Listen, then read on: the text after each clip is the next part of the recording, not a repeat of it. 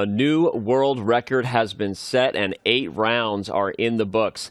Magnus Carlsen's friends Asked and Udin achieved Guinness glory on their way to setting a new benchmark of 61 hours of straight blitz chess. Will the players take some of that fighting spirit and energy into the final 2 rounds in Stavanger?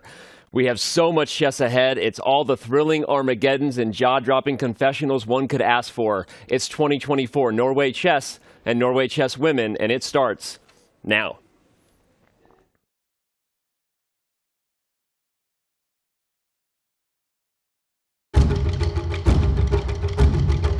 Norway, land of breathtaking natural beauty, rich cultural heritage, and home to the greatest chess player ever, Magnus Carlsen. Since 2013, Norway has played host to one of the strongest chess super tournaments in the world, and this year is no exception. Magnus has claimed the top prize in 4 of the last 5 years, failing last year after a disappointing showing that saw him go winless in the classical portion of a tournament for the first time in 16 years. He had to watch as Hikaru Nakamura defeated Fabiano Caruana in an epic battle on the last day to take the title. Both Hikaru and Fabi return this year to take on Magnus and the rest of this elite field. Joining them will be the reigning world champion Ding Liren and young phenoms Alireza Firouzja and Praggnanandhaa Rameshbabu, who will look to continue the form that led to their recent candidates' births. This year will also be notable as Norway Chess will be the first ever classical super tournament to have the same prize fund for the open and women's sections. The 2 tournaments will play out side by side, and Norway Chess Women looks to be just as intriguing as the open section. Current women's world champion Zhu Wenjun will face off against the formidable field of Kuneru Humpi, Leiting Jie, Anna Muzichuk, Vaishali Rameshbabu, and the legendary Pia Kramling. Who will emerge victorious in the land of the Vikings? This is Norway Chess.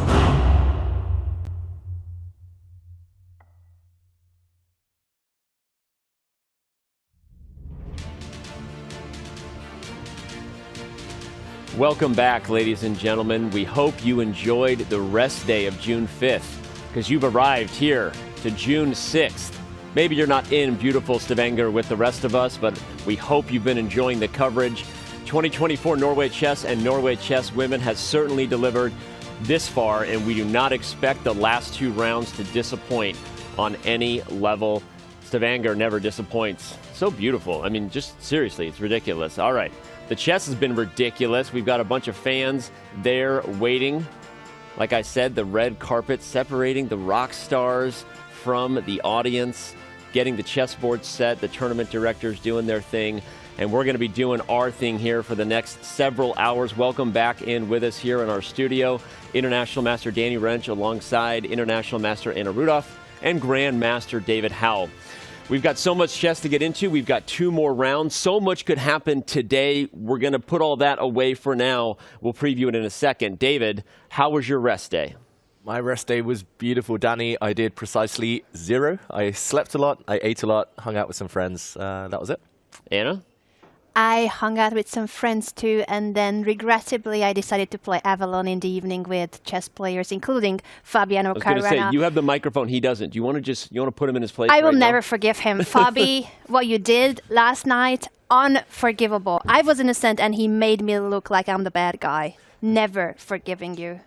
Fabi does that to people when he plays Avalon. It's honestly ridiculous and amazing to watch. But all right, we got a lot of chess to watch right now. We're going to remind you of the amazing format that is Norway Chess, all the fun that's ahead. If you didn't know, now you know. Here's our Norway Chess explainer video. Norway Chess and Norway Chess Women will both feature a 6-player double round robin for a total of 10 rounds. The time control will be 120 minutes with a 10-second increment starting from move 41. No draw offers will be allowed until after Black's 30th move. All drawn games in the classical time control will be immediately followed by an Armageddon game with the same colors. White will receive 10 minutes on the clock, while Black will begin with 7 minutes. A 1-second increment will begin from move 41 for both players. In the event of a draw, Black wins. Players receive 3 points for a win in the classical game and 0 points for a loss. In the event of an Armageddon game, the winner will receive 1.5 points, while the loser will receive 1 point. For the first time in a classical super tournament, the prize fund for the open and women's sections will be identical. If 2 players tie for first place at the end of the 10 rounds, a 2-game blitz playoff will decide the winner. If 3 or more players are tied for first, those players will play a double round robin instead, with additional tiebreaks if needed. The winners will be crowned this year's Norway Chess and Norway Chess Women's champions.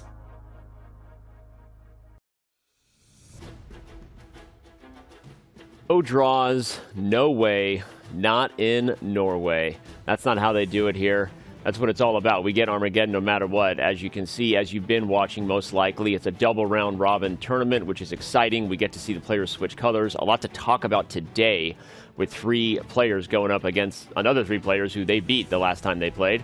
Time control is 2 hours base with 10 seconds being added back onto the clock once we get to move 40. And like I said, no draws, no way. The Armageddon scoring system is key, though. 3 points for a classical victory, also massive, especially at this point in our event. So there you have it. That's what is up ahead. We assume at this point so many of you have been with us throughout and that you know exactly what you're about to get yourself into. It's going to be amazing. Like I said at the outro, we got all the thrilling Armageddon, all the jaw-dropping confessionals we could need. We got to get an update on where Hikaru's score is against the rest of the world as far as total visits to the confessional booth. But right now, I want to jump in and throw it to our cross table, set the table of where we're at. A lot of tables there. Let's bring it up and see the cross table here. David, your major takeaway here as we see 8 rounds behind us. My big takeaway is that the field is still open. It might look like Magnus Carlsen has a significant lead, but he could be caught today, could be overtaken. It's still a lot to play for. I think anywhere down to Alireza Firouzja, still in the race for first prize here. Absolutely, with the 3 point for a classical win. That's very much the case here in Norway Chess and also Norway Chess Women. And if we take a look at the head-to-head results that we will go into detail later, we will soon see how there were many classical, decisive games in classical against the same matchups that we have today, colors reversed. Yep, that is a big storyline. Players wanting to reverse their fortunes, but even more things to preview about the matchups. We'll get to that in a second. Right now, let's jump to the cross table for Norway Chess Women and show you where those standings are at, because here we have 4 players really who could still win this thing. Zhu and June at the top. I guess the chess by numbers prediction there proved us all wrong or right. I don't remember if we agreed or not, but Zhu and June got it done yesterday in Classical, which puts her in a pretty commanding position right now with 2 rounds to go. But anything could happen because, as we've said, it's 3 points for a classical victory. And wouldn't you know it, Vaishali and Lei Ting-jae are playing each other today. So that could be a very, very big round as far as deciding which one of those ladies will still be in the hunt for first and which one might not be. So, all right, a lot to unpack there. And as we get ready to talk about the specific matchups and preview it, this is when we bring in the 4th member of the band, the lead singer. She's been bringing us hits for years. Bon Jovi. She loves the nickname, by the way, for fans who are wondering. Don't you worry about it. Go ahead and take it away, and we're living on the pairings. What do you got for us? Thank you, guys. Well, it's the penultimate round and the stakes have never been higher. Magnus is sitting on a 1-point advantage, but he has the black pieces against an unpredictable Alireza. And you know what? Alireza has won all of his white encounters with Armageddon. Both of these players are going to have to navigate risk against that need to press hard. Whereas for second place, Hikaru, he is playing white against world champion Ding. Now, their previous encounter was a very smooth victory for the American, but since then, Ding has managed to stabilize his play somewhat. Nonetheless, this is still a golden opportunity for Hikaru to grab those 3 points and steal the lead. Whereas for third place, Praggnanandhaa, he has the black pieces against a struggling Fabiano. Now, it might be actually very difficult for Prag to actually win the event, but he still has to walk that tightrope of balancing risk against reward. Moving on to Norway Chess Women, it's going to be a huge fight between Lei Ting-jae and Vaishali. Now, their previous games have favored the white side, but I suspect in this one it's going to come down to who is better prepared. And women's world champion Ju Wenjun, she is sitting pretty on a 1.5 point lead, but she can't relax too much because she has the black pieces against Humpy Kanaru, someone she's struggled with in the past. Now, both of these players actually told me that they were feeling tired, so let's hope that the rest day actually gives them a much needed boost. And then finally, we have second place Anna Muzichuk, who has to pull all the stops out against tail ender Pia Kramlin. Now, it's going to be difficult though, because not only is Anna playing black, but Pia's solid style means that Anna may have to gamble in a way that she's not exactly comfortable with. It's going to be exciting today. Back to you guys in the studio.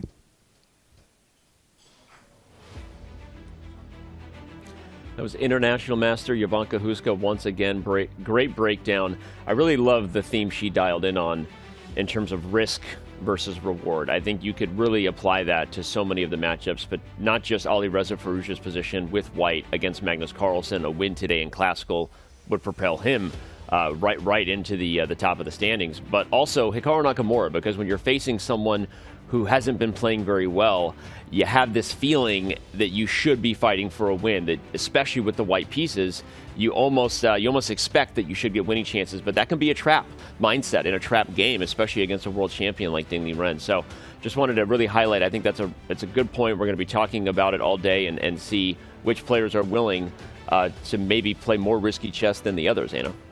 Very true, and I wonder what will happen, for instance, in Hikaru's game if Ding Liren goes for something very solid. How Hikaru will try to upset the balance of the position, and will Magnus try to risk or go for something not so traditional or not so balanced against Alireza? What do you think, David?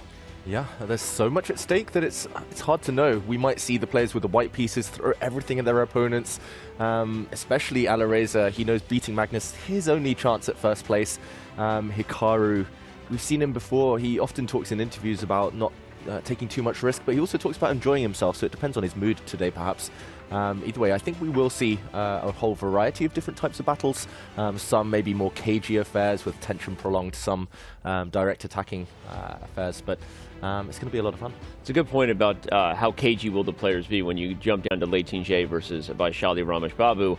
A win for either of those ladies will get them right back into the hunt for first place against Ju Wenjun, most likely. Unless Ju Wenjun wins again in classical, then she might be putting this thing away, frankly, before the last day gets here. But assuming that doesn't happen, Liren and Vaishali would love to get a win, but with that comes great risk, right? Because if you lose and get a 0, then you're for sure out of it. You give yourself 0 chances on Friday. So, yeah, it's an interesting storyline, and it'll be the chess on the board that tells us what the players brought in terms of their mindset and their appetite for aggression. Moves getting ready to be made here in just a moment. Here we have Humpy Kanaru and Ju Wenjun. As you said, Anna, she's in the lead with 1.5 points, but Humpy Kanaru has been a tough opponent for her. Yeah, and this could be perhaps the risk factor for Ju Wenjun to dodge as the leader of the tournament. She's facing someone against whom she doesn't have a good head-to-head score. Humpy has been not doing very well at the tournament and said she was tired, but yesterday was a rest day. So I think this could be a key game for determining who will win Norway Chess Women and how Ju Wenjun can deal with this game with the black pieces. Yeah, Ju Wenjun, she could win the event today if she gets an opportunity, but at the same time, she's been so smooth, so convincing in Armageddon. It would make some sense with black to keep it solid, try to win that Armageddon and maintain a really decent spot, maybe even the lead still in the tournament. For Anna. It's funny that, speaking of winning the tournament today, Magnus could also technically win the tournament today. It seems so unlikely that it wasn't really a storyline we were driving at the top. I think for Ju Wenjun being 1.5 points up, a classical victory, she truly controls her own fate, no matter what happens with the rest of the field, almost, right? We'll maybe unpack the scenario that would need to happen for Magnus Carlsen to also have 2024 Norway Chess wrapped up before tomorrow.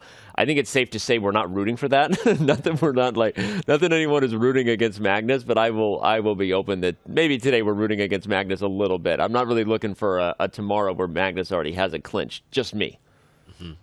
We want to see more fun. We want to see it go down to the last Armageddon of the tournament. That feels like it will be in the spirit of Norway Chess, Anna. Absolutely, and if there will be a tie for first place, even better, because there will be a tiebreaker match to decide the first place. So I'm rooting for as much chess as it possibly is. Prague is getting set. Is that a big old chocolate bar that I saw there? That was right. Yeah, David confirmed. You know your chocolate. I do. That was a massive chocolate bar. I went to the players' room today, the back room, and they have so much chocolate, like so much. But Really? also fruits and wraps and nuts, all sorts of snacks, refreshments.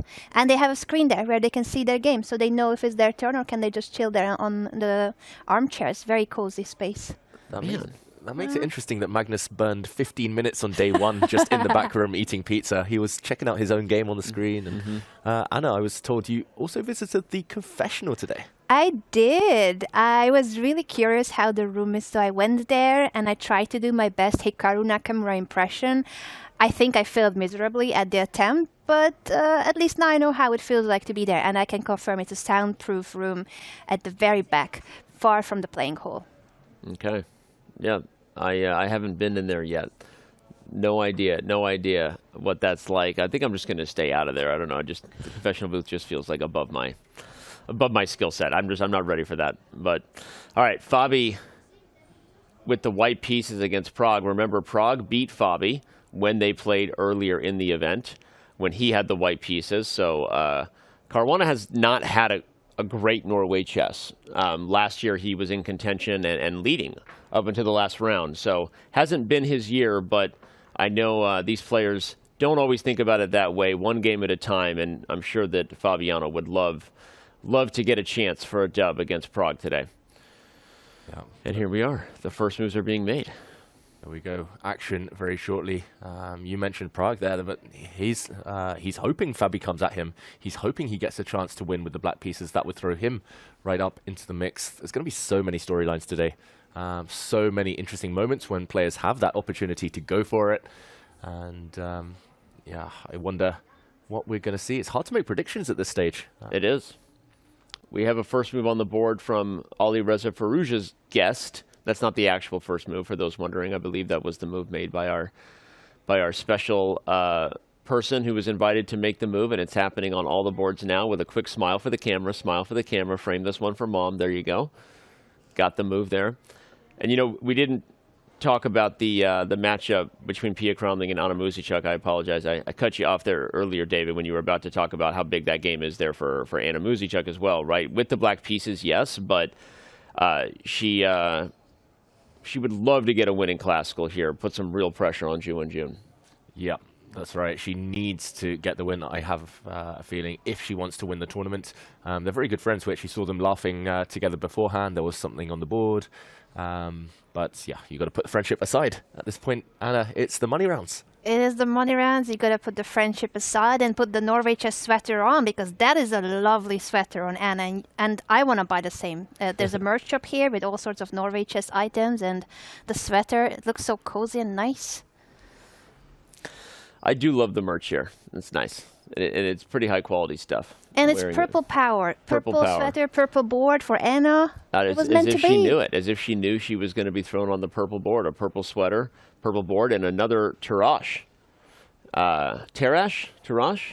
I say Tarash, you say Tarash. Hey, potato.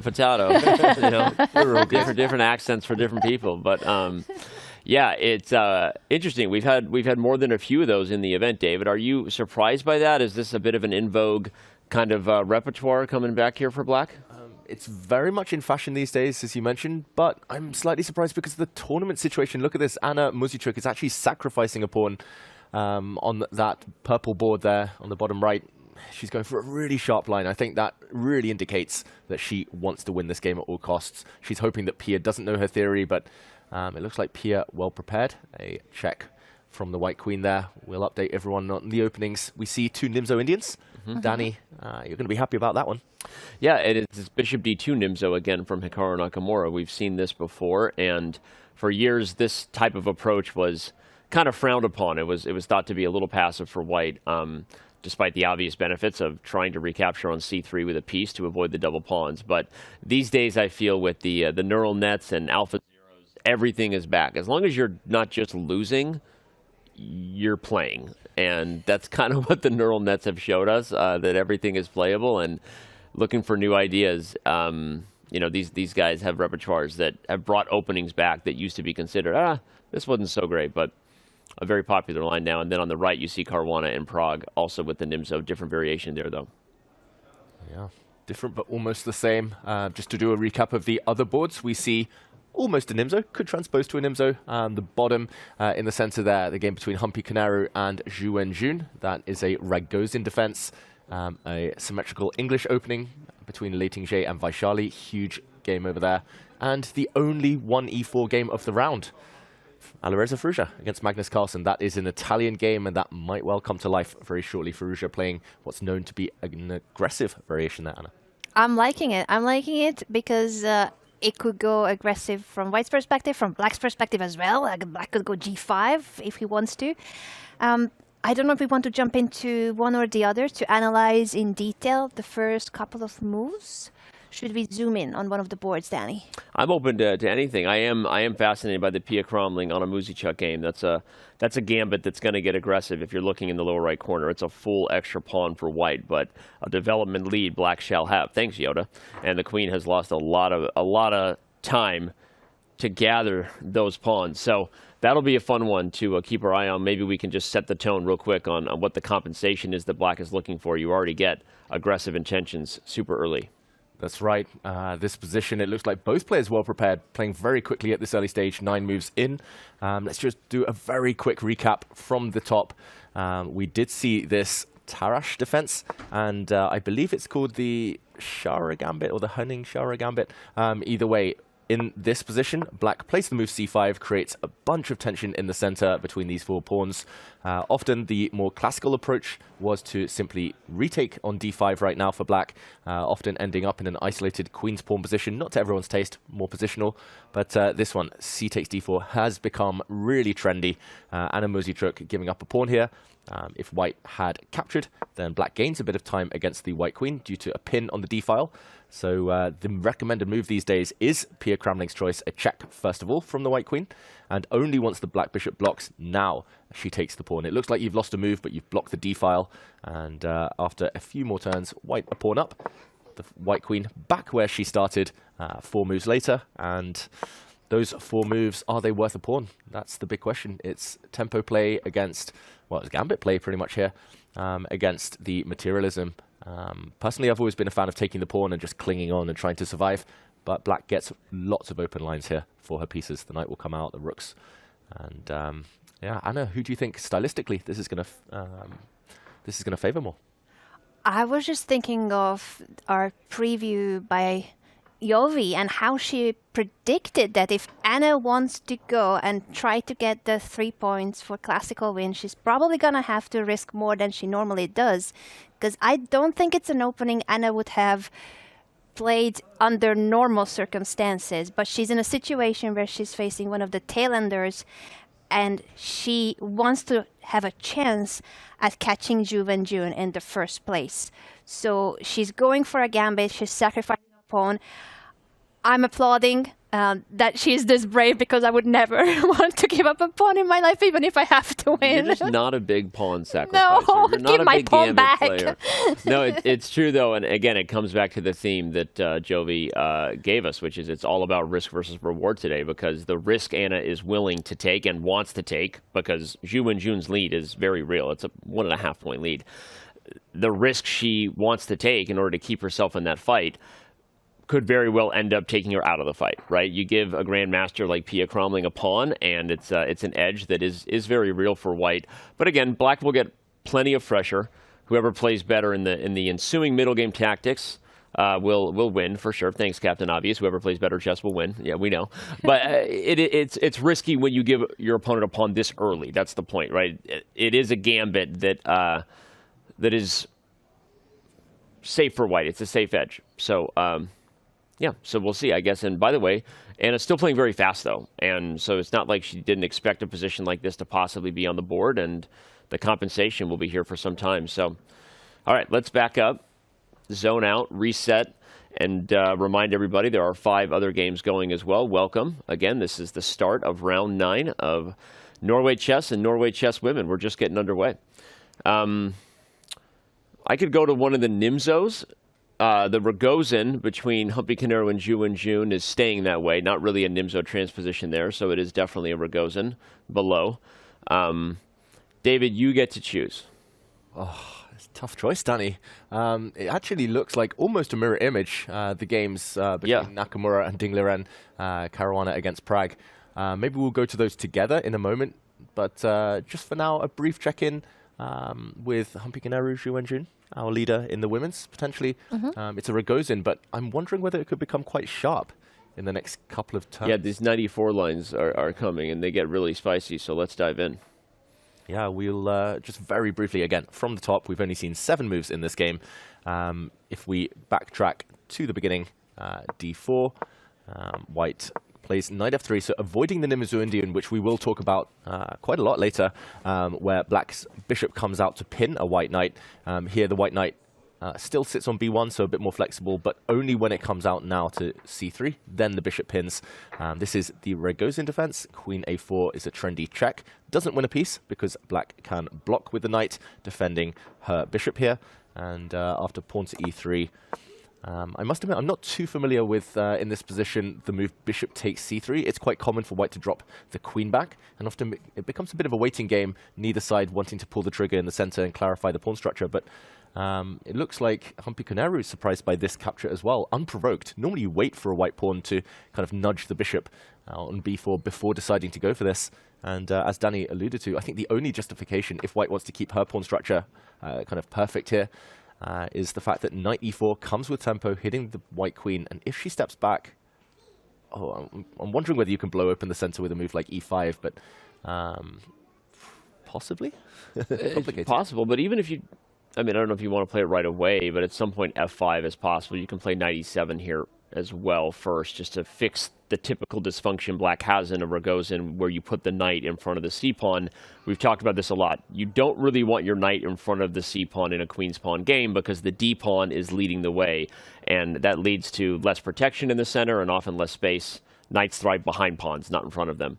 And so one of the things black is often looking to do is to move that knight to e7. Sometimes it even goes to a5, but if you just put it on e7, then you can play c6 next. You can even play b6 in some positions.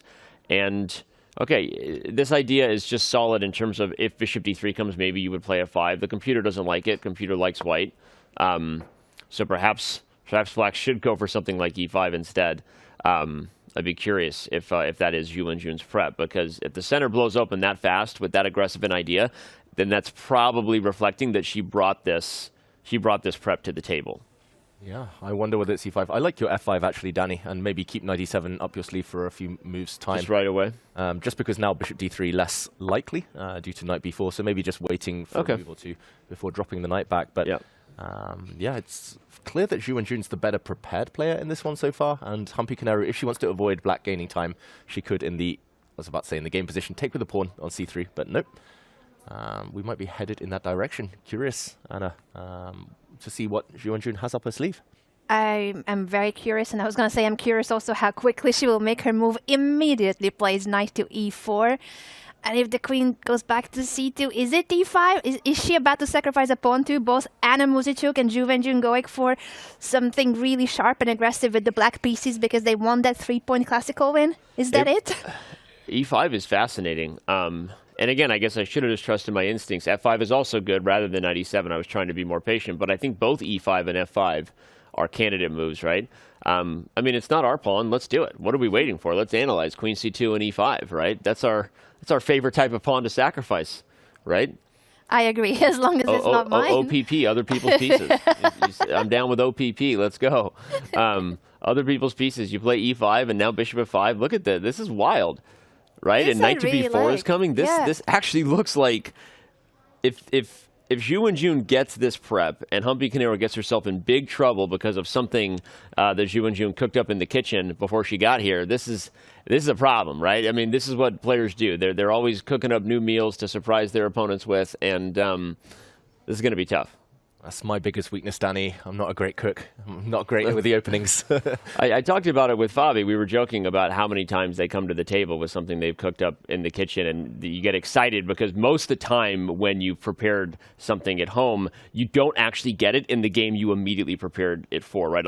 Every top player has that experience, but then several games later, sometimes multiple tournaments or years later, someone goes into something that you did cook up at home a long time ago, and you get a chance to bust it out, and magical things can happen. Yeah, I once waited 6 years to land an opening idea, and it was actually... 6 years. I finally got it against Daniel Naroditsky in Gibraltar. Oh, God, that is against awesome. Danya. Shout out to Danya. Classic, and I assume you busted him up? I got a bit lucky. He walked into a bad line, but I was sitting at the board being like, oh my God, it's been 6 years. I can't remember any of the details. I was sitting there, but luckily he walked into the only line I could remember. So I managed to get the win. But like, yeah, that's the type of thing chess players go through. You often get frustrated for 6 years just being like, let me have it. Let me get the position on the board. But yeah, it's incredible how much just knowledge these players, they retain in their brains for years. Well, it's funny, even 6 years later, I mean, when you work really hard and all the right ingredients went in, to keep using the meal analogy, right? Like, it's there when you need it, right? It is hard initially, a little bit of fear that you'll remember the lines, but I think you showed against Danya that it can happen, right? And yeah, it's the recipe for success. Recipe for success. Okay, I can't wait to see what Jun does here. This could be Norway Chess Women's title, like, today. Like, if she gets prep and we get a sharp line like we just saw with e5, of course that wasn't forced, but if e5 and bishop f5 pops out and white gets in trouble, Jun could be wrapping up the title today. Remember, she's a 1.5 to the lead coming into this round, everyone, if you missed the memo on that. So a win in classical would all but wrap it up. I'm so curious how fast she will make her move Oh, here. she goes knight b4, so this has got to be prep. c5 is coming actually next. Yeah. c5. Maybe you have to be a bit careful where you put the white queen. If you put her back on b1, maybe then e5 anyway, and the bishop comes out, and you can imagine the white queen being really uncomfortable on a square like that. So yeah, Hikaru facing some early pressure. This is kind of the dream for Jun in her quest to win the tournament, landing the first blow with opening prep. They sometimes say it's easier to prepare with black these days than white. You just prepare this idea, and white these days seems to be the one reacting in a lot of openings. But yeah, Hikaru himself agreed with that thought of yours, David. I think in one of the confessionals, one of the 29 confessional booth appearances, he mentioned the same. Yes, that it's easier to prepare and surprise your opponent from black's perspective. Was that the case if we go back to the bird's eye view and we let Humpy figure out where to place the queen? This is going to be a game we're going to keep an eye on for sure. Anna Muzichuk already in a gambit, sacrificing a pawn. But how about the openings in the open tournament? And which one shall we start with? Magnus Carlsen, bishop e6. Yes. I am so attached to that Italian position because it's so classical, but also so many nuances. Well, and Magnus, it wasn't the exact line, but Magnus has already won on the black side of the Italian in a very big game at this tournament. It was, in fact, his first classical win here in Norway in a very long time against Fabiano Caruana earlier on. So Magnus comfy in these black sides of the Italian, David, but what do you got for us? yeah, I just want to say before we move away from the bird's eye view, there's a bit of a mirror image. Black on 2 of the boards in the women's tournament has just played knight b4, hitting a white queen on c2. And if you compare the 2 middle boards here, the top and bottom, in one, white has knights on b5, e5. The other one, black has knights on b4, e4. It's like a weird mind warp. It's nice to know that grandmasters also notice those things that have nothing to do with the chess, but are fascinating. So I love it. I like my pretty patterns. I love the pretty patterns. No, it is true. It's kind of it is a mirror image right there in the middle of the board. What an observation. Yeah. And the knight move by Prague as well is the day of the knights. Maybe that's why Magnus is trying to exchange bishops. He knows, he got the memo. Today is all about the knights. Today's all about the knights. And if the bishops come off, the dark square bishops, less likely to get traded, at least in a pure trade sense over there, since the bishop went to h4 instead of back to e3. But either way, that Italian should be one that Magnus is comfy in his black. That's not taking anything away from Firouzja's chances, but we know that Carlsen is used to playing those positions these days. So, all right, well, you want to go to Hikaru Nakamura's game versus Liren, given that we called out the mirror image knights, and see what he's see what his plans are with him. I agree. I think that will be a fun game. But then, Anna, I promise we'll get to the Magnus Carlsen. I know, one day. One day. I love the Italian. You know, I'm an E4 player, and that's the only E4 game. Okay, how about we go there next, deal? Yes! Anna, happy. Okay, so this one, first of all, we talked about the Nimzo Indian. This was one of the 2 played today. And, okay, I think we do a quick backtrack to figure out how these stallions appeared on the board. These 2 white knights, they look super strong for now, but they could get kicked back a bit later. We started with the Nimzo, which we see with bishop b4. So the pin, slightly different from the Rogozin, although this bishop d2 variation that we mentioned and which Hikaru has been playing consistently throughout this tournament, including his win against Prague, it does tend to lead to transpositions to the Rogozin, and after pawn to d5, it's actually pretty much the same black setup that we saw from Zhu Wenjun. So interesting that the 2 Chinese world champions here, both playing this exact setup. White plays knight f3, black now tries to fianchetto on b7. We saw an exchange of pawns. It looks like a hybrid of Nimzo turned Rogozin turned Queen's Indian, and this is how the first white knight ended up in the black half, hitting the bishop. Black attached to his bishop pair here, moves back yet again, retreating voluntarily, and he's going to hope Ding Liren to kick this white knight back with tempo, but first he strikes with c5. The other white knight leaps in, and this is what we're left with. Hikaru, we talk about his openings. It looks like yet again he's predicted deeper than his opponent. He's got a time advantage already. I agree. And I also like how aggressive his intentions are on the king side with the knight on e5. Is f4 coming? This is a Pillsbury kind of structure attack you can play for in a QGD, which can be really effective against a Tartakower setup for black, which, just to throw out the names with some explanation, b6, bishop b7 development is an option that black has in a lot of QGDs, but comes with some risks. If the structure remains like this, the bishop isn't super active on the diagonal, you really want to get your knight to e4. You're kind of hoping that white might even take on c5, and then you get b takes c5 and the hanging pawns with a lot of potential for the bishops to open things up. But even those positions are crazy and double-edged, right? So this is definitely, at least has the early makings of a 3-result kind of position, Anna. Very much so. And how many times we have praised Hikaru for his preparation in this event, whether with the white or black pieces, but he oftentimes is the better prepared player in this event, still having lots of preparation from the candidates tournament as well in his backpack. And I am guessing he's in the confessional. He has so much time advantage. This should be confessional appearance number 1 out of number many of the day. It'll be his 27th, actually. We do have the score card updated for those of you who are wondering. Maybe you have your own prop bets going, Hikaru Nakamura versus the world. We'll get you an update on that. But coming into the round, it was 26 for Hikaru and 29 for the rest of the field in total. Look at that. Our team is all over. Bringing it up, Hikaru Nakamura versus the rest of the world in confessional booth visits. Again, there are no prizes for this. This is purely for entertainment, for our own purposes, just because it's fascinating. But if I did my math good, which you know I don't believe in that, it is 26 to 29, quickly counting the others. So who will win at the end of the day? David, your prediction is Hikaru Nakamura will win. Yeah, I think it's going to be close. I think it's going to be very close. But in these key crunch money rounds, I have a feeling the other players, they'll be so focused in the zone that they might forget about the confessional. They'll be reluctant to kind of distract themselves. Hikaru, however, he gets inspired going into that booth. So I have a sneaky feeling he'll visit at least 4 or 5 times today, Anna, and I'm not sure the others will keep up. I have a feeling too. I have a feeling that he knows that we keep track and he wants to beat the world. But all jokes aside, it does feel like it helps him. He is a streamer. He says he is a full-time creator. And on the side, he plays like really good chess, world number 2 and whatnot. No big deal.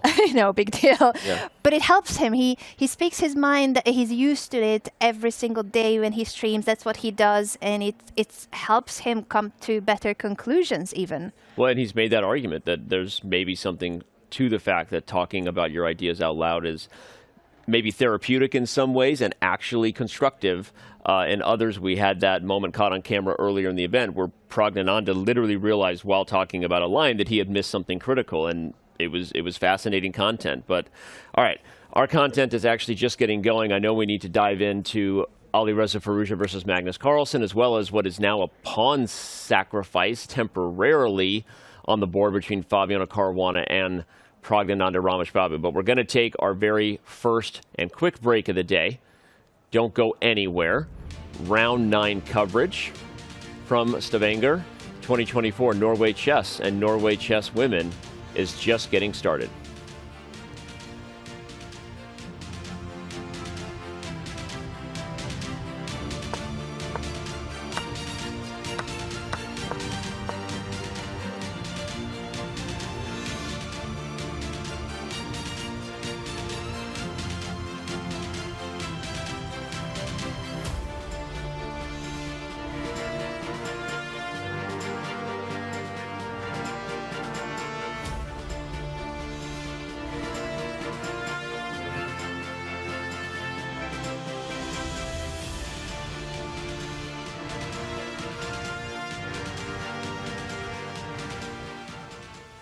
I'm Levi Rosman, and I'm joined by the one and only Vaishali. Vaishali, thank you so much for chatting with me today.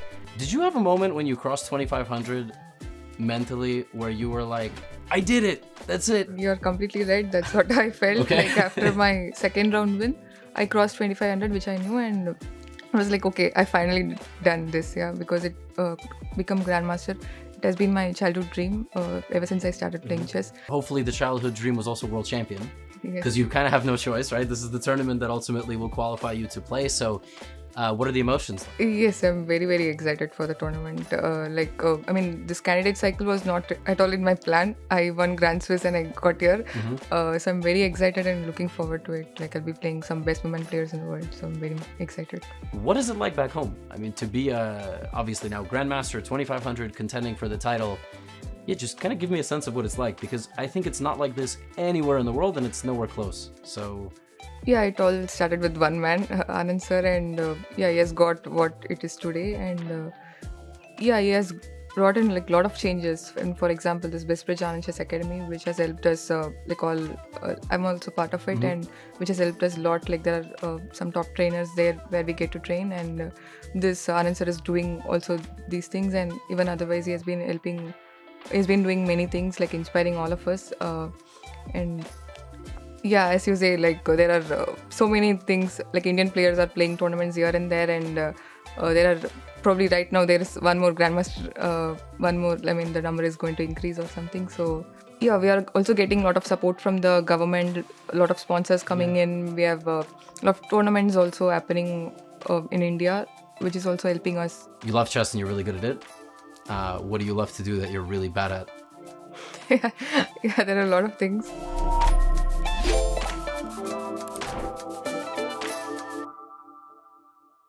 Want chess on the go? Check out these essential chess apps.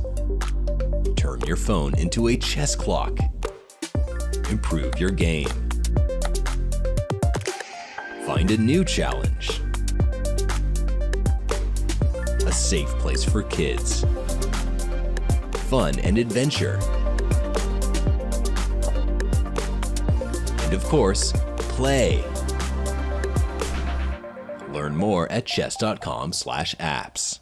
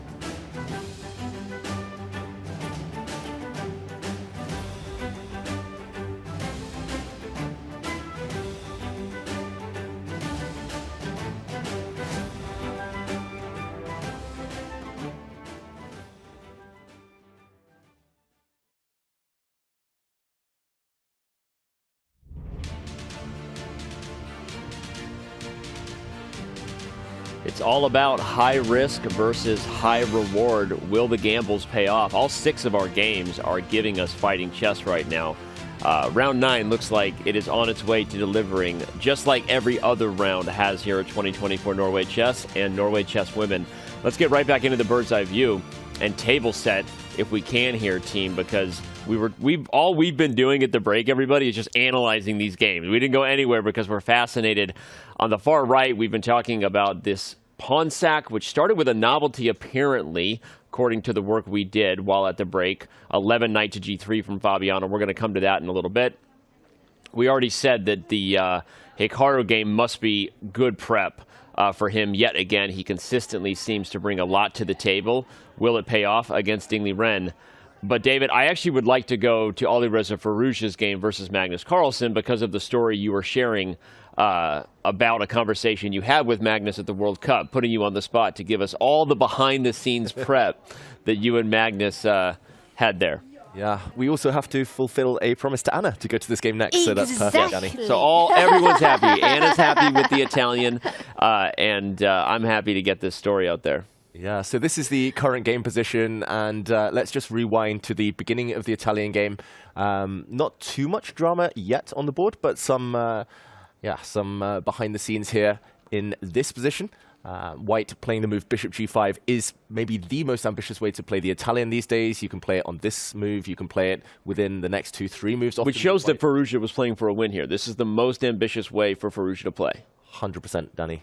It's the most provocative, at least, because here, after the move h6, you're basically asking black to come at you. You're saying, come at me, bro, g5, start pushing your pawns. And actually, a few moves down the line, it's a bit of a crossroads in this position. Yeah, I played at the World Cup last year. Unfortunately, I didn't get that far.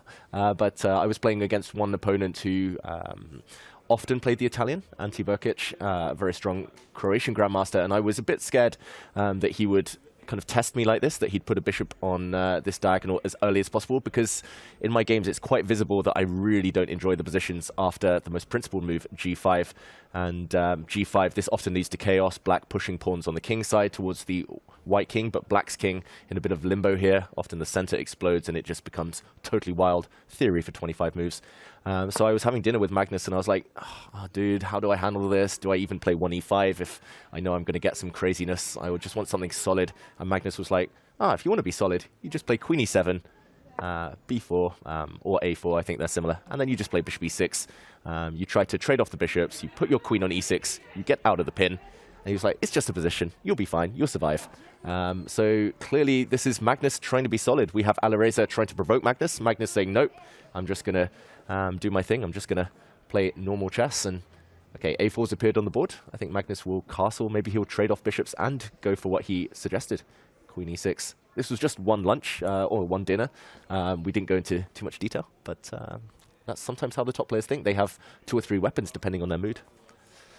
And Magnus's mood is clearly solid for today. That is a lot of information. David, thank you for spilling the beans. That was great. No, it was an awesome story. And Magnus taking his own advice that he gave his friend, hey, if you don't want the craziness, you don't want to fight for your life in these very, very sharp variations, as you said, with 25 moves of prep, just play queen e7 and bishop e6. So Magnus is like, I'm not interested in 25 moves of prep and whatever novelty Alireza Firouzja might have brought to the table. I'm going to play something super solid, protect my tournament lead. He is a full point up on Hikaru Nakamura, who's in second place. If you missed our standings breakdown at the top of the show, of course, you can go to chess.com/events and get all the information you need, not just on Norway Chess, but all top chess events in the world as a pro tip, FYI, for anyone tuning in. But there you go. Magnus in a solid mood. Solid mood, protecting his first place, but Hikaru may not be in a solid mood and might want to leapfrog Magnus. We'll see if the solid approach will pay off or not.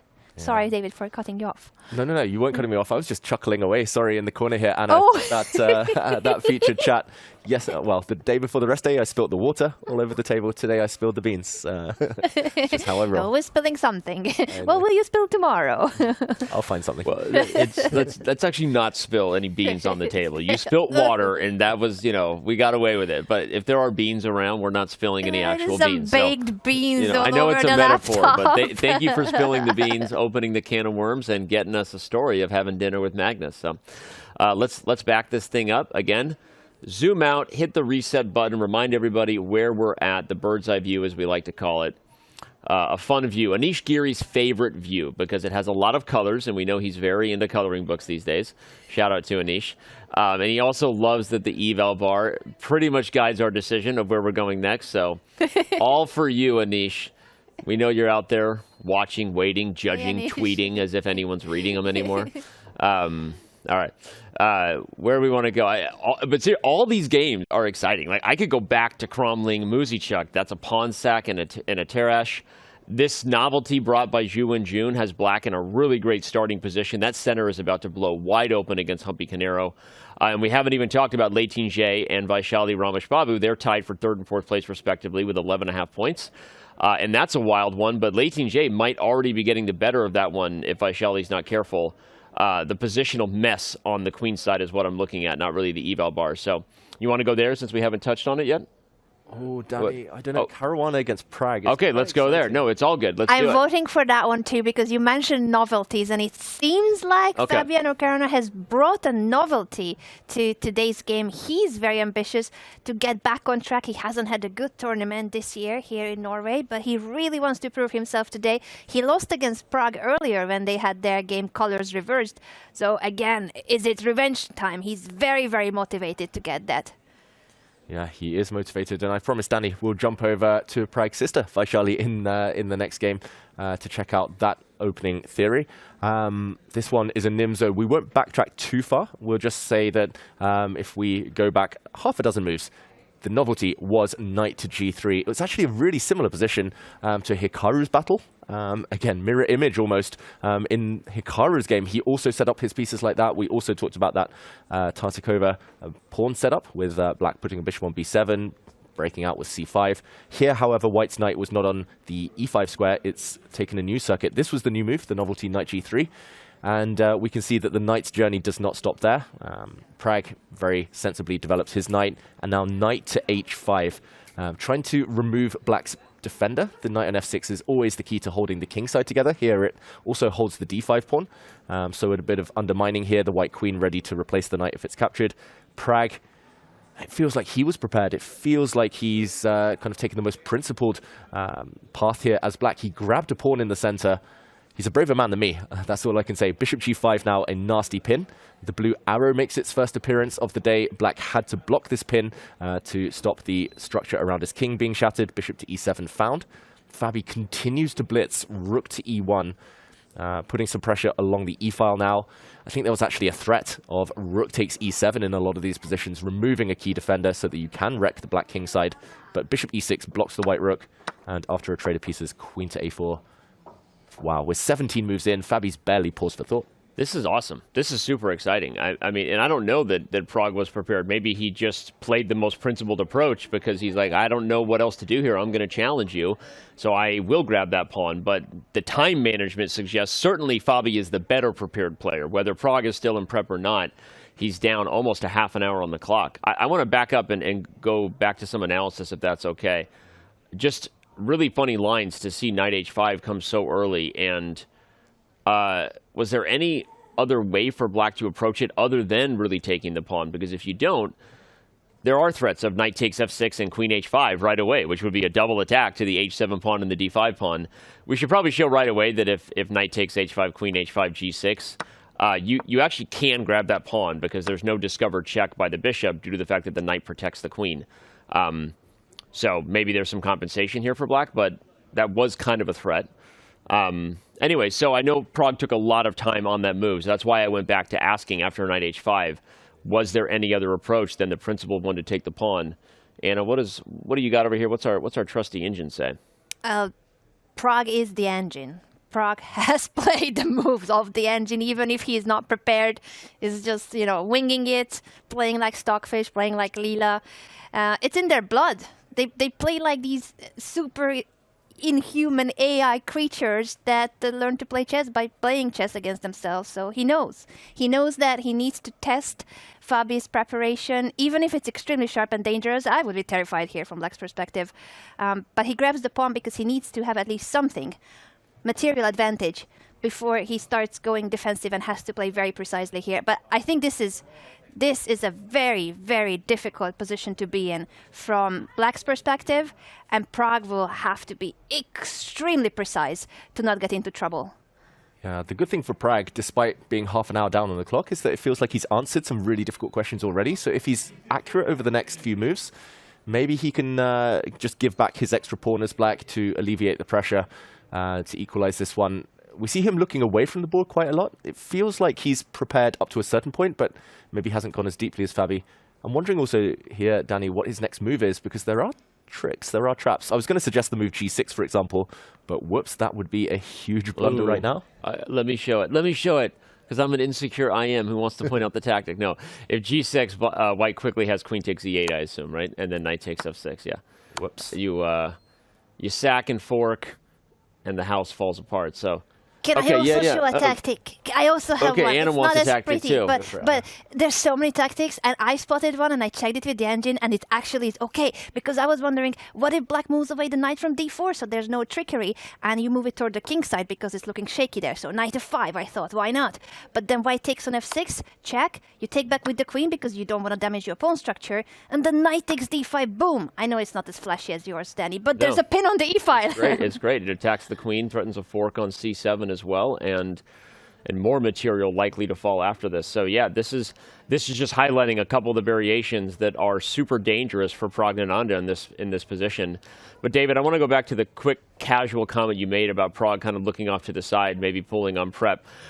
I think I know where you were going with that, but elaborate a little bit on that. Like often when the player's not looking at the board, they're actually like accessing their memory. They're like, hey, like where is this? And so it's almost something that is easier for a human to do, to not be distracted by what their eyes are seeing, so they sort of look off into the distance because it allows them to pull a little bit from that cerebral cortex. You see players do that a lot when they're actually recalling preparation. You really, really do. I even watched a YouTube video a while ago about which way people look when they're accessing different sides of their brain. I remember in that one, the expert was saying often if they look up towards the left, that's the recall. Off to the right, that's when they're kind of trying to visualize and work things out for themselves. Obviously, it's different. It's not always the case, but it's something we talked about earlier. I mean, I was mentioning that I sat on some preparation for 6 years. Maybe Pragg, for example, could have studied this variation a few months ago, last year, and often it does take a while to kind of click your brain back into that kind of that way it was thinking back when you were studying that exact position. So often that's the case. Maybe Pragg had worked out the last 15 moves. Maybe he got to a position and he stopped with his prep saying, okay, I know this, but you have to go a bit deeper. Here, Fabi, he clearly knows all the details. Maybe Pragg just assumed it said 0.0, the engine, and now just has to prove it. It's a really tight spot if you assumed it was zeros and Fabi went deeper, and now you see all kinds of tricks on the board. Anna highlighted one. David gave me a layup on another, right? We had a couple of tactics that just show how dangerous Black's position is, but it's time for us to back up and show for the first time in the event, a new challenger enters the confessional booth arena, and that is Lei Ting-jae. She just went into the confessional and gave us her thoughts against the young Vaishali. We wanted to get to this one anyway, so perfect timing. Thank you, Lei Ting-jae, and what did you have to say?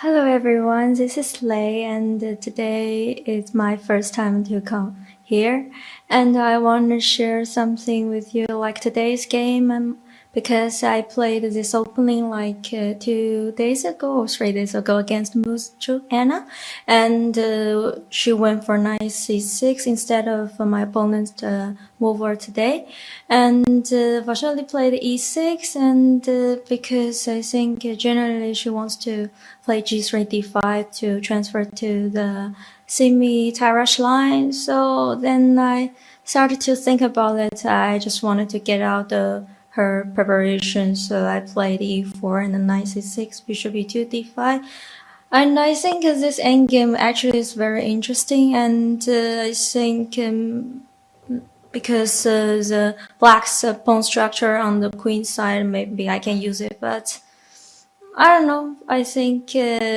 maybe the game will be very funny later on. Thank you very much. That was awesome.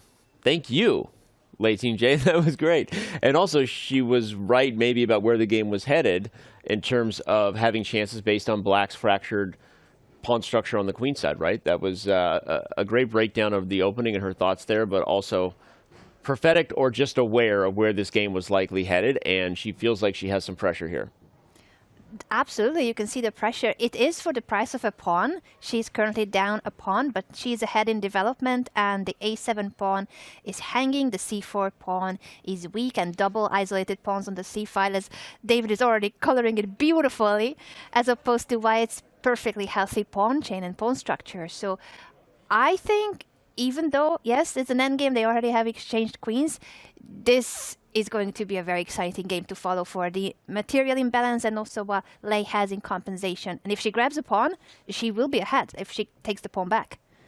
Definitely. I think this is the type of position an engine might well say White's advantage is, it's tolerable. It's not that significant, but one or two missteps and you could really be suffering for the entire game for Vaishali. Also, not too risky. We were talking before the show about risk-reward. Obviously, both players desperate to get the 3 points for a classical win, but I think Leiting J, she's got a less risky position than Vaishali. It's hard to imagine this going too wrong for White, despite the pawn down situation. She can often just go back and pick up this pawn at will, and Vaishali has to be really accurate to hold this.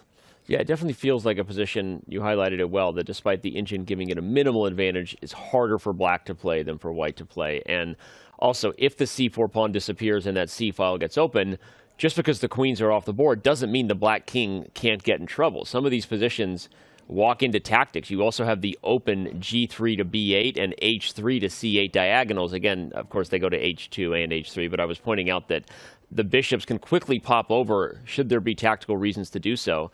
And this is dangerous. I think the main key to Black's position is the d5 square for the knight. If you get the knight to d5 and you can hold it not just for the threats it has maybe against the dark squared bishop and the knight on c3, but it also blocks the power of the white bishop on f3. So that's kind of a key sort of pillar to build around a little bit. But yeah, you have an immediate threat, which is the a7 pawn is hanging. Vaishali's thinking about it. And if a rook comes to c1 and a knight goes to a4, that was just quickly what I was considering for White. This feels like maybe Leiting J is in the driver's seat here. So, all right, well, he's often in the driver's seat and we're just living in his world or letting him drive the bus. His name, of course, is Hikaru Nakamura, and he takes us wherever he wants to go on these shows, especially when it's time for the confessional booth. Hikaru Nakamura has taken his first visit. Let's check in with the fourth commentator on our team downstairs.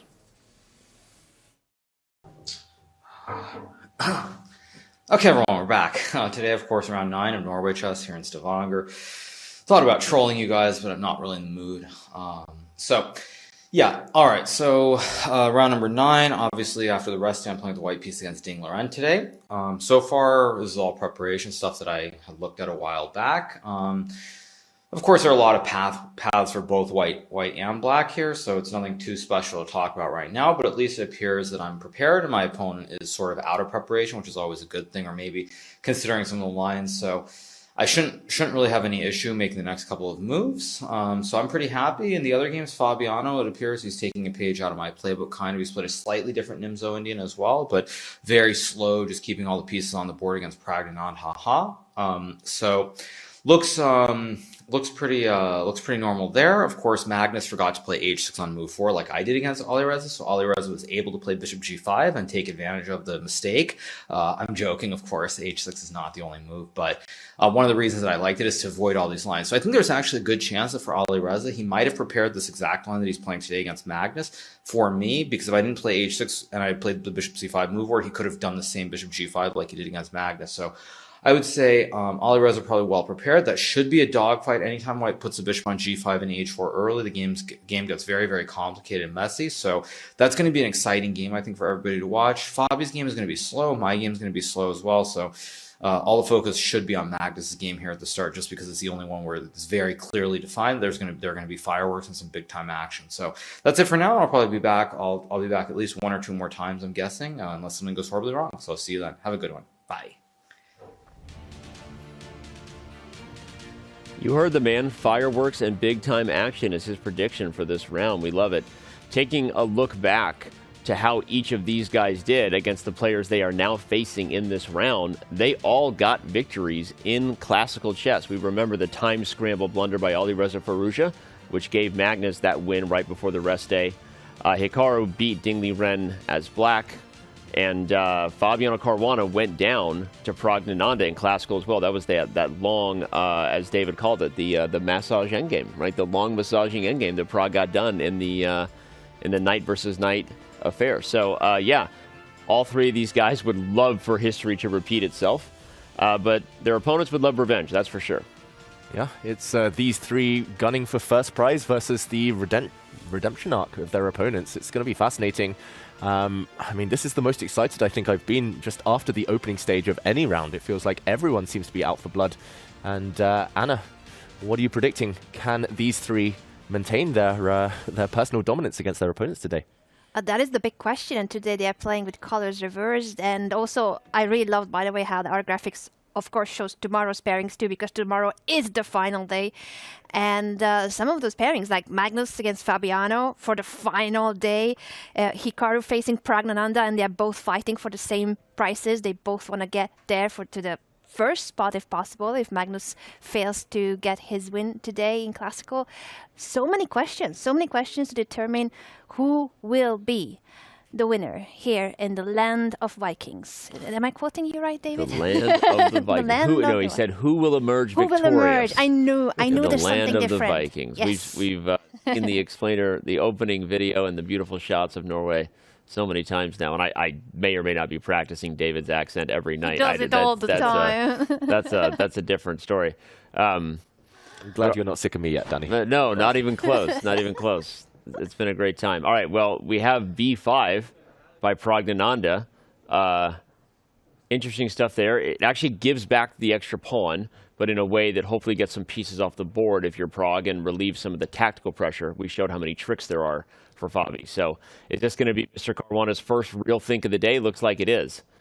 No more prep at this point for Fabi. Yeah, it looks like Fabiano finally thinking for himself. That's a good sign for Pragg. He invested a lot of time in the early stages, but that might be the most kind of developed game so far. They're already at move 17. So Pragg, nothing too serious to worry about on the clock. I think a very solid choice. The more pieces off the board, the safer he might become. There was also a b5 action on the board between Firouzja and Carlsen, where we mentioned Carlsen in a solid mood, just trying to play the most principled chess without allowing any fireworks from Firouzja. But Firouzja, we know that of his games, Anna, he just always seems to get something going, always loves creating imbalances. He loves to do that. And should we analyze if he's getting any imbalances? Is this something that we can claim that now with the b5 semi-open for white, pressure on b7, is he getting some pressure there on the queen side? And black needs to decide how to deal with the hanging pawn on b7. That pawn is being attacked right now. It's really curious because it's, I'm going to say it's a school of chess type of thing. On the last move, white had the opportunity to take with a pawn to hit the black knight away. That looked very healthy. But instead, taking with a rook, it's kind of short-term dynamism versus long-term structural kind of integrity there. And yeah, this does look a bit annoying for Magnus. I could definitely see white kind of pushing a pawn to a5, a queen joining, a rook sliding across, tripling up against one huge weakness in the Carlsen camp. Danny, what are your thoughts? Is Magnus feeling comfortable right now? I'm liking the idea you're highlighting, and the B file is maybe a big problem for Magnus. You don't really want to play B6, as you already highlighted. It blocks the bishop on A7 and just feels bad. But are you going to have to at some point if you get all the pressure you just talked about? Where's the other counterplay? What are the other ideas? Ugh. You might have to go knight to d8 to not weaken his structure, because b6, if we can just put it on the board to show why those moves are so not recommendable. Definitely make sure that we don't hang the pawn. It's not going to be captured, but the bishop is killed with this move. Oh, Yep. nice emoji game there. Just dead. A dead Whoa. bishop over there. And it is important to note that it's not structurally dead. It is possible at some point that it comes back to life because a very unhappy bishop indeed. Look at this. Who gave David the emoji palette? He's getting a little excited. But if that rook gets distracted, maybe black moves the b5 pawn and that bishop comes to life later on. But it's certainly not ideal. But I do like your. Almost made him choke on water. He started choking on water, laughing. Who gave David the emojis? He got excited like a little kid. But I love your point, Anna, about knight d8, or I forget who said it, knight d8. If it was David or Anna, but I think knight d8 would solve the problems, I guess, from the perspective that one piece just defends everything. No matter how many queens and rooks you put on the b file, you're never going to take b7 if it's guarded by a knight because you lose material. But that's a dysfunctional move to play. If you had one more move made for black, like that rook a was on e8, and the pieces were ready for the king side, then you would play knight d8 here happily, guard the pawn, because all black's pieces can just focus on the king side after that.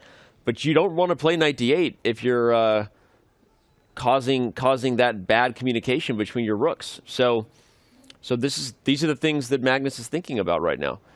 But b6 is a move you can't take back. Yeah. So we're in circle. b6 is a pawn move, you can't take it back. Knight d8 is a move that causes all kinds of dysfunction. Maybe you play rook b8, but now you're committing the rook to guarding the pawn. And as you already highlighted, the queen will come to the b file. And I don't know, our human brain is having a hard time solving this human problem. Luckily, Magnus's human brain is slightly superior to mine when it comes to chess. So we're going to let Magnus tell us what he does here in just a minute. I thought you were going to straight up say his human brain is not human brain. It's like a superhuman, an AI machine. He plays knight d8 because he says, I'm not going to bury my bishop on a7. So absolutely, b6, of course, was a very bad move.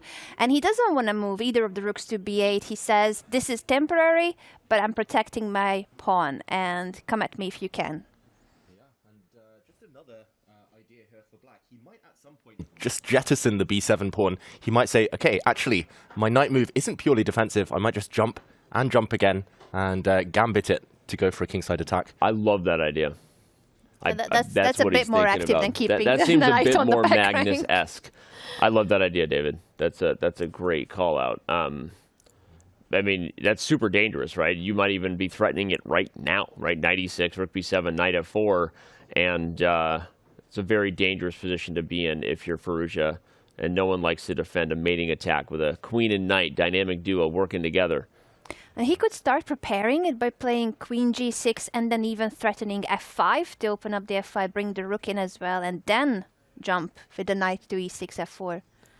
We've revised our opinion. Suddenly, maybe it's black is better. Well, no. At least we found an idea. I think that white is still better. And there are different things that Firouzja can do. Like, he could even play knight e3 if he wanted to. Maybe not right away. Maybe he doesn't want black to be able to take it. But knight coming to d5 is interesting.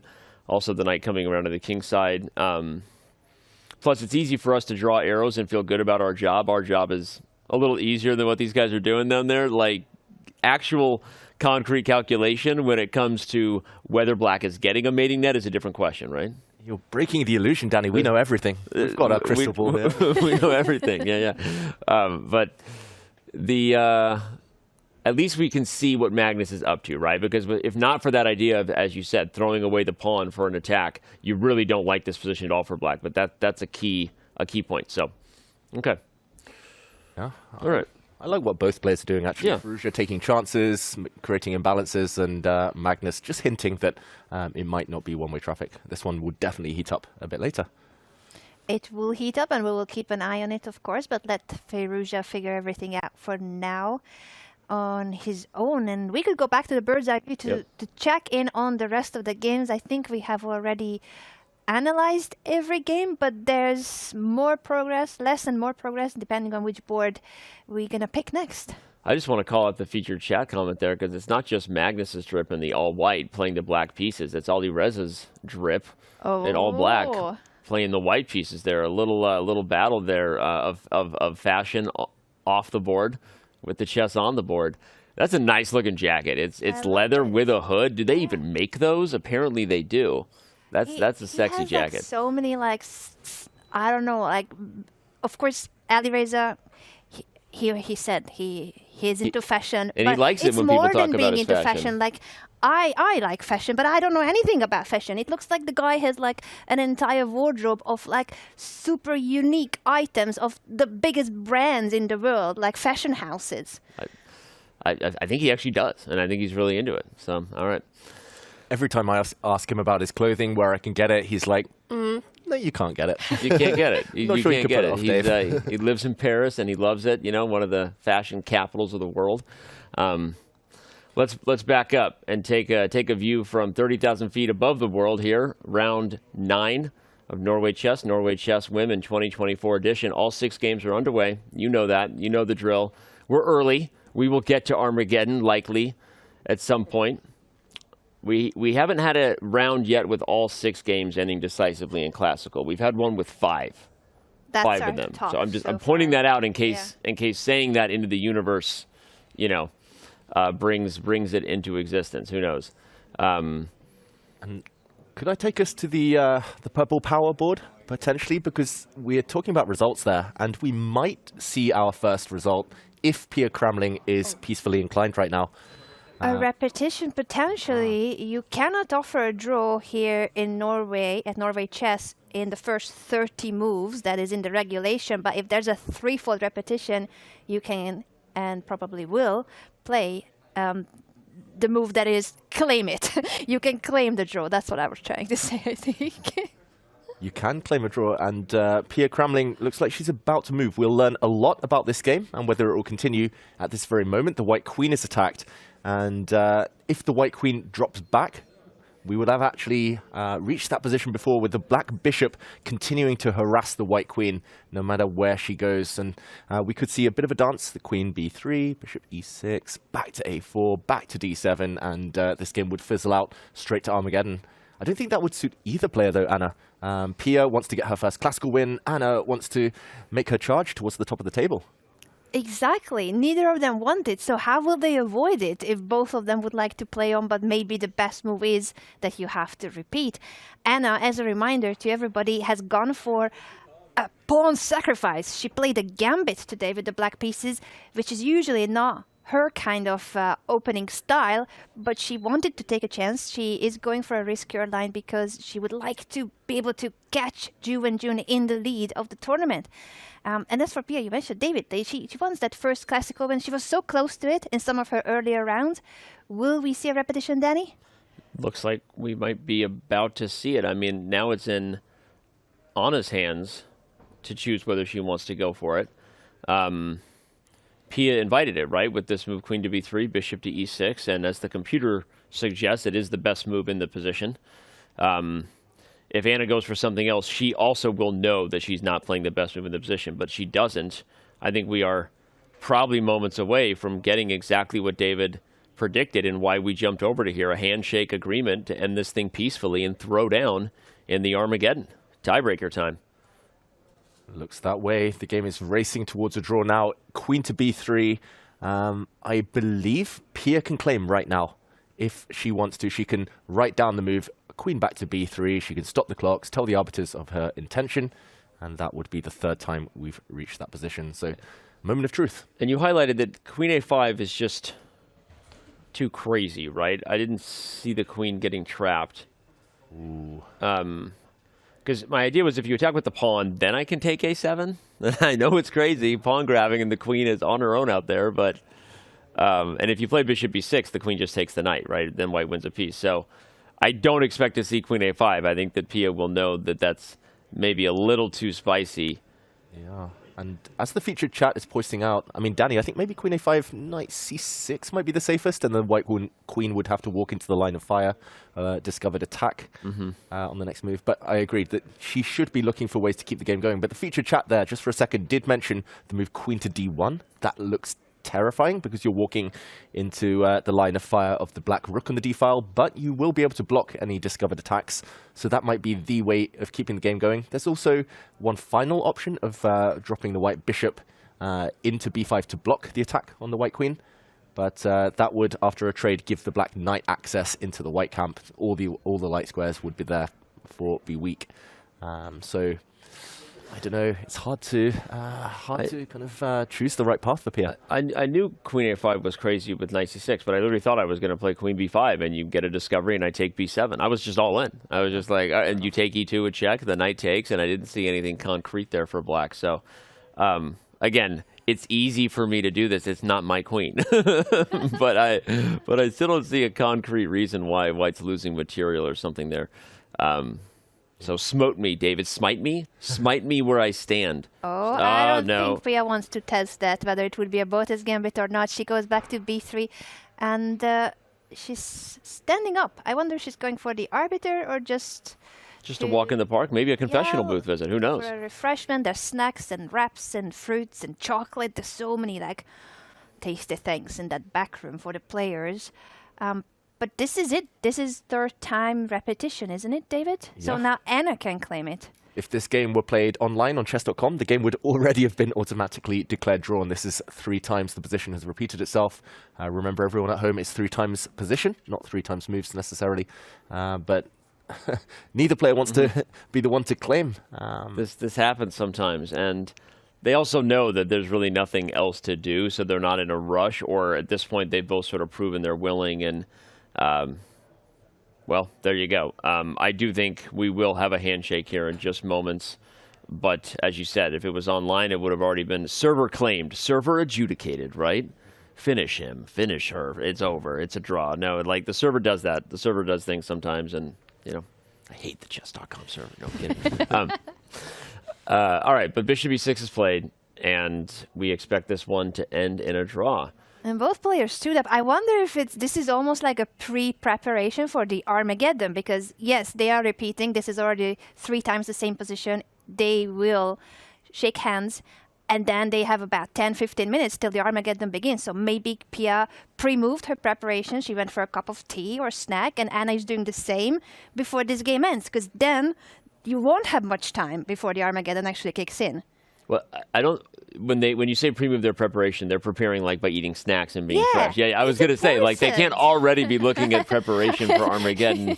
I don't literally. think they have access to their laptops. But it is important to know, because we've talked about how some of the players, the moment it's been done, we've seen them prepare right over here at the big chessboard, whatever. They will go to preparation normally right after. But yeah, you're talking about the practical preparation. Yeah, bathroom break, chocolate, enjoying yourself a little bit. It makes sense. So. Well, and again, or she visited the confessional booth, which, by the way, I'll give a shout-out that Hikaru Nakamura has already taken his second visit to the confessional booth. And apparently it was a bit of a long visit from Hikaru, so he had a lot to say. We're probably going to play the entirety of Hikaru's confessional at the break. So it's our first call. As our banner appeared, but there's just a claim. They took the draw right as we were reminding you to subscribe so you don't miss a single word out of Hikaru Nakamura's mouth at the break. We are going to play that entire confessional there. Throw us your Prime if you have it on Twitch. Subscribe on YouTube, on Twitch, wherever you are. All right.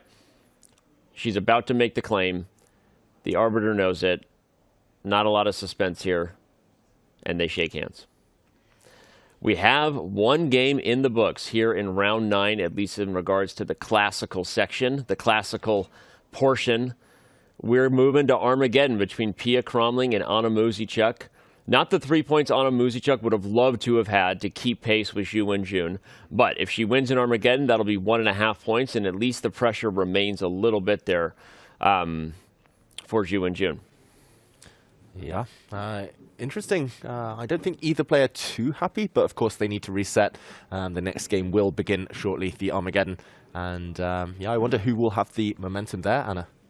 It's going to be interesting to see, because even though Anna was the one that was ready for something risky with a gambit and pawn sacrifice, Pia was very well prepared, not necessarily for today's game, but it's what you mentioned, David. Sometimes you get your preparation from months or years back. So Pia knew this variation, and she played the right line against the gambit to diffuse it.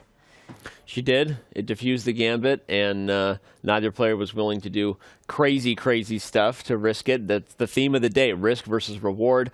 High risk and high reward. Players are fighting for their Norway Chess title lives at this point. And we're going to take a break at this point. While we are gone, as I already said, a Hikaru Nakamura Confessional will be playing in its entirety. So last chance to subscribe. Make sure you don't miss it with any other ads right there. Pragg still thinking a lot about his complicated position against Fabiano Caruana. That guy having plenty of time to give us confessionals. We're going to be with him all day. And Alireza Firouzja against Magnus Carlsen. We'll be right back. 2024 Norway Chess and Norway Chess Women continues after the break.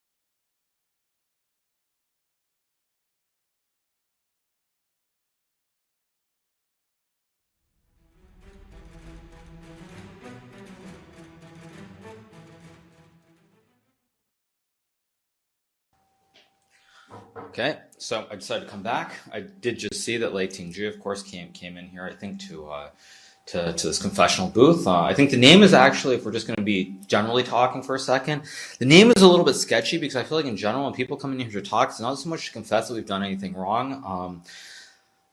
I won't make a religious joke about that, but anyway, as I was starting to say, it seems like the name should be a little bit different. Maybe like the I don't know, like I was thinking hotbox, sweatbox, some kind of words. It's like for the classic American audience, but can't think of the right word. But I think maybe it's the wrong term, just because I don't feel like you come in here to confess. It's more like you come in here to talk to people and talk to people, of course, who you can't see or hear or have any communication with. Which obviously maybe that makes it a little bit more insane.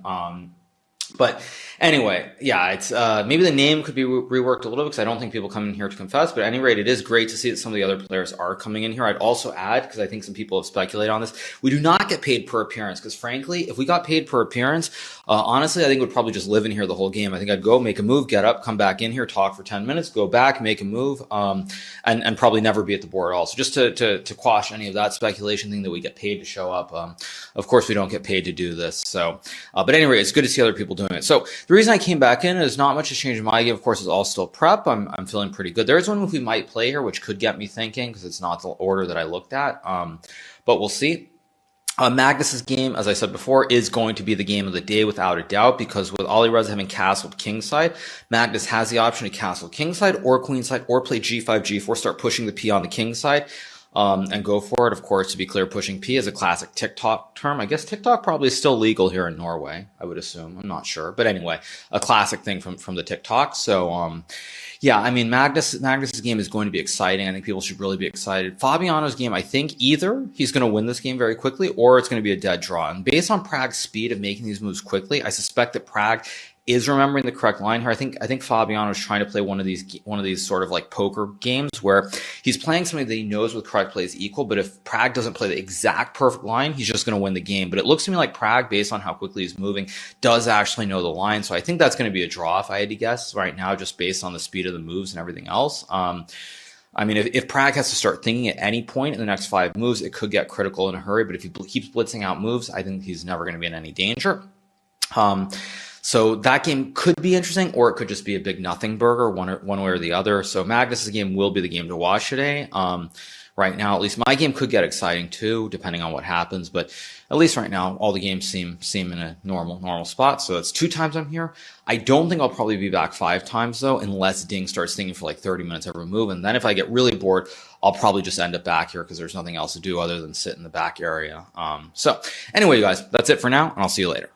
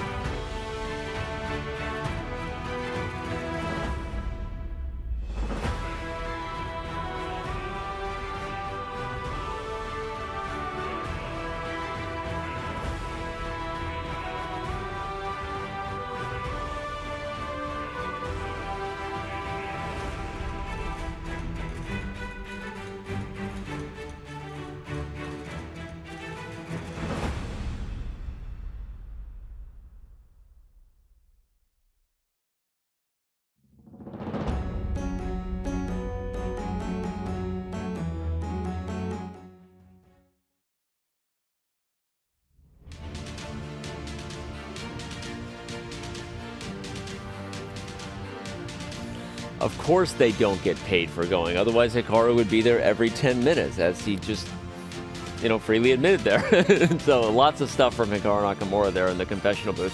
I'm not even going to pretend to unpack it, because it was so much. Grandmaster David Howell on the end, International Master Anna Rudolph right here. Danny Ranch with you. We are in round 9 of 2024 Norway Chess and Norway Chess Women. One game is in the book, so Armageddon starts early today. Wrong hand for the watch, which often means we are in crazy mode from start to finish, because once that happens, the gloves come off and it gets even wilder if possible. That game is set to start in about 10 minutes. The other 5 classical games still going. If you had to pick the next one that might be coming to an end, Anna, which one do you think it is? Which one ends next? I think there's not going to be a game ending that soon, as in like next half an hour, if I should put a timeline on it. But Fabiano's game against Praggnanandhaa is a test about whether Praggnanandhaa knows what to do in a situation where we think knight g3 was a novelty. So it must have been that both players analyzed it. Hikaru was talking, of course, as usual, about the other games as well. And he said that he thinks that Pragg must know this position, must know this line. He was just trying to recall it. And Fabi has gone for something where he's testing his opponent, but in case of perfect reaction, perfect play, it should be equal. And I think that's the closest to equality among all the other games. How do you see that, David?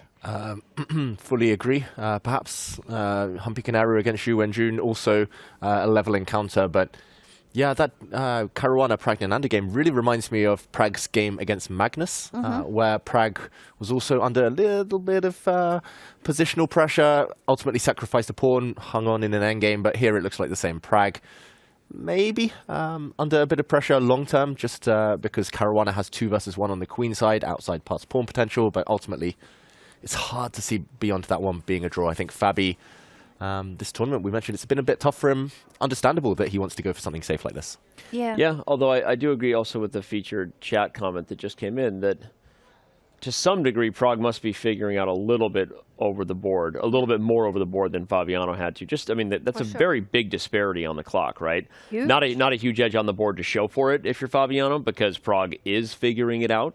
But I'm curious how much of it was prep, as Hikaru thought it might have been, versus a little bit of both, right? A little bit of, hey, I know this position's okay, but I really don't remember exactly what I'm supposed to do. So he's used his time wisely and carefully to not step on any landmines and blunders. We could go through the last couple of moves to show how Praggnanandhaa managed to find a sequence of moves, a sequence of forcing moves to force trades of pieces, exchanges of some of the minor pieces, because he was up a pawn and he preferred to give back the pawn in order to get into a more simplified, more endgame-ish position. Yeah, let's do just that, Anna. Let's jump in, do an action replay. Incredibly, we only left this 5 moves ago, but all the tension disappeared. This was where we were last here. Queen a4, remember, it set up some sneaky tactics against the rook on e8, whether it's a pin along the e-file, whether it's to do with actually sacrificing a queen and landing a knight fork in the near future. Pragg said, okay, too many tricks, too many tactics.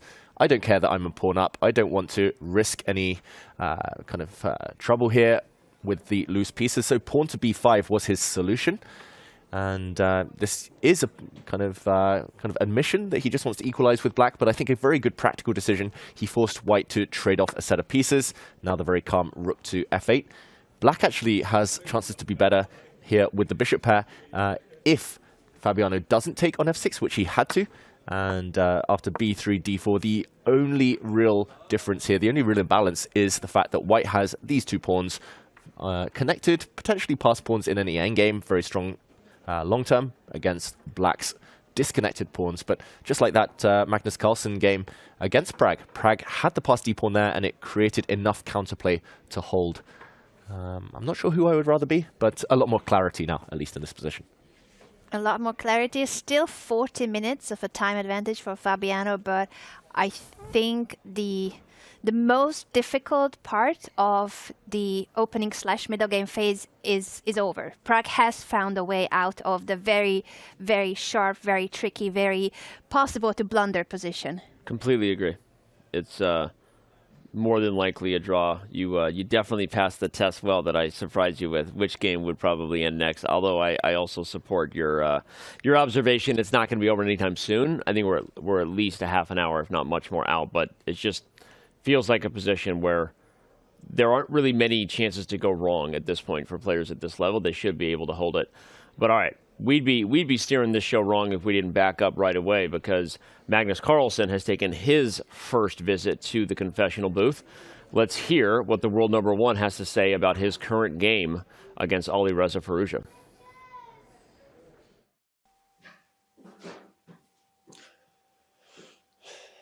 So what I did here is kind of the ultimate cop-out against the bishop g5 Italian, just not going g5, trading the bishops, and yeah, generally black is slightly worse, but should be able to hold. I think normally white takes with a pawn on d5 instead, and then yeah, then you have some lines with where white goes b6 and things sort of get traded, and it's very drawish. Rook takes b5, I didn't really know. Probably should have. It feels like slightly unpleasant, I have to say.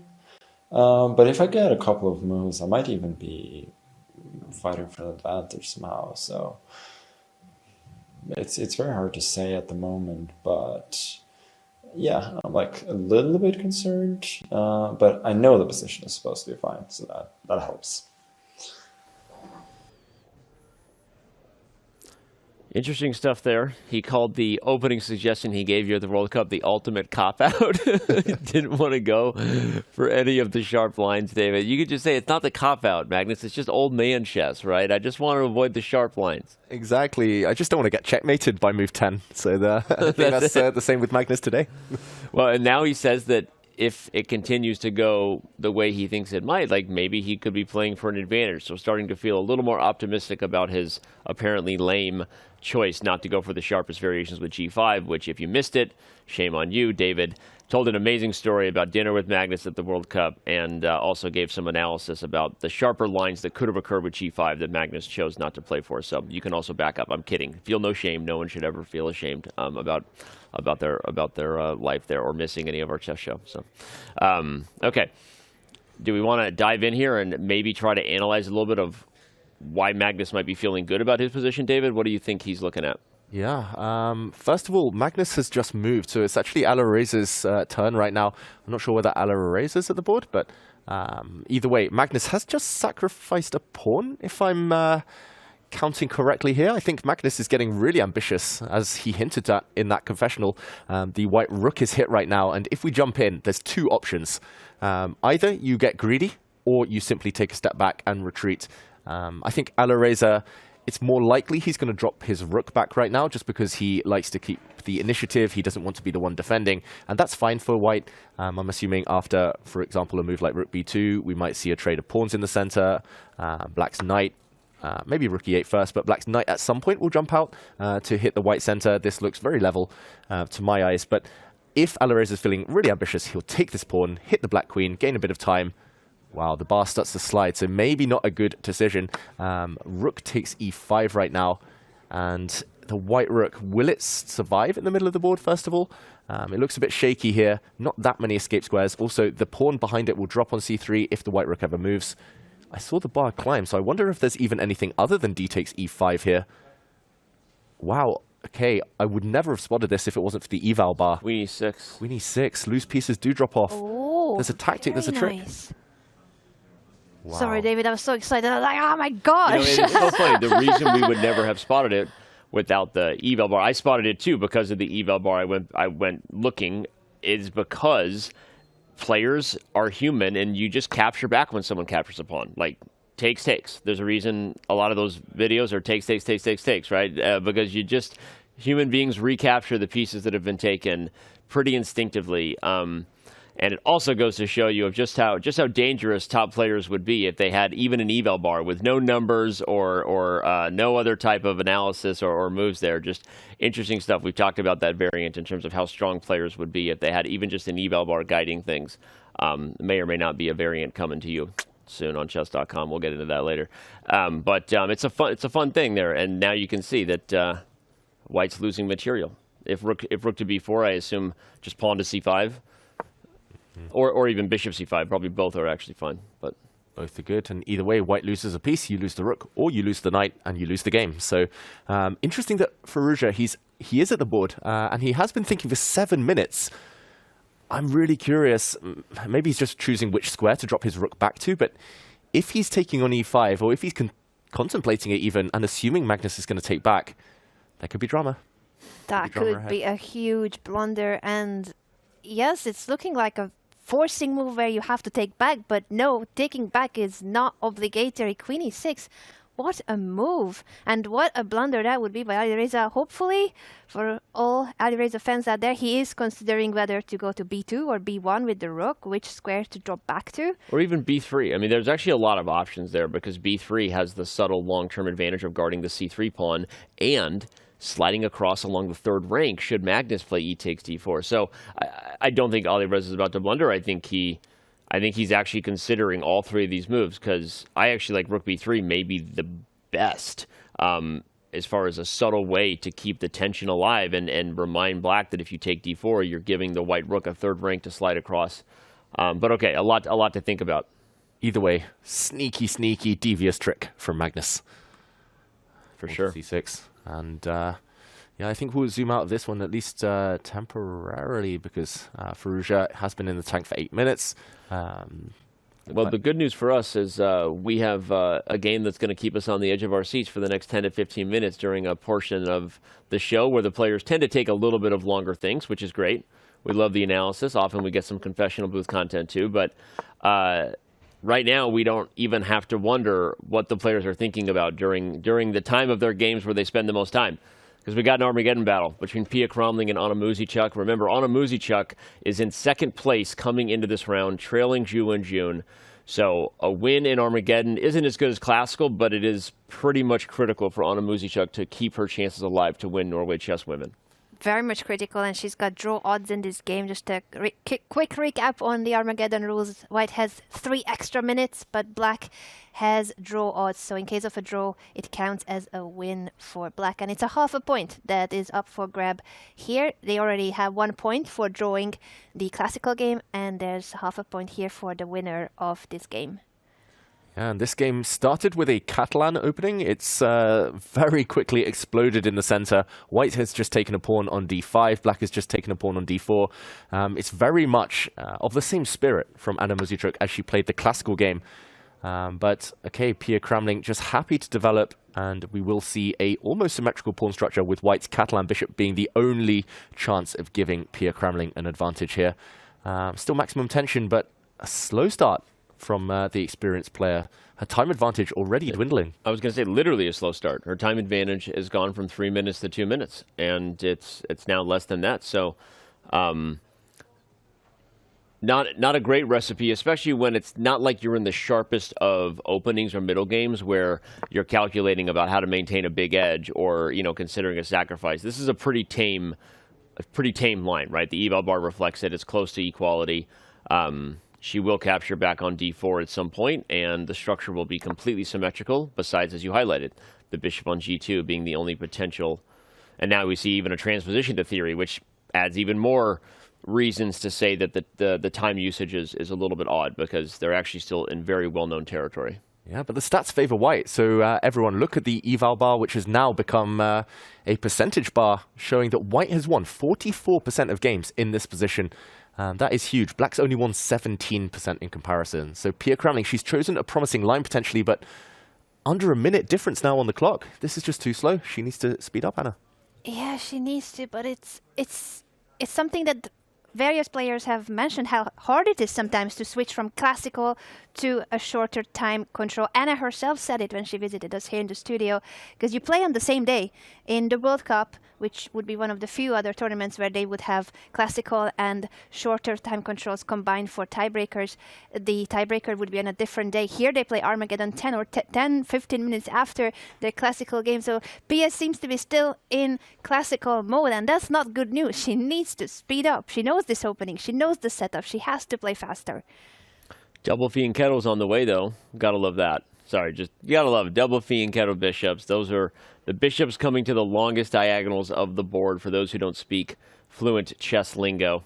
A Fianchetto bishop on both sides for white, which isn't the only line white could have chosen here, but it is one of them that Pia went for. And now e5 comes at the risk of undermining black's own protection of the knight on d5. You can play knight to b5 here if you want to try to get things a little bit sharp. Yeah, I think she should play knight b5, and she should play it quickly. Pia reaching for her knight right now. I'm going to say this is maybe the most promising opening I've seen her get with white in any of these Armageddons. Often she's struggling to create anything. Often it's really dull. And because you're in a must-win situation with white, it hasn't favored her. But this time, okay, Pia, at least some action here. Bishop to e6 defends the loose knight. It's a promising position, but not promising time management. I mean, she's going to have less time than black. And again, the format is right there on the right in front of you. Anna already called it out. Black wins if it's a draw, and you get into a time scramble close to equal. Just not a recipe to flex the advantages that white brings into the Armageddon format. So needs to speed up. That's we'll just be repeating that, I guess. All right, and now you have to develop the queen side, and she does so with knight 1 to c3. Yeah. Pieces coming off the board, but due to those bishops, those crisscross bishops looking across the board, still some pressure. One nice square as well, launching pad potentially on d5 for white's knight. I think she's heading there. It could be potentially her next move unless black can prevent it somehow, but I don't think knight b4 is that good of a move to just try to prevent knight to d5. And once the knight lands on d5, it's going to be a very annoying piece. She plays queen a5. Yeah, and note again that black's knight can't move because the bishop on g2 is hitting b7. Unless you come up with some other tactical resource, which isn't off the table. The knight might go to d4 or b4 with some other type of tempo. But yeah, I think she really just needs to speed up a little bit. You could play knight d5 even now and try to go for the bishop pair. I think she should. I think she has to before a black rook hits the d file and starts gaining time, covering squares in the process. Pia, you called it, Danny. She's about to let the clocks level out now, and advantage will totally disappear in that case. Knight d5. I think you need to play it. You have a threat. You want to win the bishop pair, and the game goes on. The critical moments are ahead. She's just not trusting her instincts, and bishop takes knight. Interesting decision, committal decision, parting with the beautiful Catalan bishop, but wrecking the black pawn structure. Will this pay off? It is a gamble now. It is a gamble, and now the time is completely even. I am just a bit scared of those light squares, but Pia is such a strong positional player. I think she's playing for the weakened queen side, the pawn structure. She's going to try to place her knight potentially on c5 in a maneuver like knight e4, knight c5 in the future, perhaps, and just claim that the c6 pawn is weak. It's a backward pawn, an isolated pawn. But it's a hugely committal decision, right? Talk about the light squares on the king side real quick. h3, g2, f3. That is a problem, and the position will get open and dynamic when you have the bishop pair.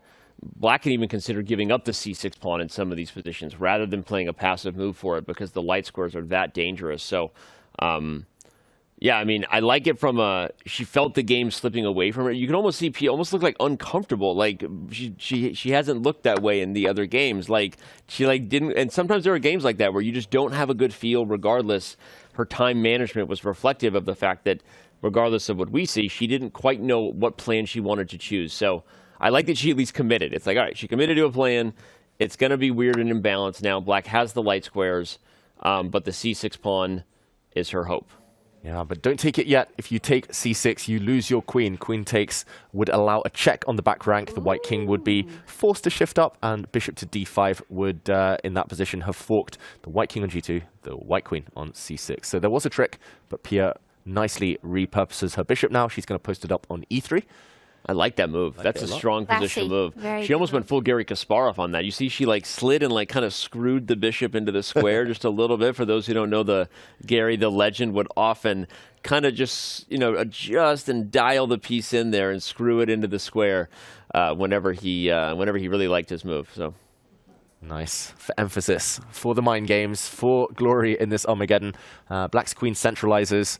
I wonder if Anna Mosichuk will drop her bishop into h3, try some checkmates at some point. It can be blocked for now. White will likely put a pawn on f3 just to stem the tide, block the black queen's diagonal. But watch out for that idea to occur a bit later on. First, keeping a pawn safe.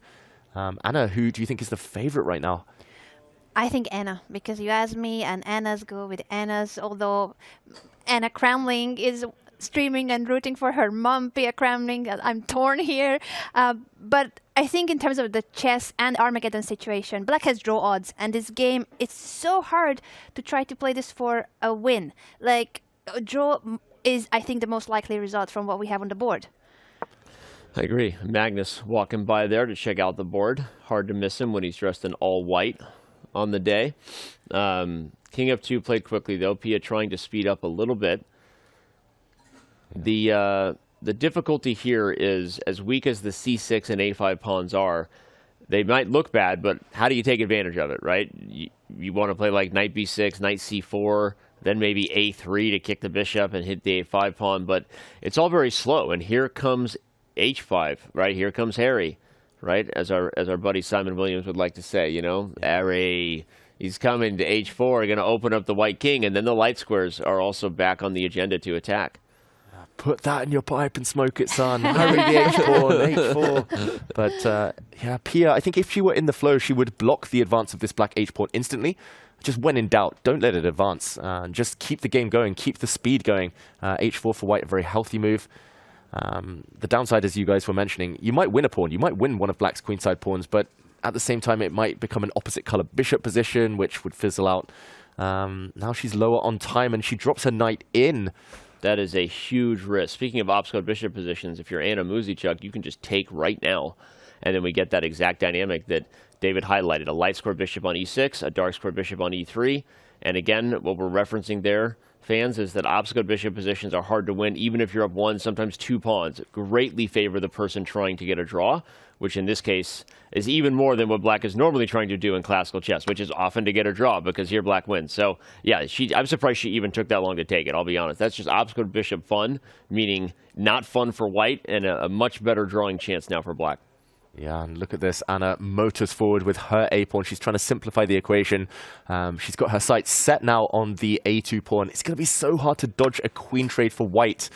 But Pia needs to keep the queens on. Queens off, dead draw. Ooh.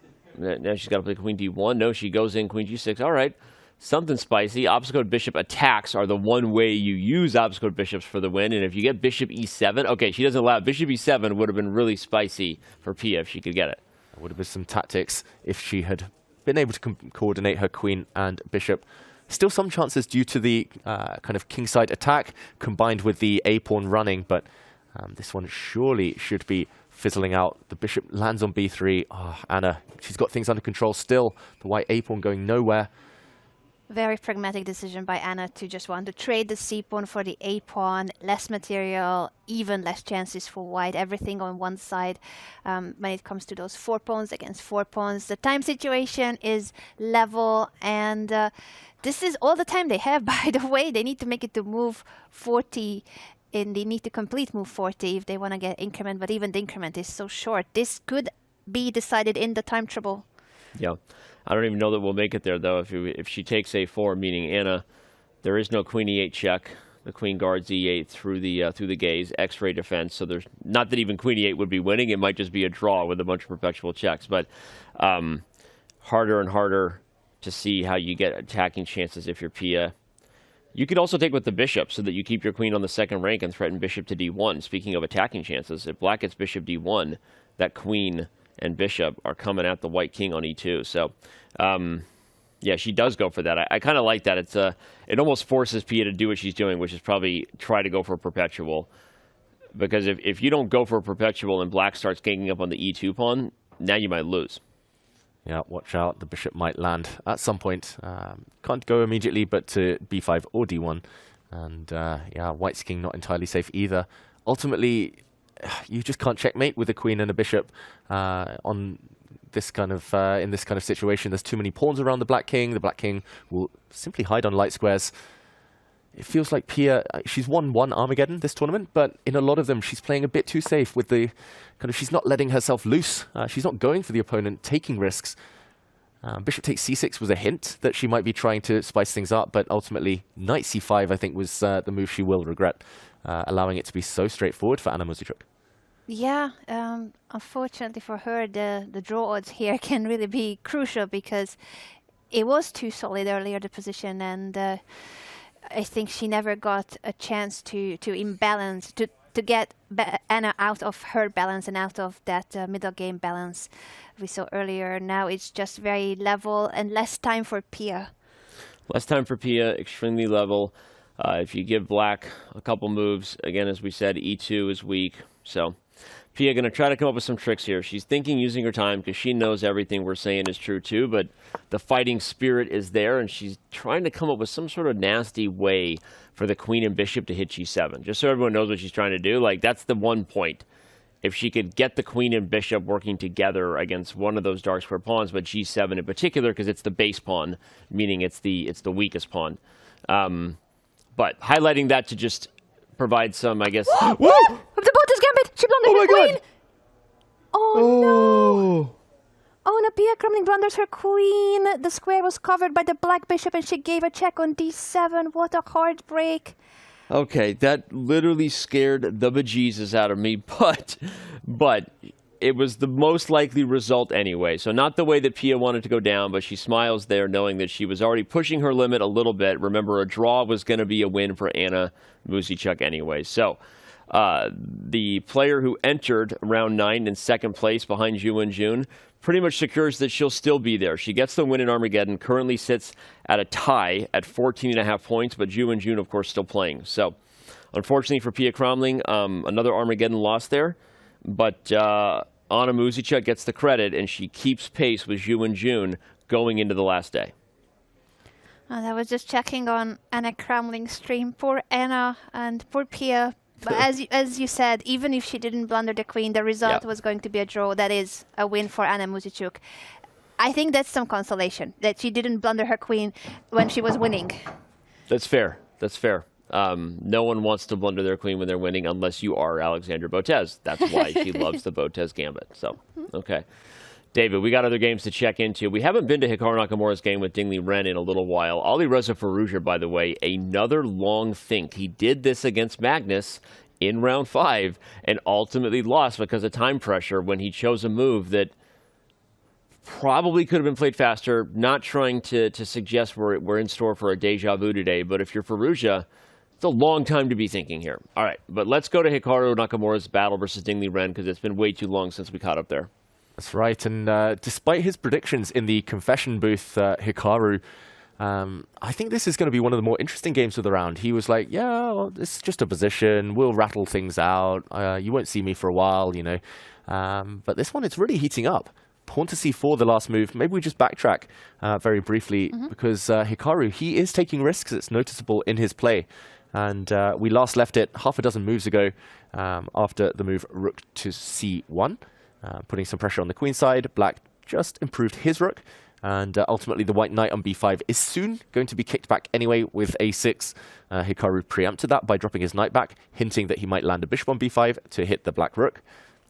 Ding developed his knight, trying to trade off white's strongest piece, and indeed, a couple moves down the line, that is what happened. The knights disappeared from the board, changing the pawn structure. Black now has a very strong center, but they could be weaknesses if the white rooks are able to line up in the center along the semi-open lines. First, the black knight had to shift, knight e4, threatening to gain the bishop pair. The top players love their bishops, so here Hikaru retreats it. You've got to go back in order to go forward sometimes, just like in life. And I think here the idea was f3 to kick away this black knight. So just before Ding's pieces are driven back, Ding is the first one to step forward. c4, committal move here, Anna.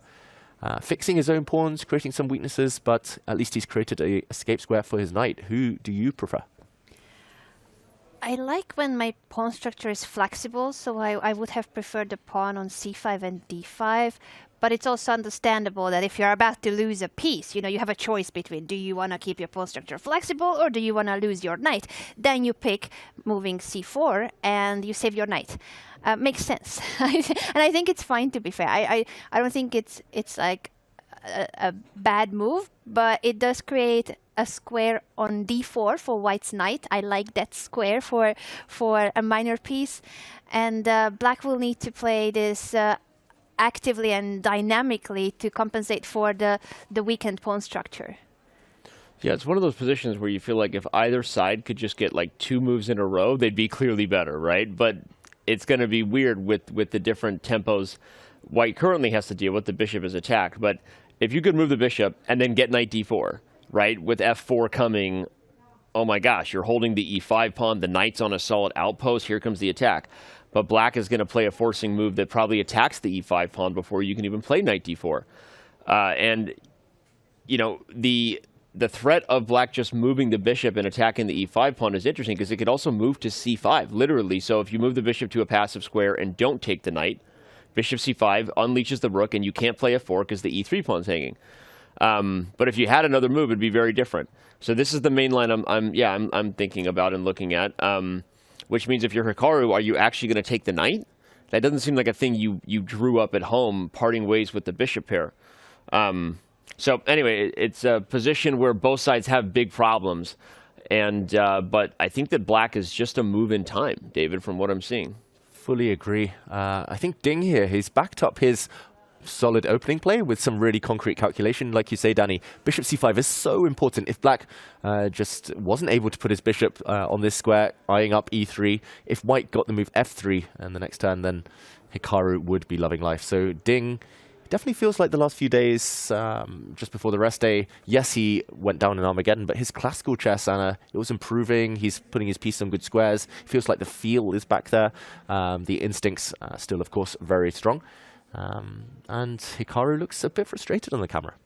I agree. I fully agree with what you said about Ding's previous games. And if anyone had chances in winning in Classical before the rest day, it was Ding Liren against Fabiano Caruana. Of course, Fabi contributed with a dubious opening choice, but then the game went a bit back and forth, and then Ding again took his opportunity to get the advantage, which fizzled out and ended in an Armageddon loss. But the point is, he has been playing better. He has pulled himself together in a very difficult situation. His struggles continue in the tournament, but at the same time, he does feel, he does seem to be enjoying the game, or he does seem to be more of the Ding that we know from before. I agree. And remember, it's hard when you're off form to play in a tournament against I don't know, Magnus Carlsen, Hikaru Nakamura, Alireza Firouzja. Like, maybe you should go to a weekender and go to a weekender and bust up some weak IMs and GMs. I know a couple. No, just kidding. But, what are you trying to say, Danny? No, not you. Of course not. But no, it's hard, and sometimes it makes it look even worse, right? Yeah. And of course, but I agree with you. The last few rounds has been better chess, even if the results still continue on paper. Hikaru does say that he's going to take the knight, even if I'm right that it's not what he drew up at home. It probably was objectively the best decision, given the bishop to c5 was coming for black. So what an odd spot to be in here, David. You've got this 3-on-2 for black and the bishop pair, but it's kind of stuck behind your own pawns. Hikaru has this nice e5 pawn extended, but if the queens come off, that pawn could become a target. I love the idea of knight f4, knight h5, and the bishop on c3 and the knight on h5 having a long-distance party on g7 over there. But a unique position for sure. Yeah, unique and really kind of hard to gain your bearings. I expect Ding Liren here to take quite a while to think, because he needs to come up with a plan. First question, to trade or not to trade. I do feel, as you kind of hinted there, that at some point the black queen needs to just get its counterpart off the board before white is able to land knight f4 and queen g4. It's the queen could be having a party as well on g7. So it feels like a queen trade necessary. But it's hard to advance the black queenside pawns. If you ever push b5 with the queens off the board, it's going to be hard after a3 to push the a pawn forward. The black light square bishop a bit dead for now, short term. So pros and cons, pluses and minuses for both sides. And that means enough imbalance here, Anna, for both of them to be relatively happy. Yeah, this is a 3 possible results position with balanced time, by the way, on the clocks. And Hikaru was the one who surprised Ding Liren. He came to the board with a very good preparation. So Ding Liren has managed to come back in terms of the time situation as well and solve his opening problems over the board. Very good sign for the reigning world champion when it comes to facing one of the players in the field with top form. Completely agree. And if he keeps the time management up, we should be in for a thriller down the stretch. Because don't forget, Hikaru would really like to get a win in Classical today. Will it be required or not depends on what happens in the game between Alireza Firouzja and Magnus Carlsen. But this is a dub that Hikaru desperately wants to get. Hikaru gone now. Maybe he's back in the confessional booth telling us just that. But we're going to back up to the bird's eye view and take a look at all 5 games that are still in action if you're just tuning in. We had a result in Armageddon already, which means we had 2 results. A draw in Classical between Cromling and Musichuk, a win by Musichuk in Armageddon. As you can see there, the beautiful gold label tells you that that was an Armageddon game, not a Classical one. But as I mentioned that Hikaru might be in the confessional, someone else visited the confessional, and his name is Praggnanandhaa. Let's see what Prag had to say about his game against Fabiano Caruana and the preparation that Fabi brought to the table.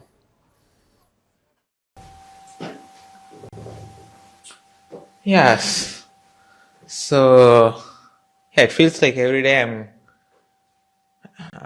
I'm getting surprised, and yeah, this time kind of expected Nimzo as one of the options, but yeah, I didn't really look at this line today, and I sort of remembered till like all this bishop e7 and stuff, and I could even remember this queen f4, and somewhat my memory said rook f8, but I don't really like it after rook d1. Maybe it's fine, but sometimes he just goes to this kind of positions with knight f6, queen f6, bishop h7, and takes on d4, and yeah, it could get really unpleasant. So I went for this move b5, and I think knight b5, bishop b5, I can go rook f8. And I think it's kind of fine. I don't see anything direct for him. If there is nothing direct, my position should be solid enough. And even if I have to give one pawn on a7, I think I should be okay. But I'm still kind of making sure that there is no some queen f4, bishop d3, some direct stuff. I don't see it. So I guess it's fine. And yeah, in other games, yeah, Magnus is playing a line. Yeah, Alireza Magnus, they're playing a line which, yeah, me and Fabi played in World Cup. This queen e7, bishop e6 is kind of a solid way to play, but it's also slightly unpleasant for black if white knows it well. And yeah, I think it's still some kind of a theory they're playing. And in the other game, yeah, again, Hikaru has repeated the Nimzo. It seems that Ding didn't expect this, so it's going to be a fight there, and yeah, I think that's the status of the game so far.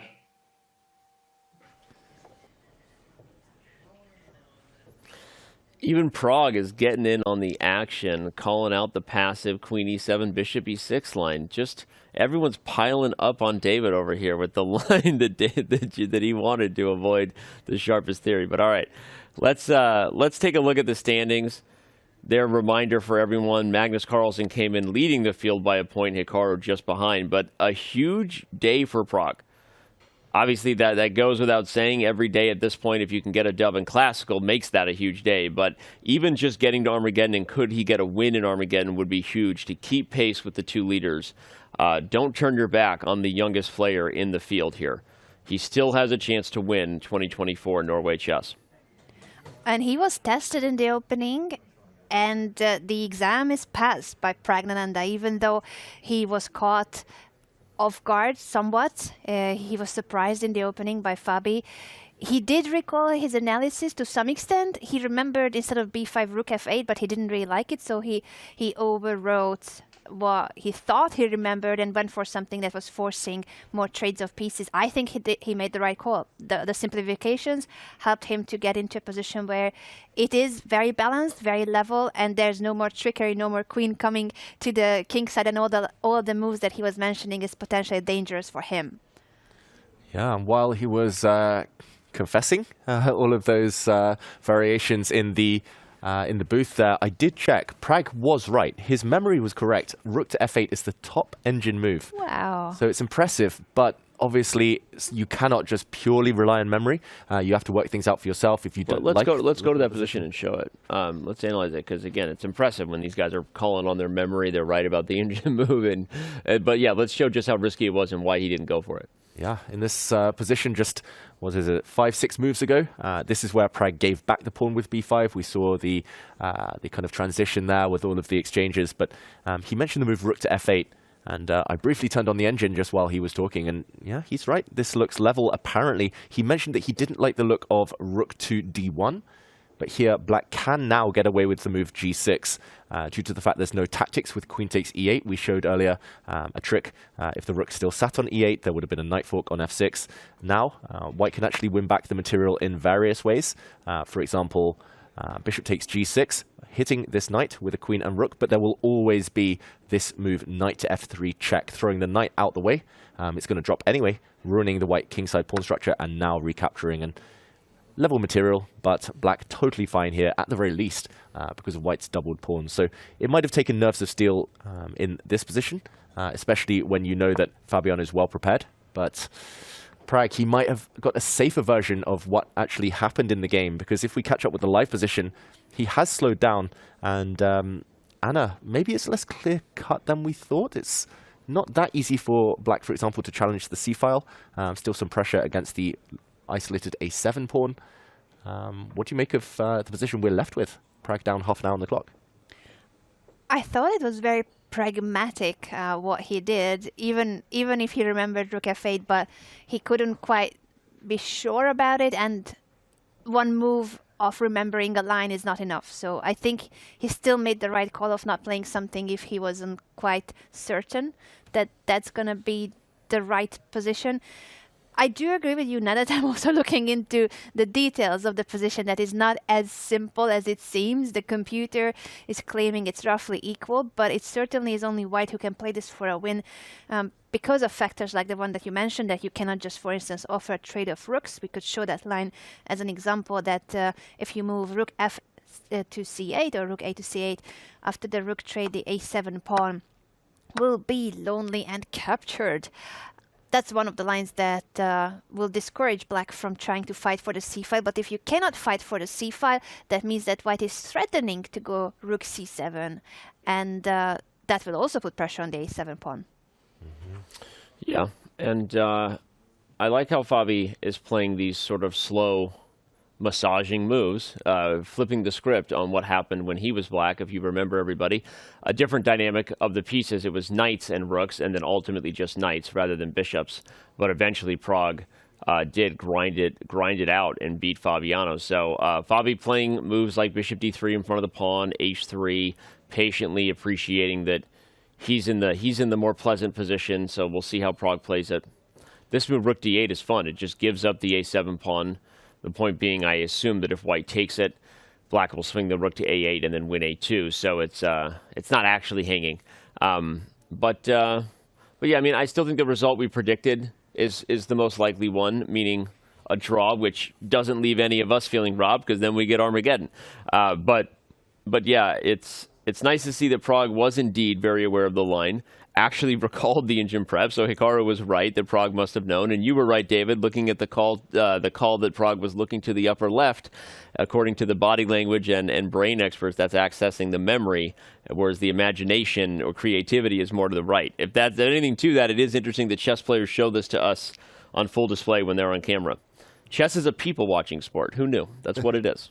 Exactly. Once you know how to read the body language, it's it's a bit of a bonus. All right, well, let's back up. Can I just analyze something? Because I originally thought that white is here is just very comfortable and everything is easy. So I was like, oh, white will just go rook c7 and then you take on a7 because your rook is threatening the pawn too. But I don't think that white can actually play only that one-sided and tunnel vision on the pawn or on the queen side as per se, because black could go queen to g5, threatening bishop takes h3, so that is a bigger threat. The white king being attacked is a much bigger threat than just the pawn on the queen side. And I think the reason why Praggnanandhaa brought his rook to d8 is because in positions like this, white could offer a queen trade with queen to b5, but now you have rook to d5 and you don't allow the queens being traded. I love this line. This is huge. Yeah, this is a really great call out, Anna. Yeah, I love this. And dual threat, I should mention. Queen d2 jumping in also, as well as bishop takes h3. Yeah. And another good point about the rook being on d8 is your specific line with rook to d5, but also if that bishop tries to move to defend the king side, the d-pawn will rush. And now it's supported, right? Not that you'd want to allow bishop takes h3, but in variations where, say, the bishop did need to go to f1, that pawn is ready to march, right? Push him, baby. So a very deep, kind of multifaceted, multi-purpose move there from Prague. It is, and if the king just steps out of the g5 to claim that, okay, you can't take on h3, then the bishop goes to d5, and you also have troubles trying to defend the king because of the g2 weakness, so the light squares. And black's pieces are more active, black's pieces are better, and the position would be better for black. I love it. This is a great line. It actually just shows the hidden potential of the position, that it looks to be tame, but black's pieces are ready to explode very quickly to the king side should Fabi allow queen g5. So, okay, this is actually a much more critical position than we realized, which is really fun when we appreciate that, okay, the evil bar in this case rather than the eval bar, because it's deceptive, right? The eval bar is correct. Yes, the position should be balanced, but doesn't really tell the whole story of how critical the position is all the time. And that's fascinating. So, all right, let's back up. Look at the bird's eye view. Again, we've got 5 games still in action. We already have a result in the books. It was Anna Muzichuk getting the dub in Armageddon. Humpy Canero and Ju and June, I want to check on that one in a little bit, as well as Lei Ting-Jae and Vaishali. Lei Ting-Jae does look like she might be getting an advantage, but still a lot of time left, which is a good reminder and a call out to everyone watching that if classical chess is not your speed, we're loving classical chess, but if it's not your speed, the Bullet Chess Championship is just around the corner. The biggest stars in the world are going to be competing in the fastest event in the world, not including the Hyper Bullet Championship, which we only just added to our list of events this year, and Andrew Tang got it done. That was so fun to see. But the Bullet Chess Championship will be starting in just a few days. Hikaru, Alireza, Magnus, the crew, you're going to want to tune in. This is going to be awesome stuff. Use the command BCC. $100,000, by the way. So there's a lot of money in Bullet. I think we are spending too much money in the Bullet Championship. I'm going to address that later. That's a lot of cash for a bunch of Bullet games. Like, who decided that? Who said that was okay? Don't tell Bryce. All right, our CFO. Okay, well, don't go anywhere. We're gonna get a lot more chess ahead today. Round 9, 2024 Norway Chess and Norway Chess Women is just getting going. Lei Ting-Jae trying to get a victory here as white against Vaishali and keep pace with Zhu and Jun and Anna Muzichuk. Can Ding Liren arrive and maybe get a win to surprise the world? We're going to find out, and so much more ahead. Don't go anywhere. We'll be right back.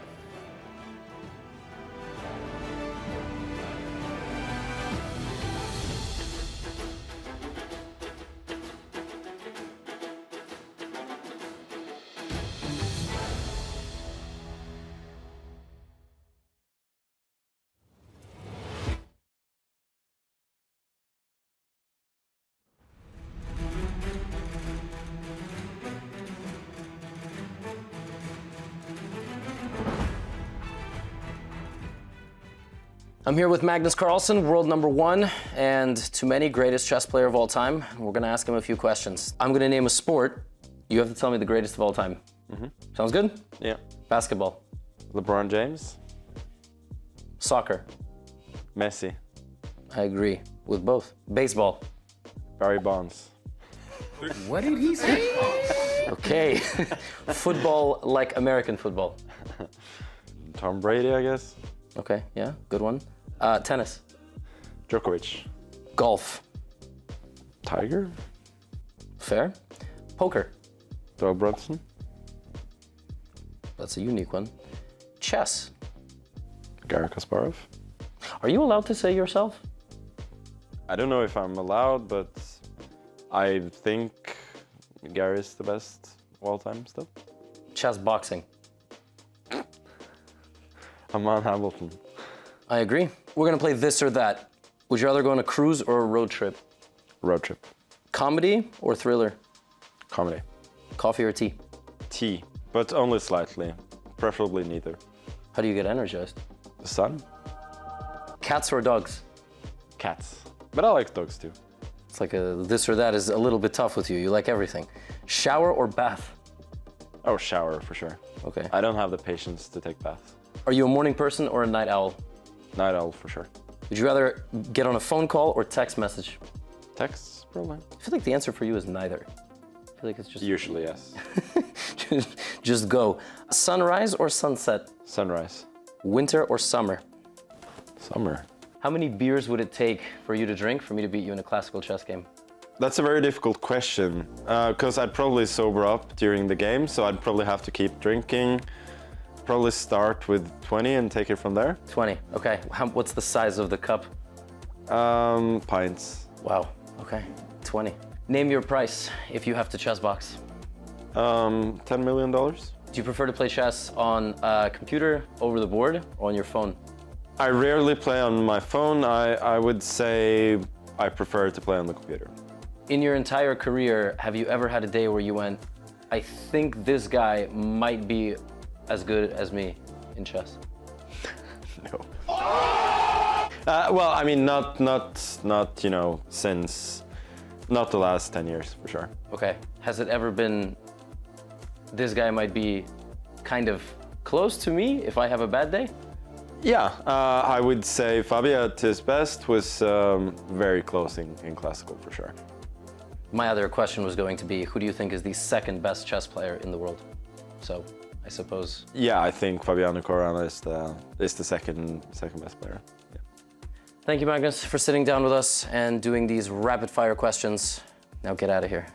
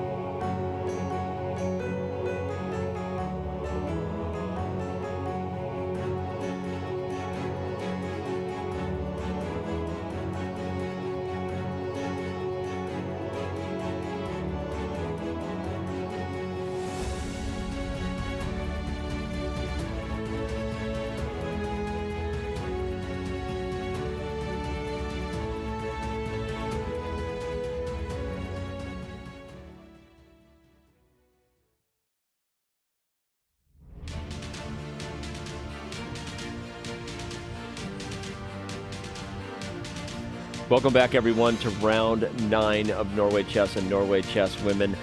We still have Alireza Firouzja in a very, very long think right now against Magnus Carlsen, but the good news for us fans is it gave Magnus Carlsen more time to visit the confessional booth, which he did. You're going to want to hear this and his confession that he just completely missed one of the moves that Firouzja is probably thinking about right now.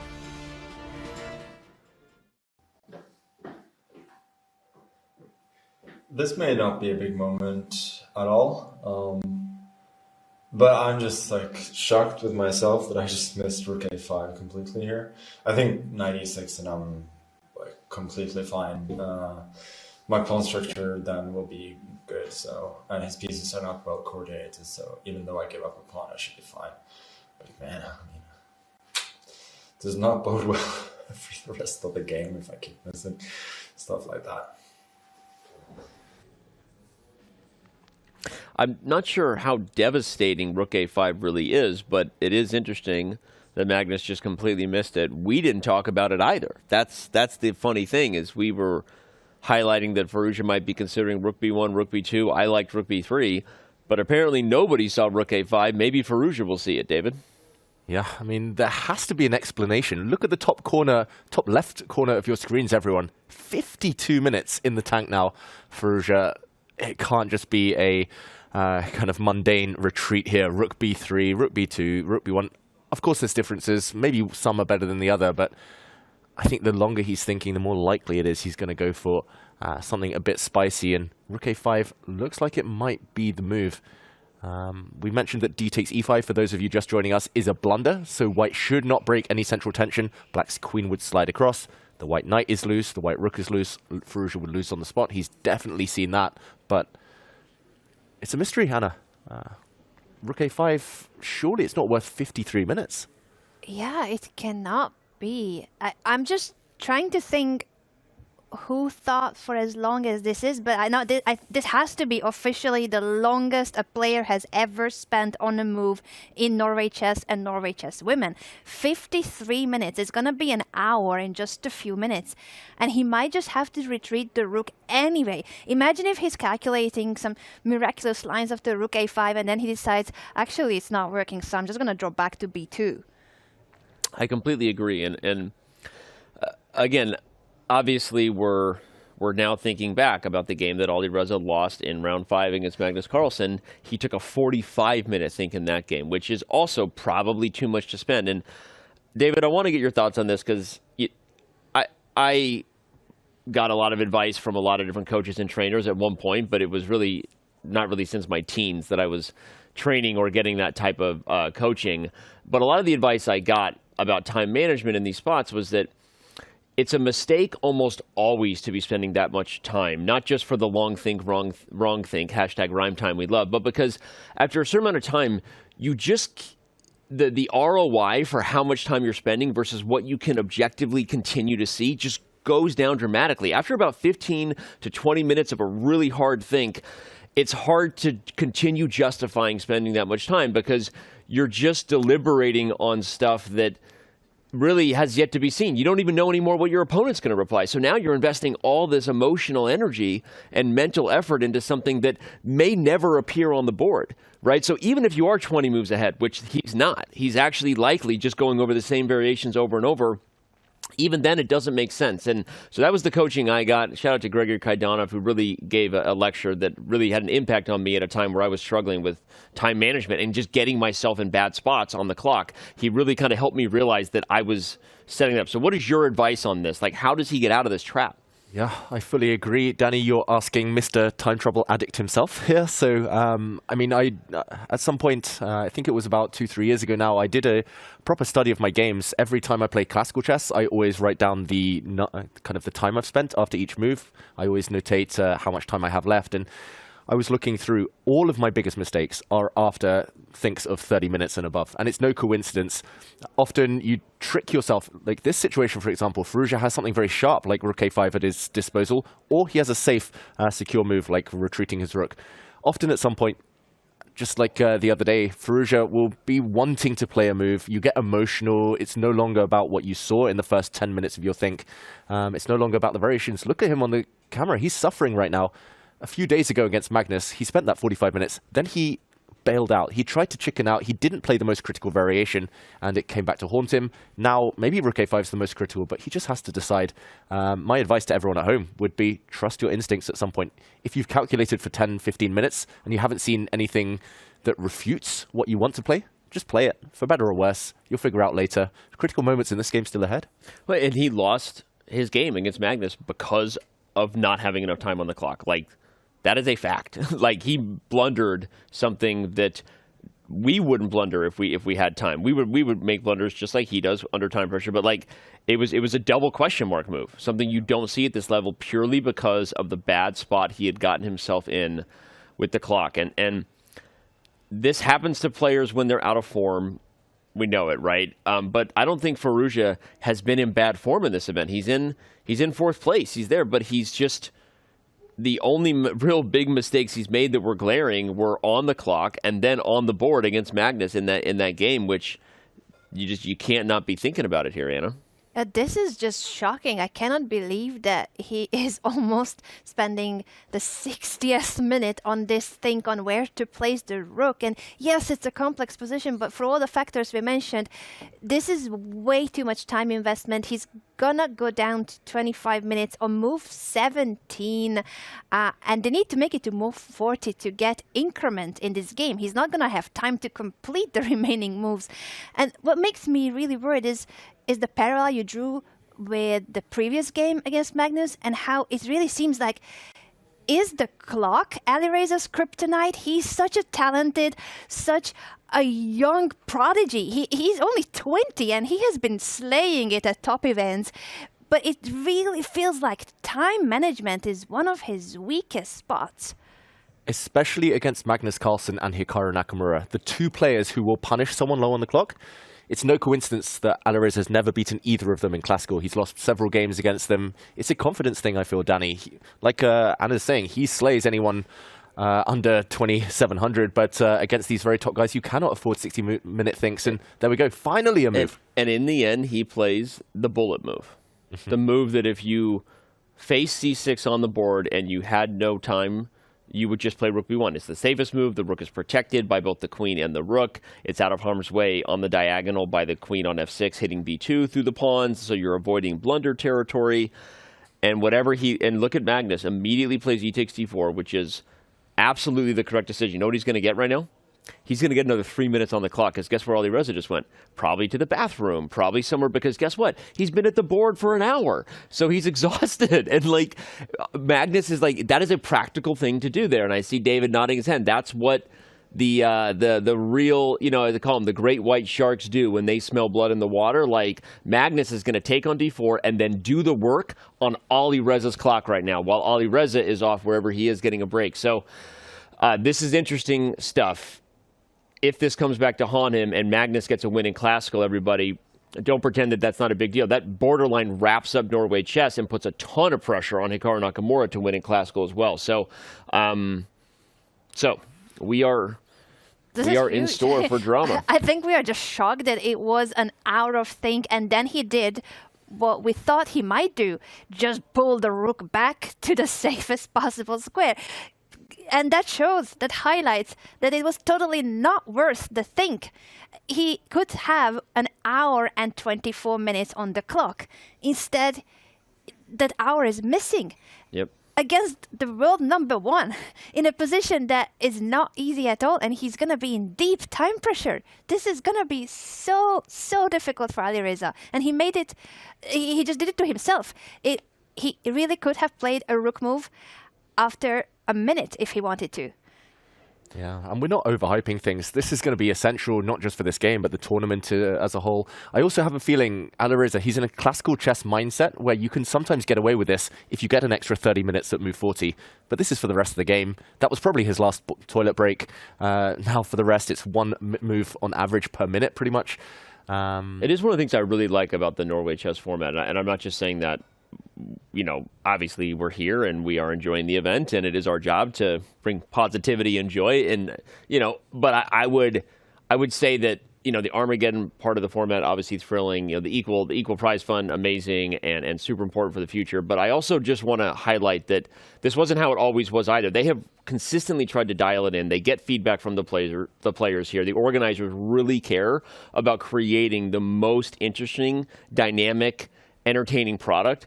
And I think that this time control for classical chess, not getting 30 seconds of move added, should the players mismanage their clock, they have to answer for that.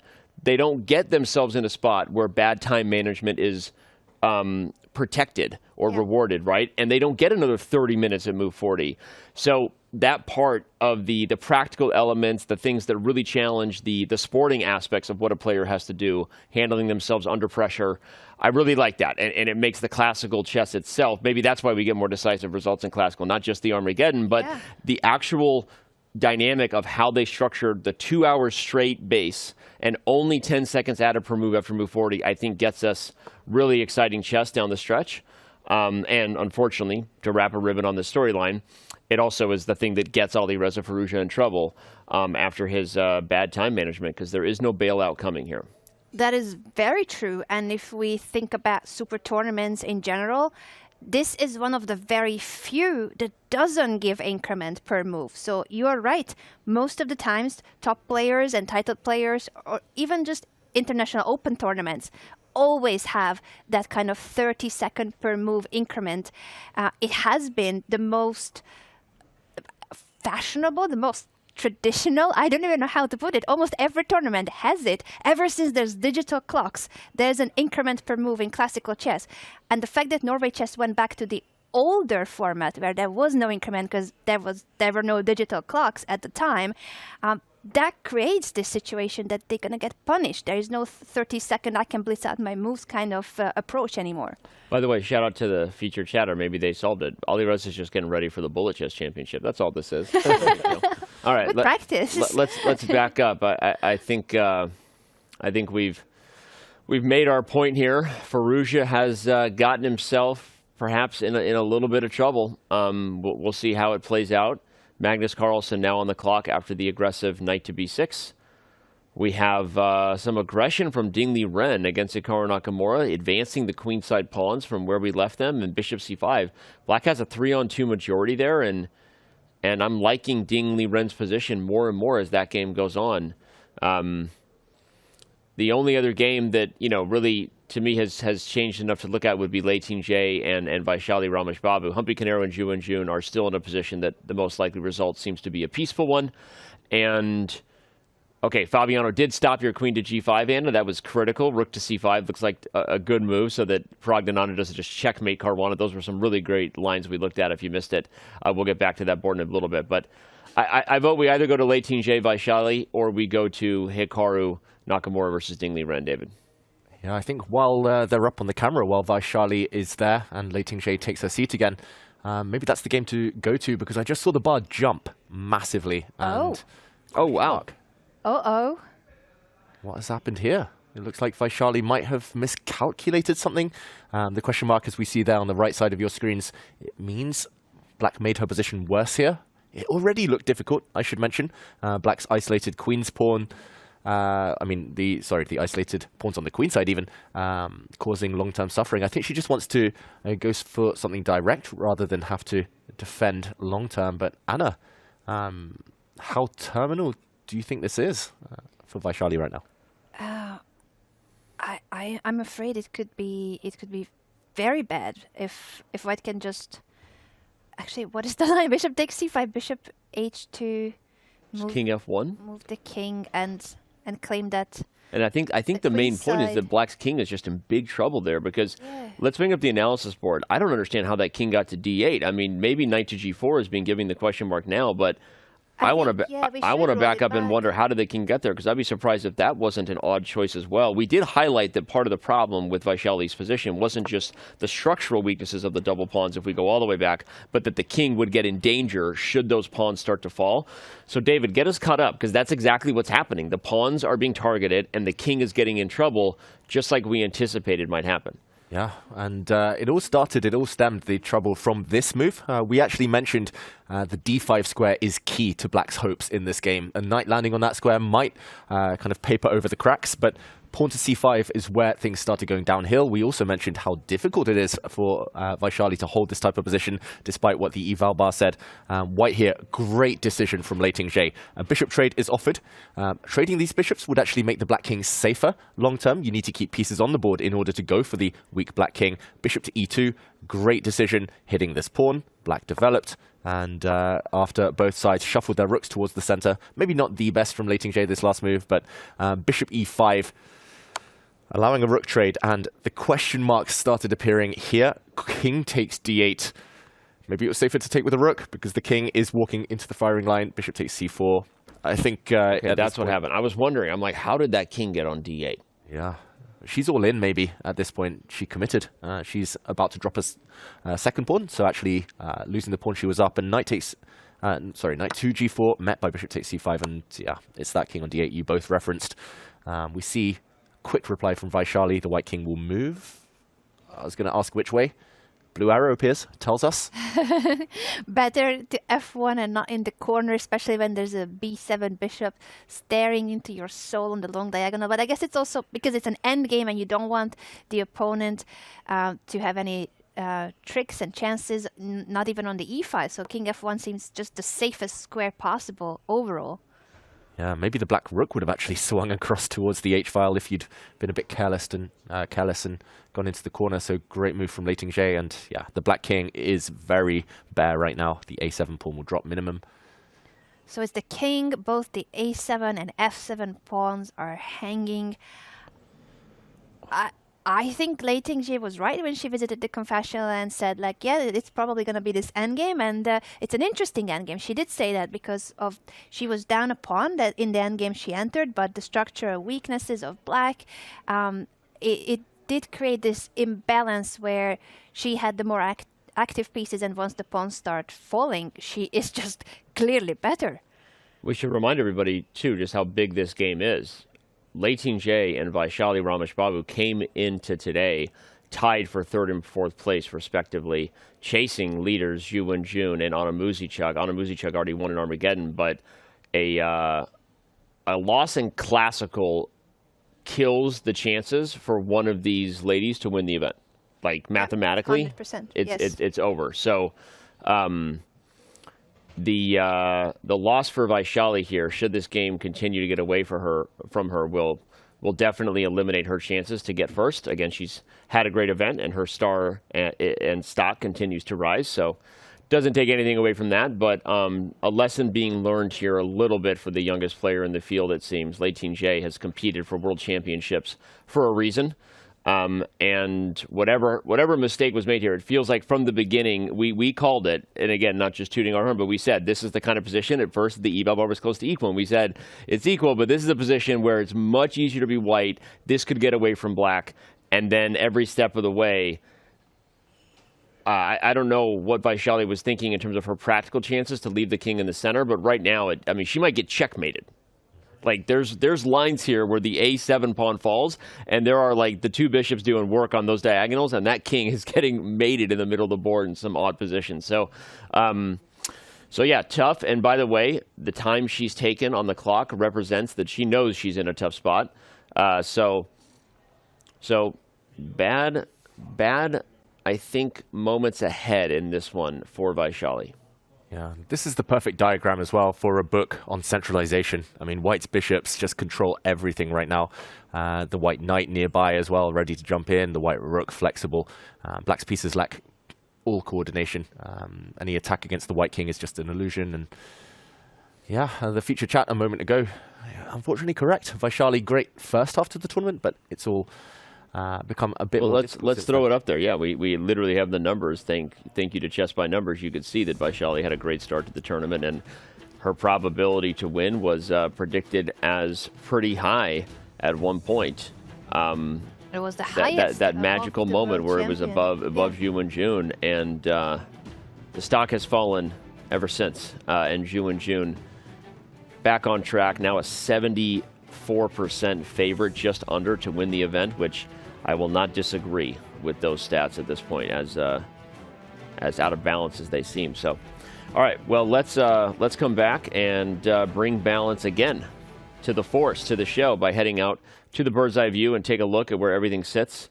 I do want to get to Hikaru Nakamura's game versus Ding Liren. A couple moves have been made there, and we said that was a unique position. I feel like that's the right word, maybe bizarre. Sometimes you use those words and they're not appropriate, but this is odd, right? It's not a position you see every day with these types of weird imbalances. So let's go to there and talk about it. Yep. I think we're gonna jump straight in and explain this imbalance where black has a pair of bishops, but white's knight on f4 is looking scary, especially when you picture it going to h5, a queen on g4, the bishop is already on d4. It is true that Alireza is covering our camera and also that the bishop of black is about to trade the d4 bishop, but there's a lot going on here, and the pawn structure is very unusual as well, with white having doubled e-pawns while black has a pawn majority on the queen side, 3 versus 2. Yeah, I mean, where to even start unpicking this? I mean, in terms of concrete variations, Hikaru needs to find something very energetic. Black's last move, trading off this bishop in the center. I mean, that's pretty much the glue of white's position, the dark square bishop. Once it's gone, white's center could simply fall apart. The more pieces that leave the board, the more Anna's kind of latter point there about the 3 powerful queenside pawns, that's going to become relevant. I don't really see what I would play here with Hikaru. I would want to go fishing here. I would want to drop my knight into h5 and hope. But black would, at the very least, be able to slide the rook across in the near future. I do wonder whether there's enough time for white to go attacking on the king side. That's what Hikaru has to figure out.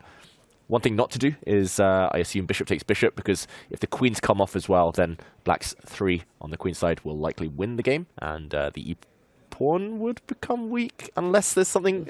Your voice got higher because you were in.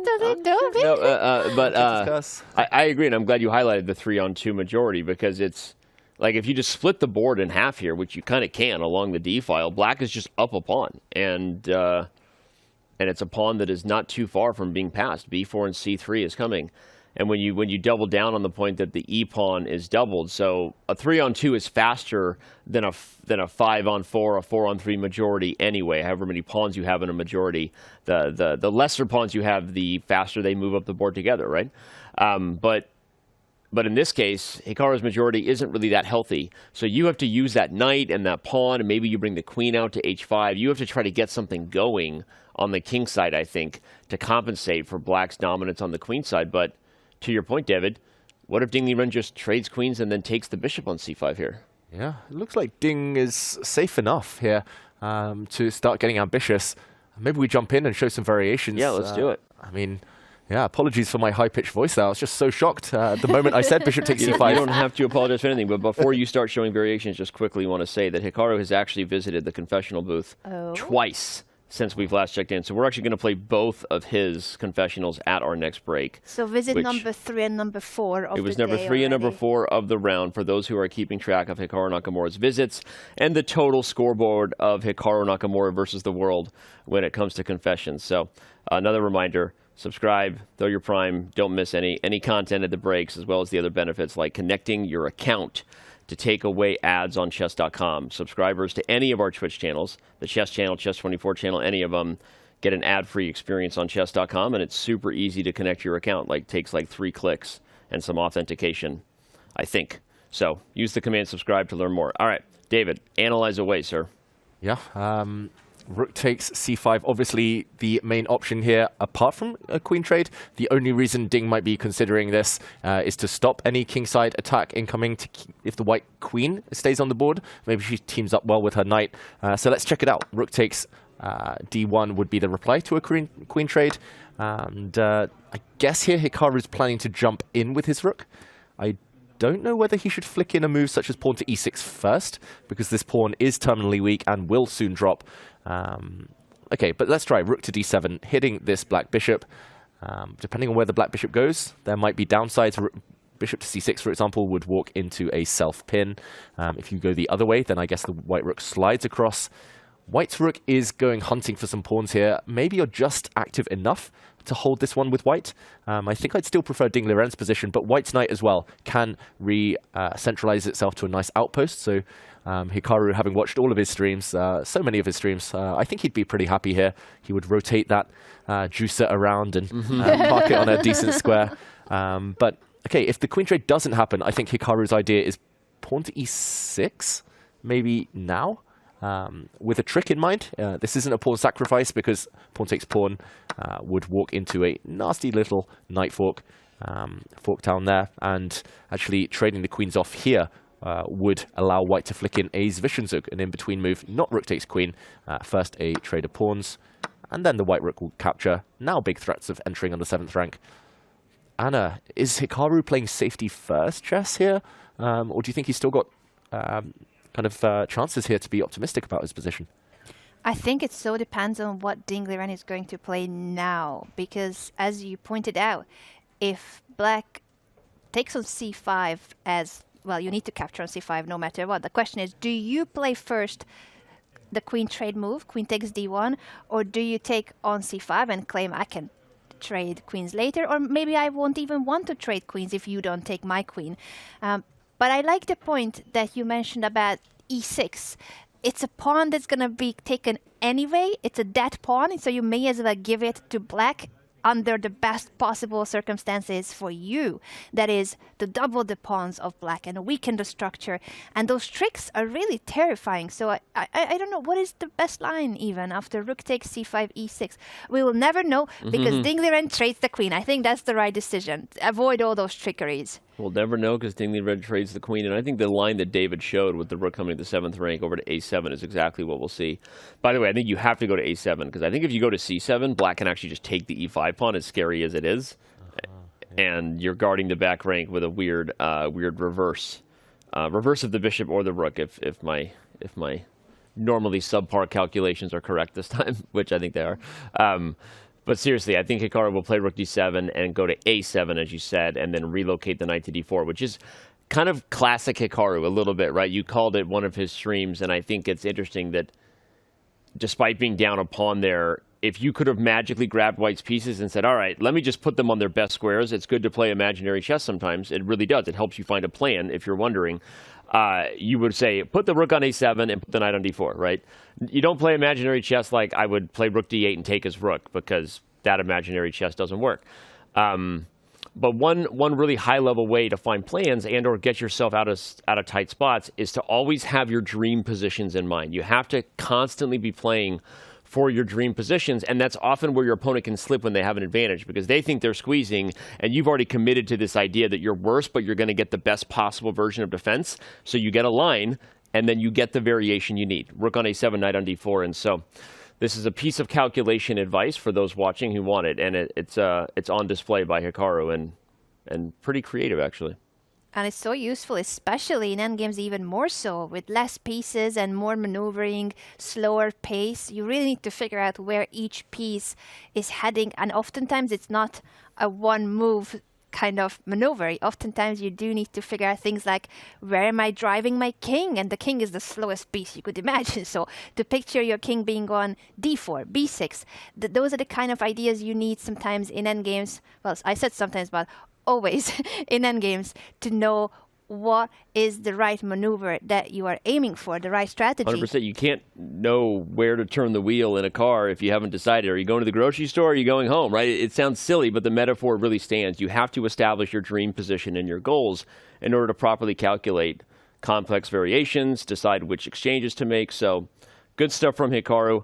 This game may very well be a draw, which means we may get Armageddon, which means we all win. All the fans are excited when that happens. So Ding Liren maybe now realizing that Hikaru actually kind of planned this, David. He's spending some time. Oh, no, actually, Hikaru is still thinking. I missed that. Okay. Yeah, I think it's a two-choice move. You either flick in rook d7, bring it in immediately, or you choose to throw away your pawn with e6 and then jump in with the white rook. So I think he's just weighing up those two options. Either way, it looks like he's about to move. I was going to say, it looks like he's going to have enough stability to have his fair share of the chances. He loves to stabilize these types of positions, Danny. And Whoa, h4 first, he stabilizes the knight. All right. That's another move that we didn't think about flicking in. I like how you talk about flicking in moves, by the way. I've never really heard that. Just like a little flick, little flick it, flick it. Have you ever played flick chess, by the way? No. So it's actually a game you play with just the pawns. Actually, no, you can play with full pieces, but the rule is if you flick a piece over, you have to take it off the board. But your goal is literally, once you get close to the enemy king, you're allowed to flick, and if your piece goes off, but it takes the king with them, you win. So it's just a game that we invented with, maybe we invented this, me and my friends when we were kids, but you just flick to the king. If the piece falls over, you have to take it off. But if you get all the way up the board, and if you can flick off their king, you win. Danny, I'll challenge you to a game in the bar later. Flick chess at the break. chess. It's going down. David Howell versus Danny Wrench. Maybe a game I can beat him in. But h4 was flicked in. It holds the knight. What do you think about this? It's interesting. Again, it's two purposes. It stops g5 for forever, pretty much. You cover that square, so the white knight is on f4 to stay. Also, often in the endgame, we talk about kings improving. Watch out for the white king to activate this way a bit later in the game. So I'm going to say a very classy move, even if it might not have been my choice. I liked activating the white rook, but he still has that opportunity. Next move, perhaps. Very true. And either way, he accepts the fact that his e5 pawn is doomed. It's going to be captured, whether this move or next move. Liren doesn't even have to hurry about this capture because there is no way you can guard the pawn. He will only take on e5 now if he is somewhat worried about the e6 pawn push, that he will have to take the pawn under the obligation of doubling his own pawns and weakening his pawn structure. But if he doesn't mind it, he can play any move, even bring his king to f8, start bringing it toward e7. It's an endgame. The kings also will need to play a big role of the entire army. I really wonder if he will take now or just wait it out, and how this will play out, where Liren will be up a pawn. He's got a pawn majority on the queen side, but white's pieces are quite active. David, do you think it's enough compensation? Knowing Hikaru in practical terms, I think he's going to be fine. I think he's got enough compensation because he's so active, because white's knight is so strong and the rook is coming. I was about to say, I love your move king f8, but ding, he's going to take that pawn because just judging by his play over the last few rounds, he doesn't really enjoy the tension these days. If he sees a path towards a decent position, he's going to take it. He doesn't want to wait around, calculate, give the opponent options. That was maybe the reason he didn't convert his advantages against Pragg and against Fabiano the last couple of rounds. Ding. Oh, but look at this. What about flicking in another move? Flicked in another One move. on the h5, Hikaru's flicking. We're playing side? flick chess. That's what we're doing. He flicks in a4, and now the pawns are being undermined. And I think Hikaru is fine with driving this game toward equality, but we shouldn't give up on the crazy idea that after a4, if somehow the entire queen side is liquidated, and if Hikaru manages to win 3 for 2, that knight will have very good chances against the bishop long term. White does have winning chances if all the pawns are on one side of the board. The knights are so tricky, can maneuver and poke and prod on different colors, while the bishop kind of wishes there were long-range diagonals that mattered in those types of endgames. So, people saying in chat, Hikaru will win this game 100%. That's what we call Hikaru bias-itis. You've watched way too many Hikaru streams. They have a pill for that. You can take it if you choose to. But I don't know that Hikaru is playing for a win yet, jokes aside. But let's back up, head over to the bird's eye view, and look at where other games are at. We still have 5 of them in action here in round 9 of Norway Chess and Norway Chess Women. I think an update we should give to our viewers is that Alireza Firouzja has played a few moves since we last left the position, but he's down to 16 minutes. And that is 16 minutes on move 21. He needs to play 19 moves with 16 minutes and only 16 minutes on the clock. That is not classical chess anymore. It's less than a minute move. But again, to your point that you made earlier, it's less than a minute a move, but also it's not like he's getting a lot of help even if he does that. He gets 10 seconds a move.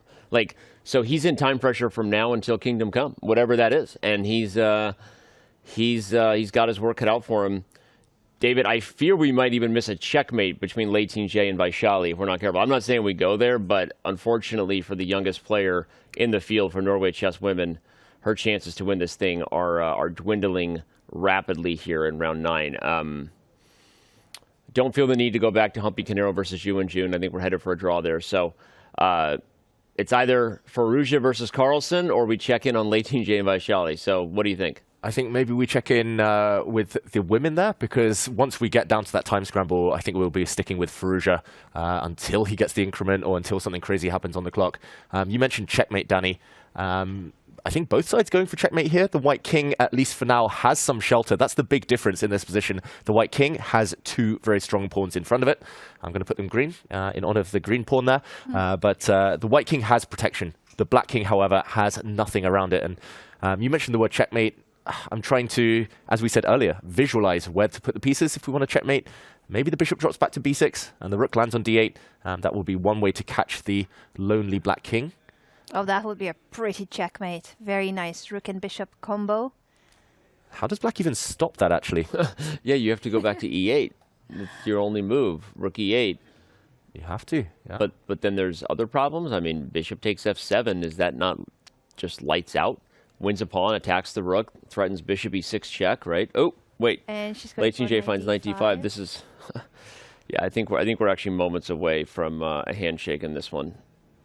Yeah, I just had a massive feeling of deja vu. I'm not sure why. I was like, oh, wait, we've seen this before, or I've been in this exact moment before. Not in terms of the position, just... in terms of life? Yeah, in terms of life. You ever get those? That was weird. Yeah, I get those from time to time, too, where you just... Like, you've been there before and you don't know why. Yeah, I get that, too. I didn't get it after knight d5, but in general. But David did. You know, it means you're on the right timeline in the multiverse, you know? Exactly, and maybe deja vu for... Vaishali here. When these two met in the candidates, it was always a white win, and Vaishali won with white in the Armageddon earlier in the tournament. Yeah, this is the more positional way of doing it. She's not going for checkmate, but she just wants to make use of the fact that she's up a pawn already, Leighton J, and she has two connected passes, the A and B pawns. The more pieces that come off the board, especially if white gets the bishop pair. I think this one looking safe. There's just one trick to avoid here, and I'll point out that bishop takes knight, most likely to occur. White should not take back with the rook. That would be a disaster. White taking back with the rook would allow a knight check and a sneaky back rank checkmate. So bishop takes bishop, bishop takes knight even. The white bishop will recapture. Leighton J, she looks pretty confident looking off to the right. We mentioned that's the creative side of the brain activated, but she looks confident right now. She does, although then she started to raise her eyebrow and looked at the score sheet earlier. So I guess overall, yes, she is very confident, but she might be even thinking back of, oh, what happened earlier? Where is it that Vaishali went wrong? Because right now, I think it's pretty clear that with up a pawn and so many active pieces, her advantage is decisive. Also time advantage, if that wasn't enough what's on the board already. The confessional, bringing her luck. That's been a bit of a phenomenon this tournament. Yeah. Anytime the player visits for the first time, they seem to win that day. Yeah, or at least do well. I don't remember exactly what the math is on that. We got to start tracking high-level sabermetrics, confessional visits, and how it affects someone's chess. I mean, I'm kind of half joking, right? Tracking all kinds of other stats too, but hopefully more events in classical chess continue to embrace this confessional visit feature. I know I said that this one might be moments from a handshake, but if we get a simplification, perhaps a few more moves are ahead. I'd like to back up and get us over to Firouzja versus Carlsen, because we see a lot of changes happening, and I don't know if it's Alireza trying to drive the game into simple territory to avoid time pressure, or whether we have... or whether there's something crazier about to happen, but there's an offer to trade a bunch of pawns on the board. Alireza played d5, trying to open up the 6th rank for the rook on b6 to hit the d6 pawn as well. But Magnus got to be thinking about a move like knight f4 here, David. Just leave the tension and try to create some trickiness over there on the white king side. Yeah, Magnus, he definitely wants to be ambitious, but a bit of a grimace when he took that pawn on d5. And it was a grimace before that, too, where maybe he wanted to play a move like I was saying, but he kind of was like, I don't think I can get away with it, so maybe I just need to trade and let this one peter out, because I think it will. I think a4 is going to fall, and I think the other pawns are going to go with it. And that's exactly what we're seeing here. We might be headed to Armageddon, folks. Buckle up.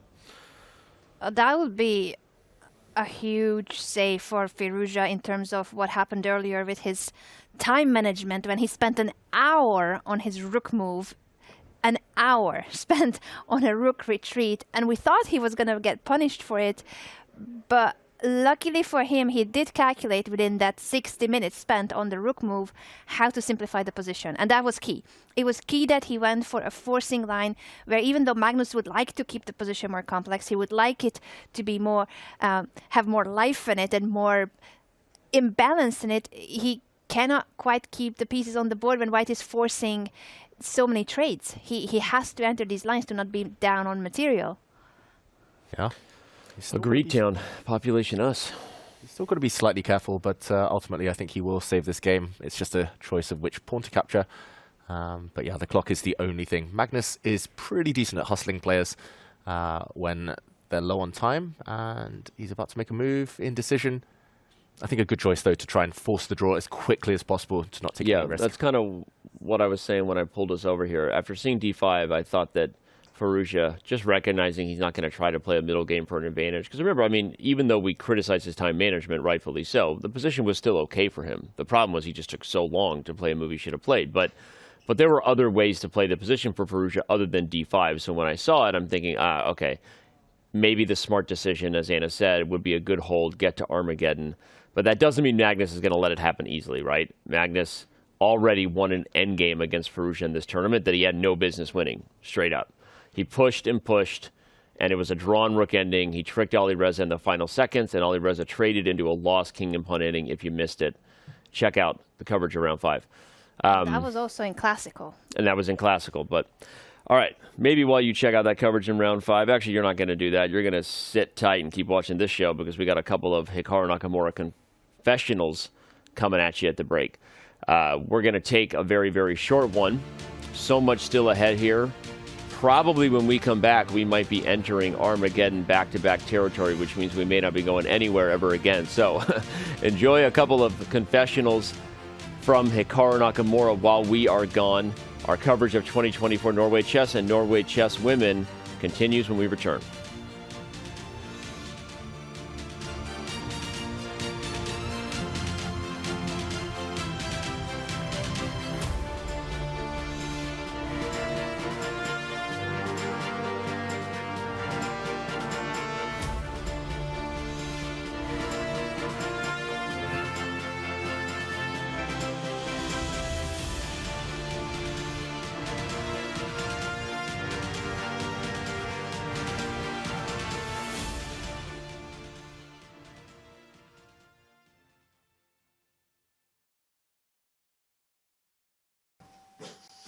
Once again, good to be back, and it's good to see that there are other people using the box here, because PI saw just came in here. So third time, not that I'm counting or anything.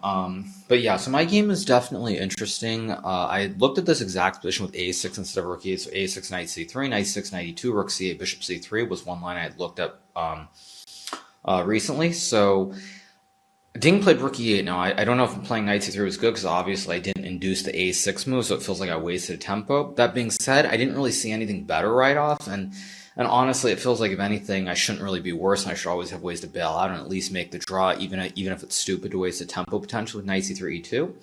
On the other hand, I had a tough decision on this last move because I had the choice of playing this bishop c3 move, which I've seen in the other position with a6 and the rook on f8 versus rook e8, a7. Or I could have played knight c6, bishop c6 on something like knight g3, cd4, ed4, and I suspect the computer probably gives white a very, very tiny advantage there in some position like that, but honestly, I don't think there's a whole lot, and I think it's going to be very, very hard to win the game if I do that, so I'm kind of, in a sense, taking some risk here. I'm trying to throw caution to the wind, because I am on some level trying to induce Ding to play c4 here if I can, because then I get to go bishop f5, f4, knight g3, and I mean the fun starts on the king side.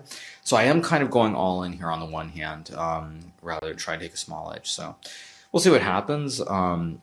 Magnus's game, if we move around the horn, looks maybe it's tiny edge for Alireza, but probably going to be a draw if I had to guess. It doesn't look like a whole lot's going on. I mean, Magnus has a one weakness on b7, and white maybe have the big white center with pawns on d4 and e4.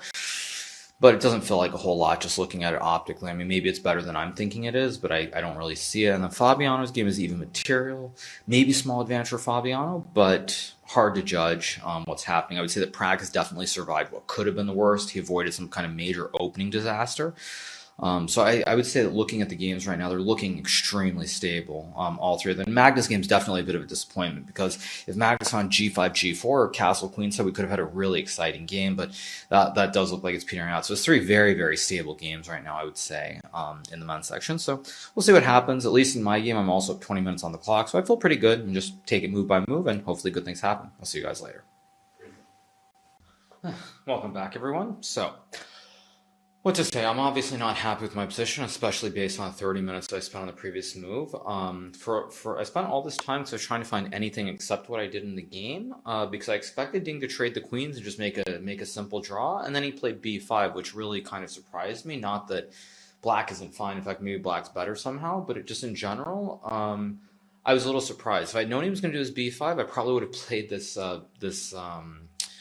bishop e1 move in like 10 minutes instead of 30 minutes because I was basically just trying to find some way to keep the game going. I was sure he was going to trade the queens and make the draw, but now of course it's going to get interesting, and I'm kind of thinking that Ding might actually be trying to play for more here. He might be trying to find some way to keep the game going. In general though, when I think about this position, I should be fine here. I don't really see any great ideas for black. I mean, the only thing I can think of is maybe somehow I could go rook g6, rook c6, rook g6 with bishop c8, bishop g4, or something on the king side. But even that, I'm pretty skeptical. I'm skeptical if that's even possible. So at the very worst, I think I always have knight g3, knight f5, knight d6 to sack the knight, and then just this great dark square bishop should be enough to draw at the very worst. But I will say I'm happy that he played b5 because I thought he was just going to trade the queens and make a quick draw. And so now at least the game continues and there are no instant draws. And I would say at this stage of the tournament even, a draw here is probably the worst result for me. I mean, I'd rather like win this game or lose this game just because I want everything to be very clear cut in terms of where I am going to the final round. Whereas like if I were to, draw this game and then lose an Armageddon or something, which of course could still happen, obviously, there's nothing saying this game's going to be decisive, I would probably be a lot more unhappy. So I'm very glad that Ding didn't trade the queens, because at least now the game goes on, there's going to be play, there's probably going to be some chance to create a mess on the board, and that's really what I'm hoping for in this game. So we'll see what happens, but I would say I'm pretty happy. Magnus's game, Alireza's been thinking forever after c6. I assume it's because he's looking to try to find some way to be better, and probably it doesn't really exist, or he might be just thinking where to put the rook b3, b2, b1. But it looks like Magnus is probably fine in drawing.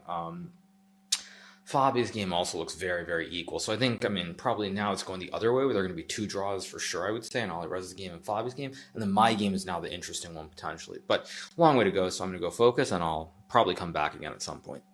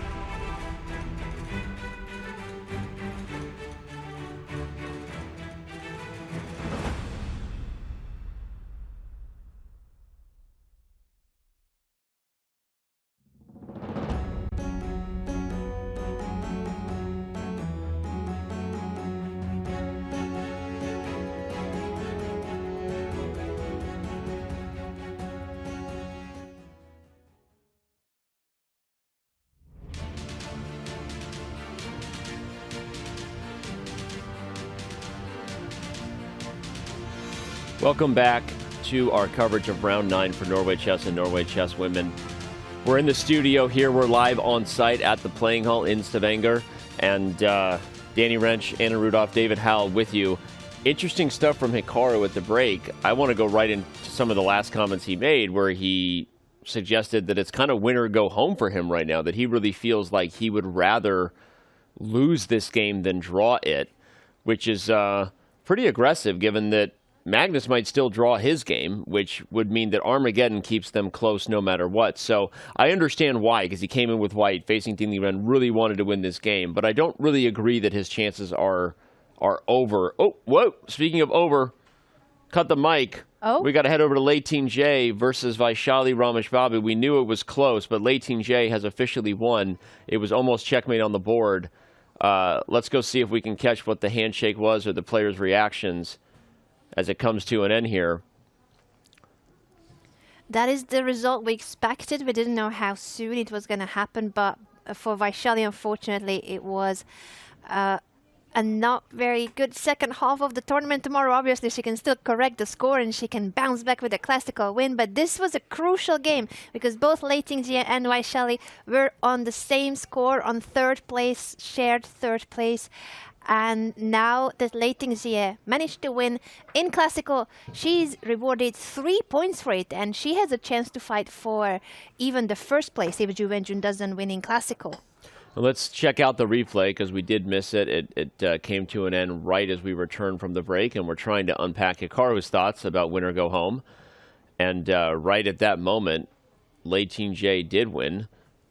Resignation from Vaishali, who's not going home just yet, to Anna's point. She has a round tomorrow, but a 0 officially eliminates her chances to win Norway Chess Women, and big for Lei Tingjie with 3 points. She is very much in the hunt. Okay, well, a great game by Lei Tingjie, by the way. A great attack. We might even show the final moments in a little bit if we have a downtime. Who knows? Maybe we'll get Lei Tingjie in the studio. We're going to do our best if that might be possible. So. Yeah, and I think a key pairing that is also pointed out by our featured chat is that Lei has her own destiny in her own hands if Ju Wenjun doesn't win today, because tomorrow they play against each other. It's huge. Huge, David. Your fate is in your own hands, David. Did you know that? Like, just as like a wow, I said advice. Something so smart, right? You are in control of your own destiny. Wow. In life. I mean, that's groundbreaking very deep. stuff. It is actually. It's deep, and it should feel that way. I feel tingly now with all right, Phaeton. let's go back to Hikaru's game because they're playing a bunch of moves, and we were following Firouzja Carlsen closely there. I know Alireza is getting under time pressure, everyone, but it's still a more tame position potentially than what's happening between Hikaru and Ding. And we can unpack Hikaru's thoughts that he really wants to win this game while trying to get caught up with all the moves they've made. Yeah, this is the current position. We'll talk about it in a moment. We have had about 5 moves since we were last here, so just a quick action replay as Hikaru retakes his seat. We left it after a4, the black pawn structure, the edifice over here being undermined. 3 versus 2 we mentioned, but hard to keep them together intact.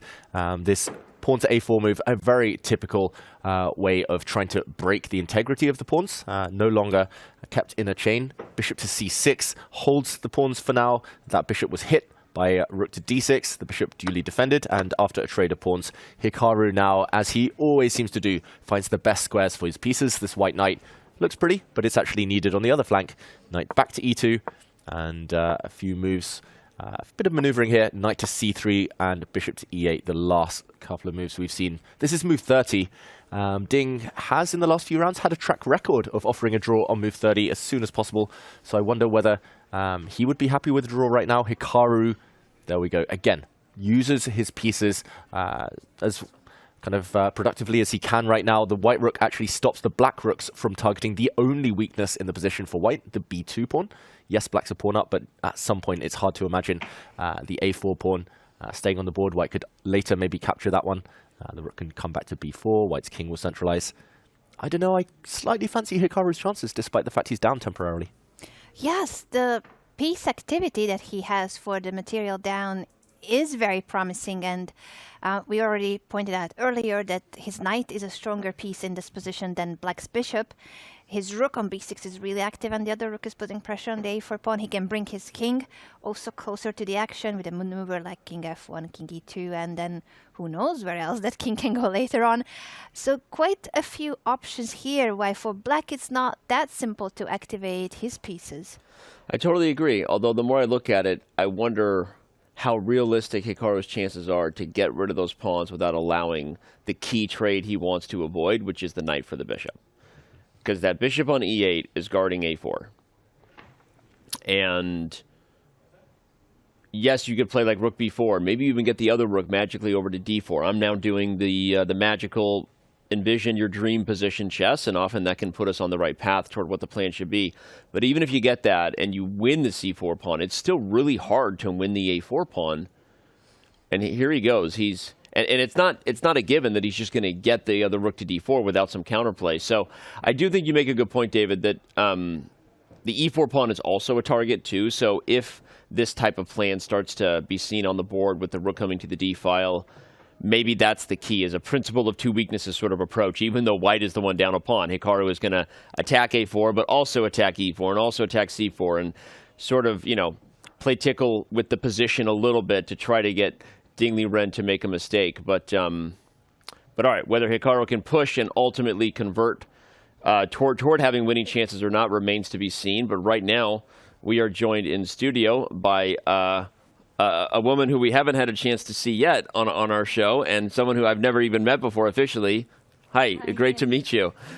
You visited the confession booth and you won. It seems to be good luck for people when they go on their first time. So how was that experience talking about your game in the confessional booth for the first time, and how are you feeling about your win today? I think when I go there, share some thoughts with audience, you can see. Actually, it was very fun. It kind of released your stress during the game, and also when I say it out, and I think I have a more and clear plan in my head. That's great. Yeah. You get a win today, 3 points in classical, right? So you're right back in it. And we want to talk a little bit about your game and get to know how you're feeling. But you now control your own fate tomorrow against Zhu and Jun, right? If you were to win that game. So where does that put you in a mindset perspective going up against your countrywoman Zhu and Jun, who you played many times? I mean, generally, I started with a kind of unpleasant beginning with this tournament, and then made the 7 classical draws. And I think I had never played such tournament before, 7 draws. And then I started to win, maybe something gonna happen. Maybe just like you said, if I decided to go to the confession booth, maybe I can win this tournament. So for tomorrow's game, I think because I'm gonna play with black side, so I don't know what's gonna happen if I play crazy. Maybe. No, it's hard to describe. Maybe I should go to confession booth first and see. I was just going to say, maybe that's the key. You go to the confession booth and then we see what happens. It's great to hear your experience about how you felt like it was a release of stress and also some clarity when you speak out your thoughts, your moves. And we've heard of that from other players like Hikaru. Obviously, he streams, so for him, that's kind of he's used to that experience. But I don't know if you saw any of our clips or broadcasts, but Praggnanandhaa himself had a moment of realization in the confessional booth that he was saying out a line and he thought he was okay. And then he thought about it as he said it, and he realized that no, that line actually doesn't work. And he realized it as he was saying it. So we were thinking, is this really a feature that would be useful for more tournaments, more super tournaments and more women's tournaments? And would you be happy to go more often now that today you tried it out and it seems to be working? Actually, I wanted to go to the last game because I think confession booth was quite busy because Pia was there and Magnus was waiting for it. And I was thinking about, because my opponent spent a lot of time on that move. And later on, she played the queen c5 because in the opening, and my game was complicated later on. I don't have enough time. But when I have a thought of maybe I will go there, maybe I can win the game also. So there's a queue already at the confessional. We didn't know about that. That is headline news now for the confessional facts that we are collecting. Let's pull up the bird's eye view too here while we keep talking to Lei, just so that we can keep an eye on those positions for everyone just tuning in. It looks like Hikaru Nakamura and Liren have headed toward a rook ending. That Hikaru is going to try to push that endgame. It is possible to try for a little bit. But David, I saw you were about to ask a question, so I'll throw it to you while we get an update on where the games are at. Yeah, I just wanted to ask, firstly, congratulations. But what moment today were you confident you would get the win? Actually, when she played the e6, I don't know, this move order, I didn't expect it, but I kind of analyzed e4, bishop e2 this line before, so I had some thoughts about this position. Yeah, the team's on it. They're getting cool. Sorry, I didn't realize that our board was not catching up yet. Yeah, and later on when we get that endgame position, I remember there was a line, I don't know if I remember exactly right.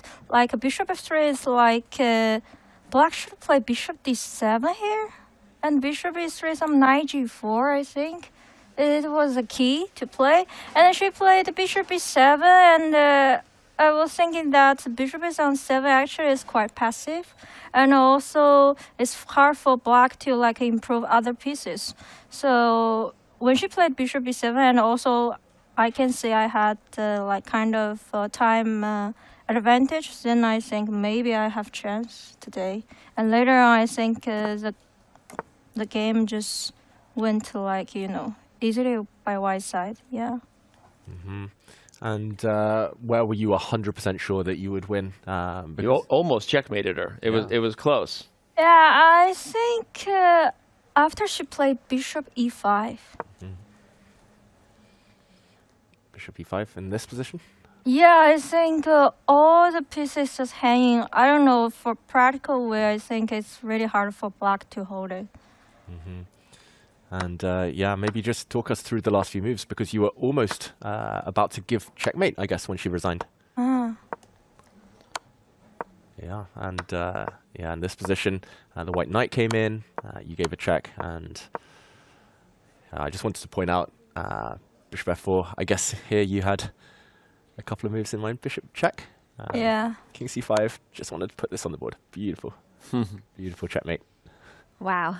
That would have been very pretty. This is what Vaishali saw and resigned before it could be on the board, although it would have been very pretty. Like I heard this, depending on the player, sometimes they would allow it for the aesthetics because it's unavoidable. I think Grandmaster Peter Swidler mentioned it too, that sometimes he would play it out because it's also art. It's art on the board to have a mate like that or a variation like that is so beautiful. But it's also like, kind of... how to say, stressful for another one. Yeah, true. Self-torture there. Well, you've now played Vaishali a few times. I'd love to get your thoughts on her. She's obviously a young kind of rising star. Now she's having a bit of a tough end to the tournament after having a very good start and finishing the candidates tournament in Toronto very well.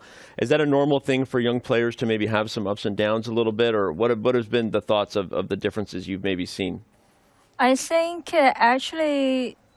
after these 2 wins, okay, you cannot say. But I think before, I think I'm like the same way, because I think I also feel like, how to say, like I don't know what to do. I don't know what's the goal for me, and because for me, like this time control also like quite new for me, and also after the candidates, like I didn't like recover yet, so it's like quite tired. But I can say like Vaishali is such a player. She is quite energetic, and I think she's now is like a promoting star. And I can see she actually is quite resourceful, and especially she has a brother like Pragg. Like I think everyone will be like admire her. So yeah, I think actually I think it's better for chess, like especially for women's chess.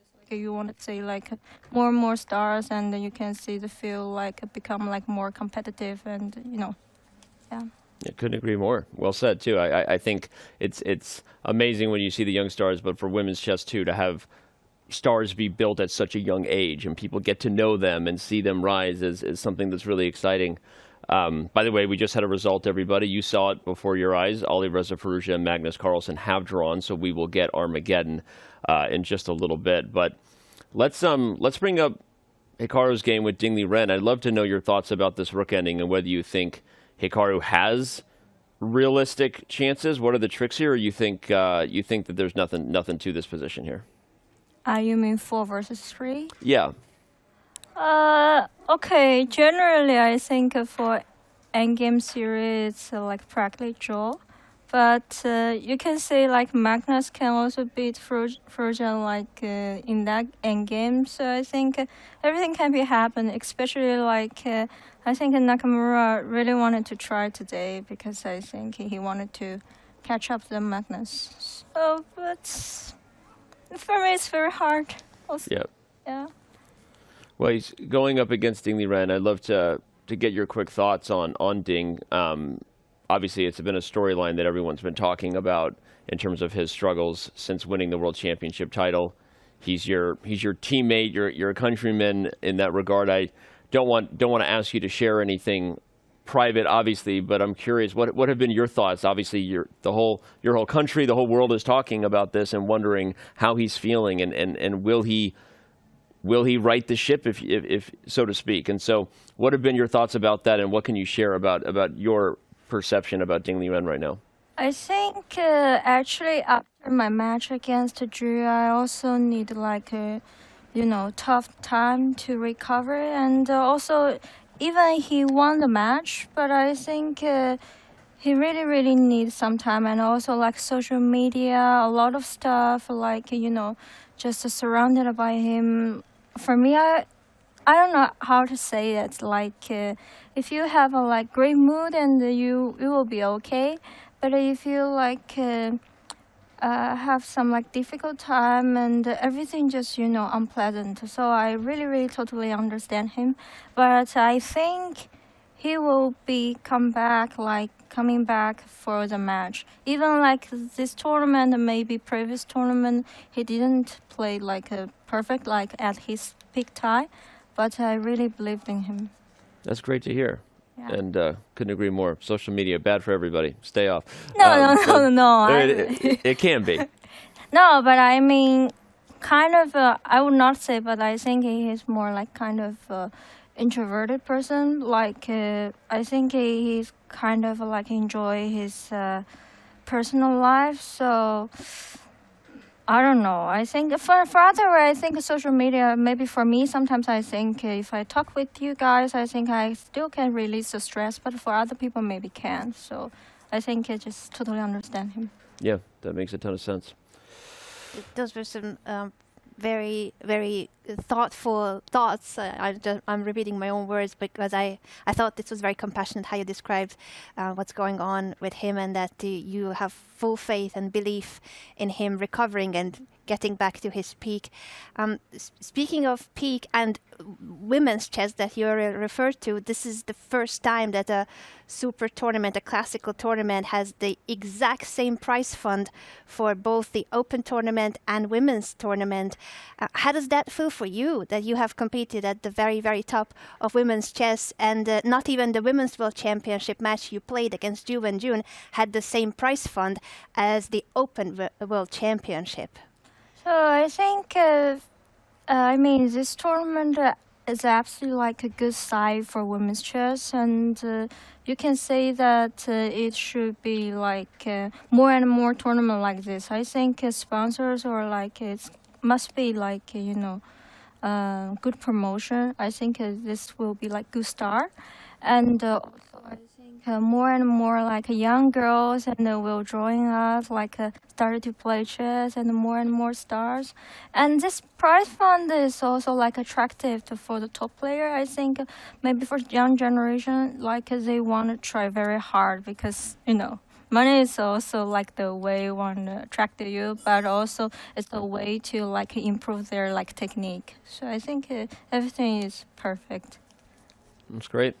And we agree with you. We think it's a good start, and this is a good start maybe toward your commentary career. This has been awesome having you here, and you joined the confessional booth, and then you join us here, and streaming tomorrow.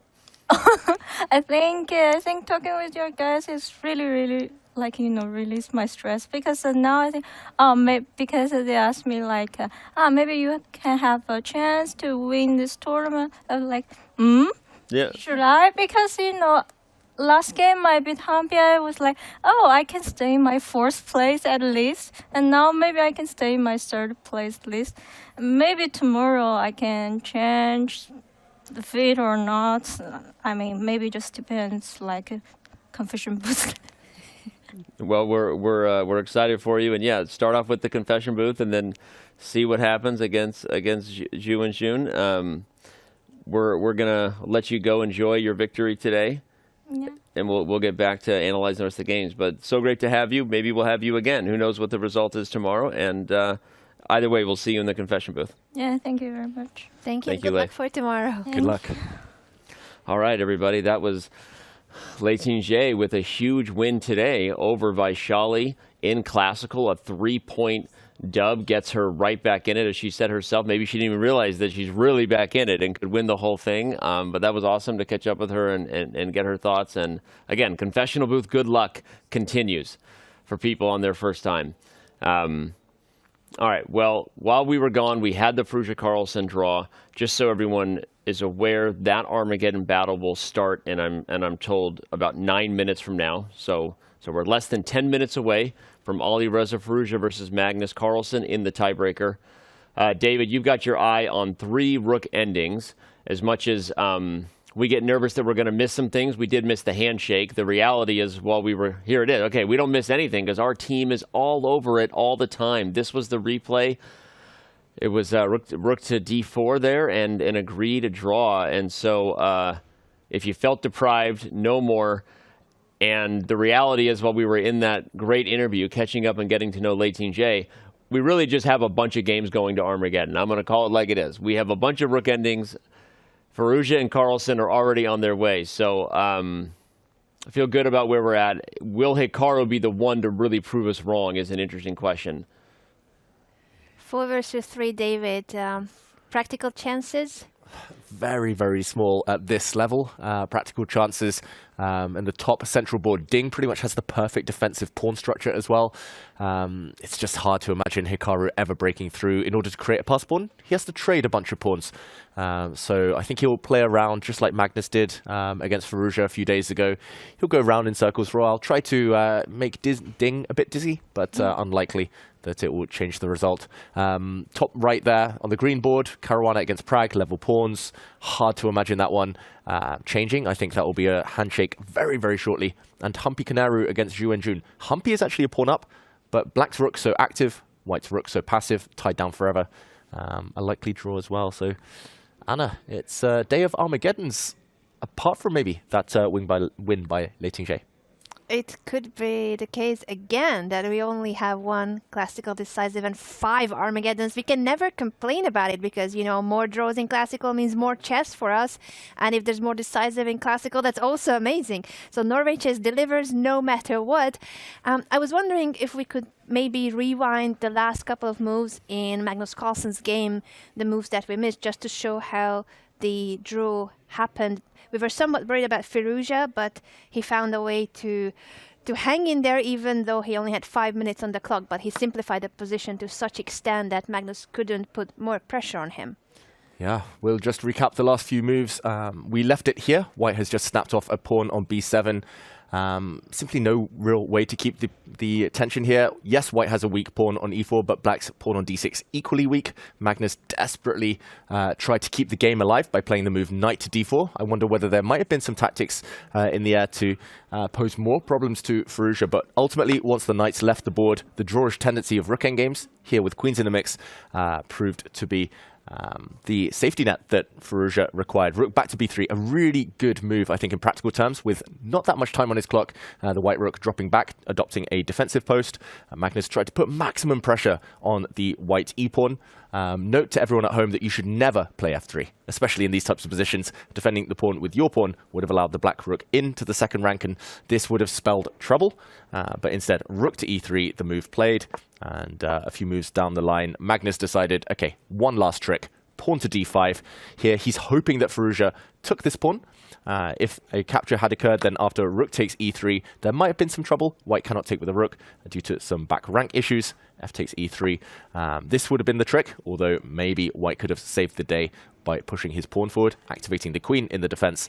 Ultimately, though, Firouzja took the safety first approach, pawn to e5, and here it was Magnus, unable to make any progress, who offered the draw with rook to e4. A bunch of trades were about to occur, and total liquidation of the position. This is the definition of a drawn rook endgame, and ultimately a fair result. And maybe Firouzja took the safety first approach here, but a reminder for everyone, there is no safety first choice when we go to Armageddon, especially against Magnus Carlsen, whose record in Armageddon is absolutely bananas. But on that note, we should actually point out, Alireza Firouzja has won every Armageddon battle he's had when he has the white pieces in this event. So, big storyline ahead here. It starts in about 4 minutes. yes, Magnus is Mr. Armageddon, as if he needs to be the best at another variant of chess. It's like, come on, Magnus, leave some for the rest of us, right? But Magnus is pretty dominant when it comes to Armageddon, but Firouzja has been on fire with the white pieces in the format. So that sets the table for what should be a pretty awesome battle ahead. I love that Hikaru is on a massive king walk trying to create anything he can. I don't know where he's going with that, and we're not laughing at Hikaru, more with him, that he's trying to make something happen out of nothing here, but I don't think this is a win he's going to get in Classical. But I also don't agree with his earlier take from the confessional booth that his chances are over, if not, that he said he was kind of win or lose for him. You know, I think now that Magnus is at best getting a win in Armageddon. Oh, by the way, for a second I thought we almost had a draw agree there with the body language. It's going to come down to the last day, which is what the fans want. Yeah. Tomorrow, we all wanted, yes. Round 10, it will all be on the line pretty much no matter what happens here in these Armageddon battles. Yeah, these are going to be the most fascinating Armageddon battles of all, because at this point, every half point counts. Yeah, a win here, vital. By the way, apparently another Hikaru confessional visit happened while we were in the interview with Lei J, and it just dropped. Everybody wake up. Hikaru new confessional just dropped. Let's check it out right now.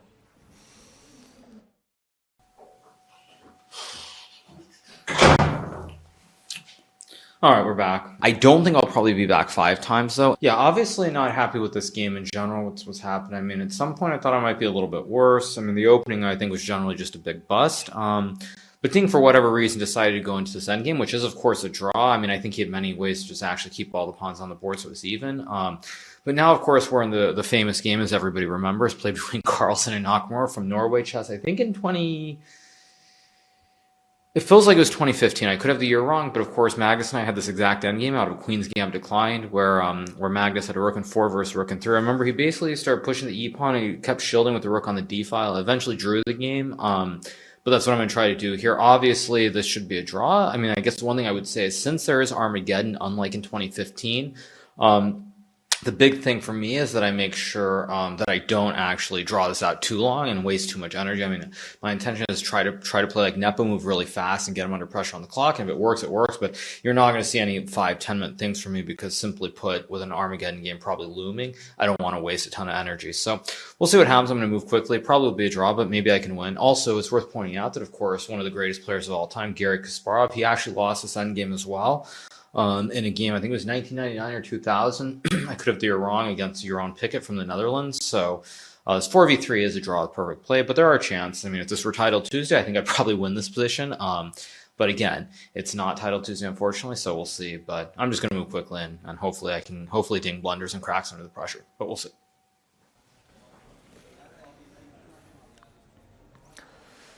It is not Title Tuesday. That is true. Breaking news. Breaking news from Hikaru Nakamura, right? In Title Tuesday, I would actually bet on Hikaru to win this endgame like 9 times out of 10. Like, that's what happens in Title Tuesday in these formats. And swindling your opponent online in Blitz is a very different thing than grinding down the reigning world champion in an objectively drawn rook ending.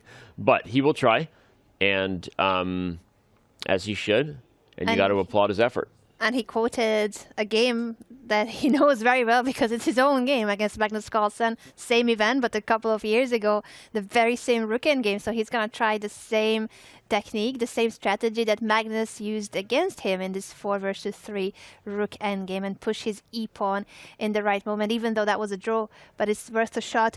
Interesting, though, that he added that obviously this is an endgame he was going to try, but he doesn't want to try for forever to push because he will need to keep some energy for the Armageddon. Yeah, and ultimately that's the dilemma here. It's like, okay, you lose your own energy, but maybe you burn Ding's energy. It's always a toss-up between kind of what the most important is here, whether you want to tire out your opponent or whether you want to kind of focus purely on yourself. But speaking of energy that we need for the Armageddon, guess who just sat down at his board, revving up his engine for the Armageddon? It's Magnus Carlsen. We're going to switch to the 2-board view here in just a second because we are T-minus about 30 seconds from Armageddon getting underway between Alireza Firouzja and Magnus Carlsen. Again, obviously Magnus is in the lead, and we know that he is the king of Armageddon, but Firouzja has not lost. He wins every time he's white in Armageddon here at Norway Chess, and it's a big win for Firouzja. Yes, it seems to be even more of a two-horse race going into tomorrow because no one's getting a classical win today, we believe, but Firouzja is a part of this race, and it's not over yet. Both him and Pragg are within striking distance because should all the play continue where we think it's headed, no one's getting a classical win today. I think that Fabiano Caruana and Praggnanandhaa will also draw, and unless Hikaru proves everybody wrong, that game will also go to Armageddon. So, not sure where Firouzja is. The game was supposed to start a couple minutes ago, so I don't know what the rules on Armageddon are. I don't think they start the players' clocks or anything. Magnus waiting, kind of seems bored. Probably watching the Rook-N game or Rook-N games. All the remaining games are Rook-N games. And we shouldn't forget that these two have recent history against each other in Armageddon Chess at the Chess.com Classic just last month. Firouzja defeated Magnus twice in a row in Armageddon to win the whole event. So Firouzja with some happy recent memories, Anna. Yes, happy recent memories, and that should give you confidence. On the other side of the coin, does that give Magnus even more motivation to take revenge, to go for it? What do you think, David? Definitely. Magnus loves having a score to settle. We see the handshake.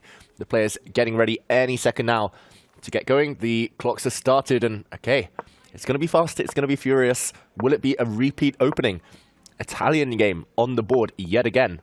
Who has done the better homework in that little break? And how many of the moves will be repeated from their classical game earlier today? Bishop is on g5, so as Hikaru said, you had to play h6 earlier as black if you want to prevent that line. Magnus is entering the very same line, and it's solid. The way he played earlier, so favors the player with the draw odds. He called it a cop-out. He's gone for it, Magnus Carlsen. He's repeating the exact same moves that we saw in the classical game. And Firouzja, the first to sit back, pause, sip some water. Wow. Mind games at play, Danny. I think it's a great decision by Magnus, honestly. And I wonder if Firouzja is ultimately going to be surprised by this, or if he looked at this with his second in between. We know that they've quickly grabbed the computer and worked hard at times, right where we can see them, just over here to our right. I didn't see them this time. Doesn't mean that they weren't preparing somewhere else. But this is preparation. Wait, it's preparation. Played G5. He's sacrificing a piece already. He played G5, and Firouzja sacrifices the knight without thinking about it at all. We are in for a thriller, boys and girls. This is not going to be a grinded-out Magnus Carlsen draw. Firouzja's all in, and I love it. Yeah, this is fantastic Armageddon strategy. Firouzja has his second here on site. Clearly some work was going on behind the scenes. Oh my god, so many Explosion. hanging pieces. This is crazy. What in the world is going on here? The For knight now? takes the bishop, the queen takes the bishop. It's crazy. And they're both splitting it out. Sorry, David, but it's just like both are prepared. Both know what's going on. Show us the lines, David. Show us the lines. I'm not sure what to show you. I mean, right now the black queen is hit. She has to move. I think there was actually a lot beneath the surface just a moment ago. Quick action replay. G5 played. Bishop to D5 was the last choice. Firouzja here deviating from that earlier game. Knight takes G5. Fireworks. This is going to explode. Magnus playing knight takes D5. This was given a mistake by the computer.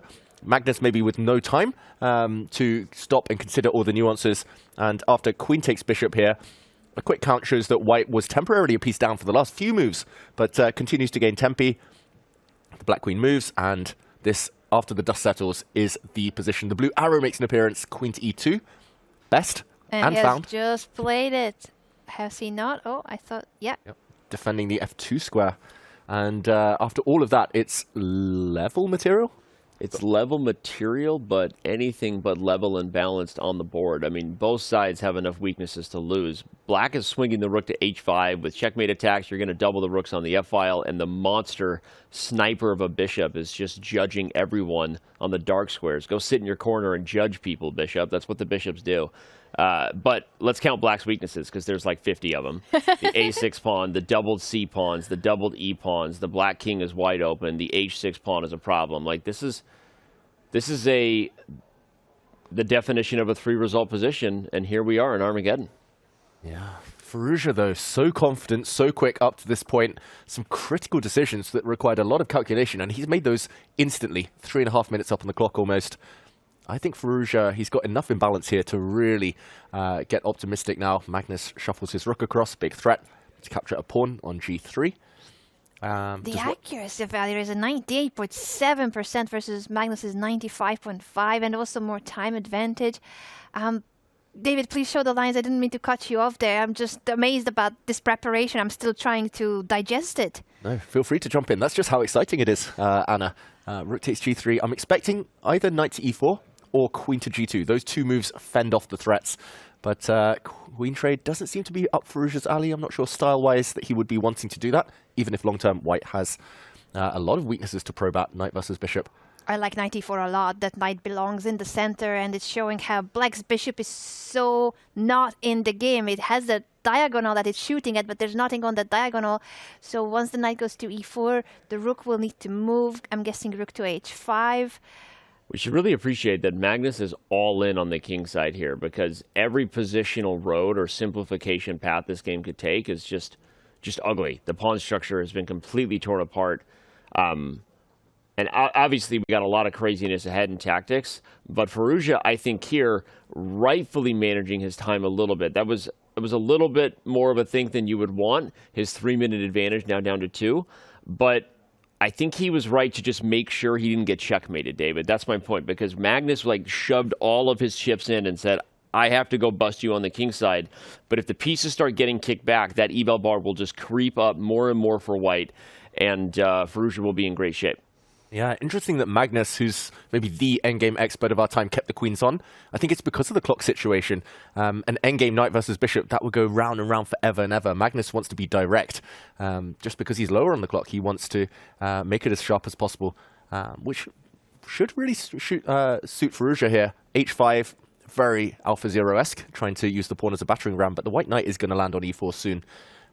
This is so sharp. I don't think it's as straightforward as the eval bar would mention, though, which would suggest. No, I totally agree. And it's even if white is objectively better according to the eval bar, this is a practical game. That's why it's played between two human beings who don't have the luxury of that.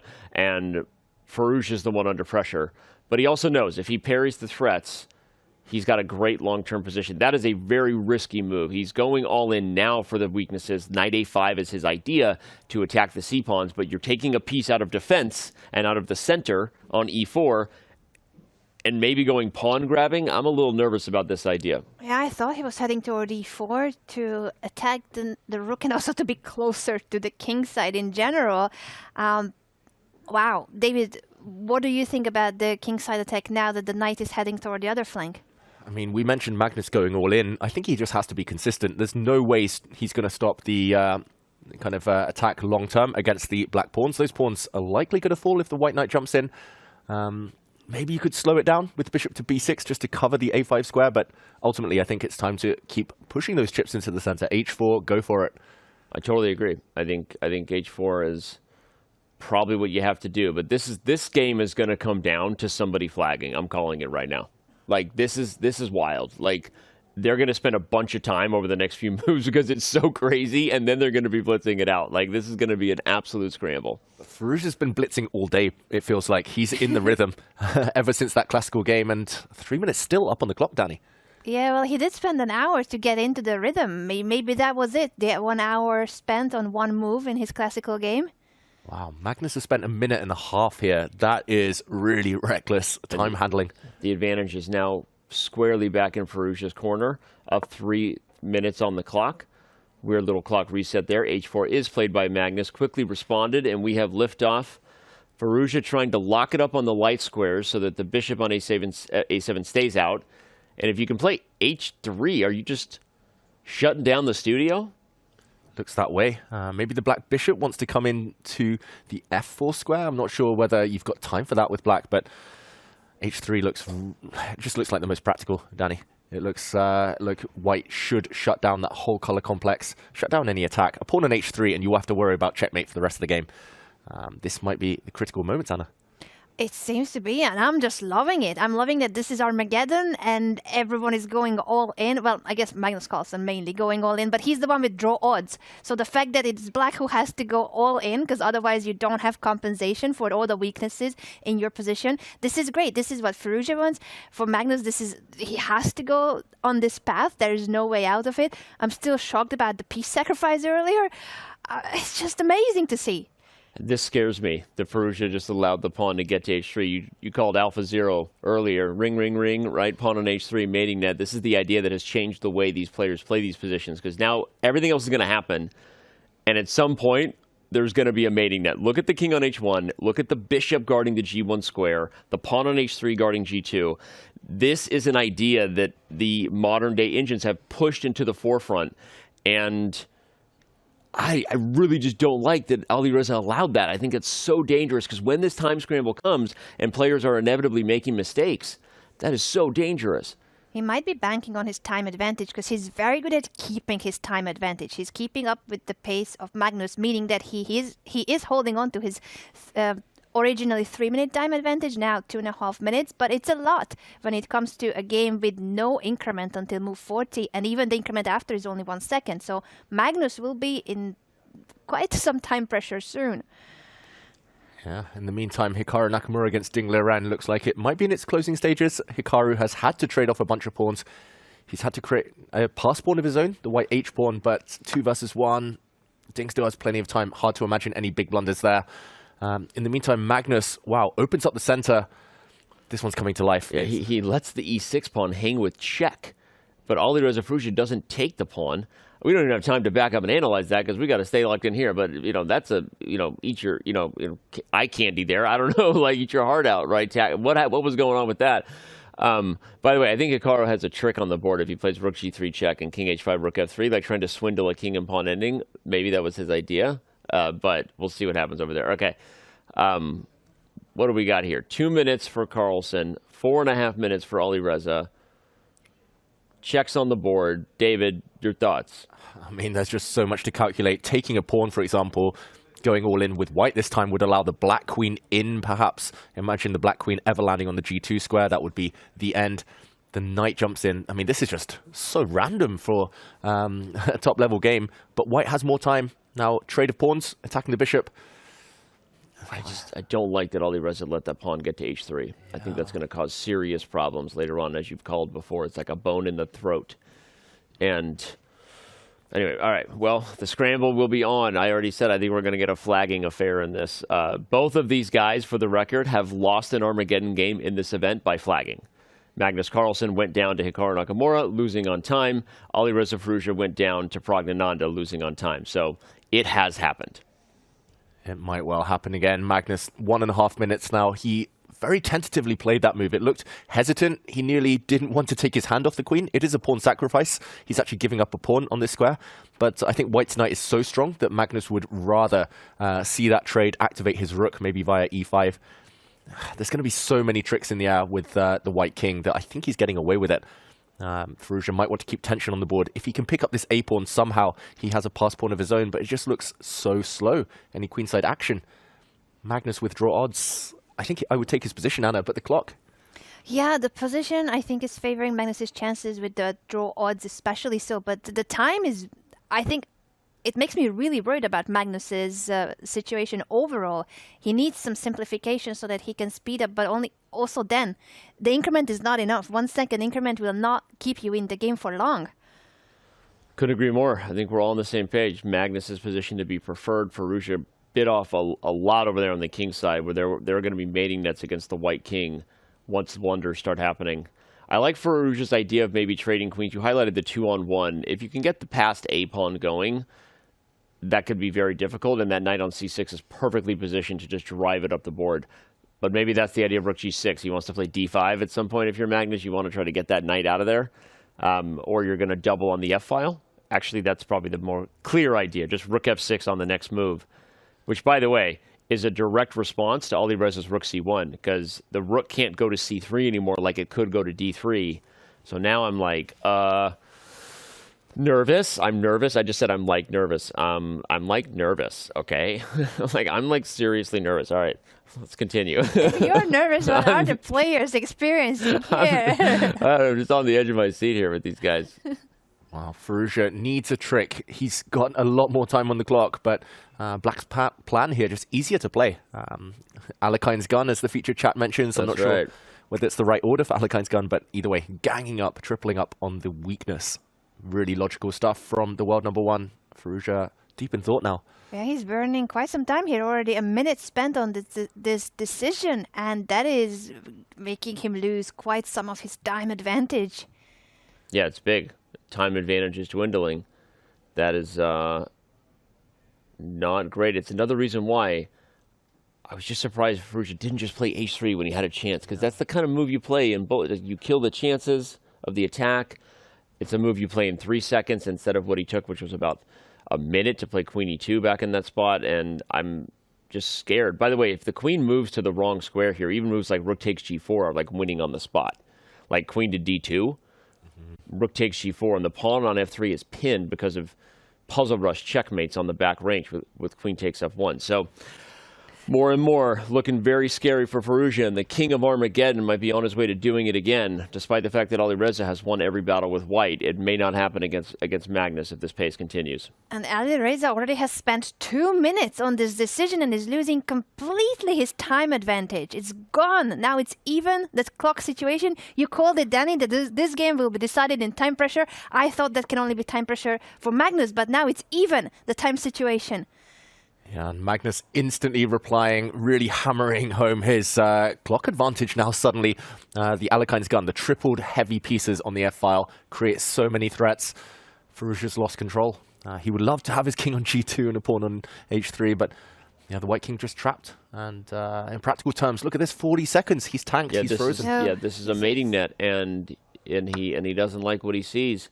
By the way, Humpy Canero and Zhu Jun have drawn their classical game. They didn't like what they saw anymore. They're going to throw down in the tiebreaker known as Armageddon. So we have nonstop action likely from here until the end of the day. Don't go anywhere. Round 9, Norway Chess. Norway Chess women. You know what you want. Yeah, Magnus getting all the pieces off the board. This game has completely transformed. It's an ending, but the white king is in so much trouble. The white rook slides behind the a-pawn, but a losing blunder from Firouzja.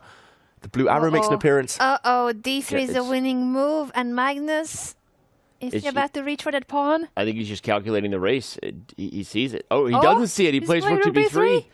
D3, a5, d2, a6, and rook e3 was threatening mate. That's what Magnus missed. It's not just the threat of the pawn. It was a tempo. And now we're in a drawn endgame. Lucky for Magnus, it may not matter because a draw is as good as a victory. He wanted to play safety first chess, but we see the clocks. 7 seconds against 40 here. Black just in time to hold the white a-pawn, but still complicated. Still anything could happen. Yeah, this is now... okay, 3 seconds. 4, 3, 2 seconds, 2. you gotta move. Wow, he's making moves with only a couple seconds left. He's gonna flag. I said someone was gonna lose on time. Sorry, I screamed. I'm scared. Firouzja made a move with 1 second on the clock. And again, he's doing it. 1 second. It keeps going down to 1 second. He's not gonna be able to do it. Yeah, and the game has gotten away, and Firouzja knows it. He shakes hand with the Armageddon King, accepts his first L with the white pieces in Armageddon here in 2024 Norway Chess. So someone's streak had to break. Ultimately, it was Firouzja's, and a great victory for Magnus Carlsen, who currently extends his lead over Hikaru Nakamura as the standings now sit. What a game this has been, starting from that piece sacrifice in the opening by Firouzja, his preparation, and Magnus going all in on the kingside attack. This game has had everything. I agree. And looks like everything is coming to an end there between Hikaru Nakamura and Ding Liren after king to g3. The king comes behind, and we have a drawn endgame ahead. That one will also go to Armageddon. Any moment now.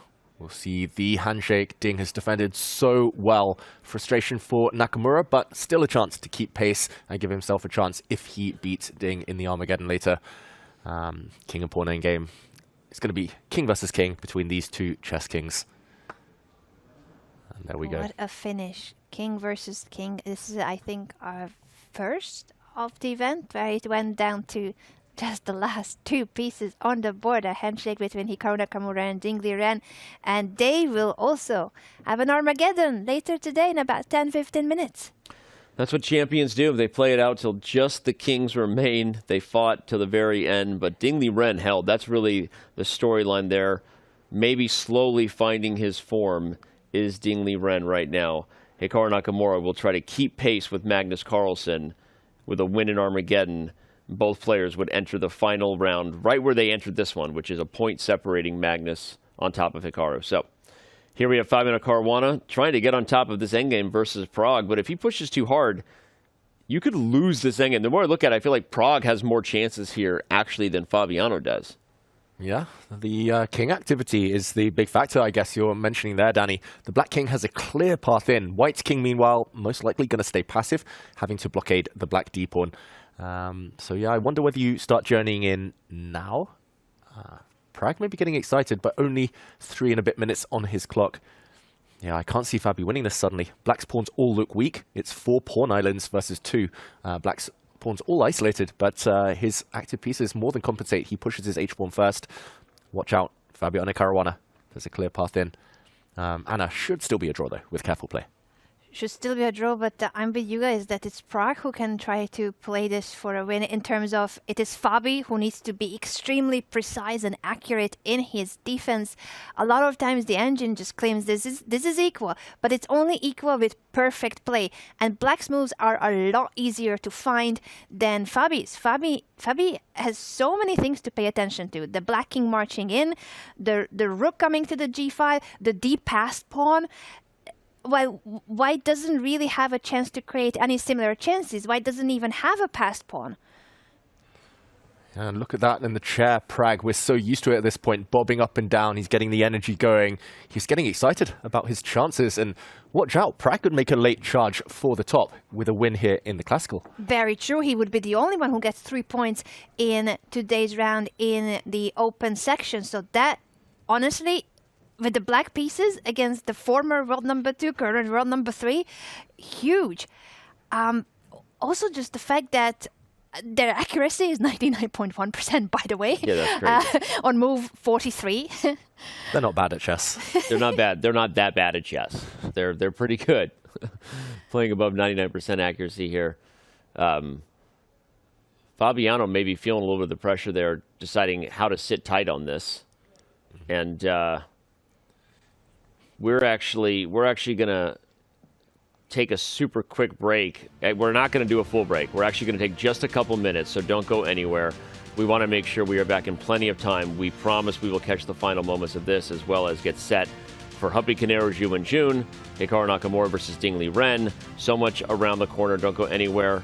After this short break, round 9 of Norway Chess and Norway Chess Women continues.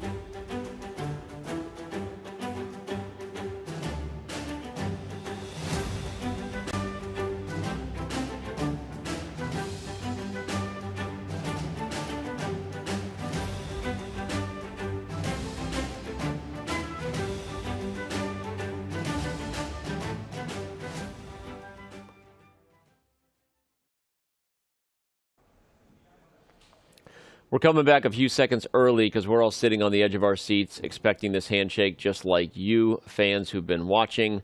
One more repetition and/or the call of an arbiter will signal our last game in Classical coming to an end. And I think we're seeing it right here, right now. The players just shake. They're way past move 30, so they don't even need an arbiter's claim. They can just agree to a draw, and they do.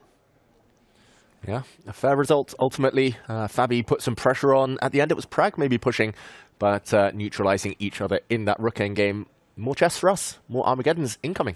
We'll have to see that. Today, this is going to be Armageddon number 5. Only one game was decided in classical chess.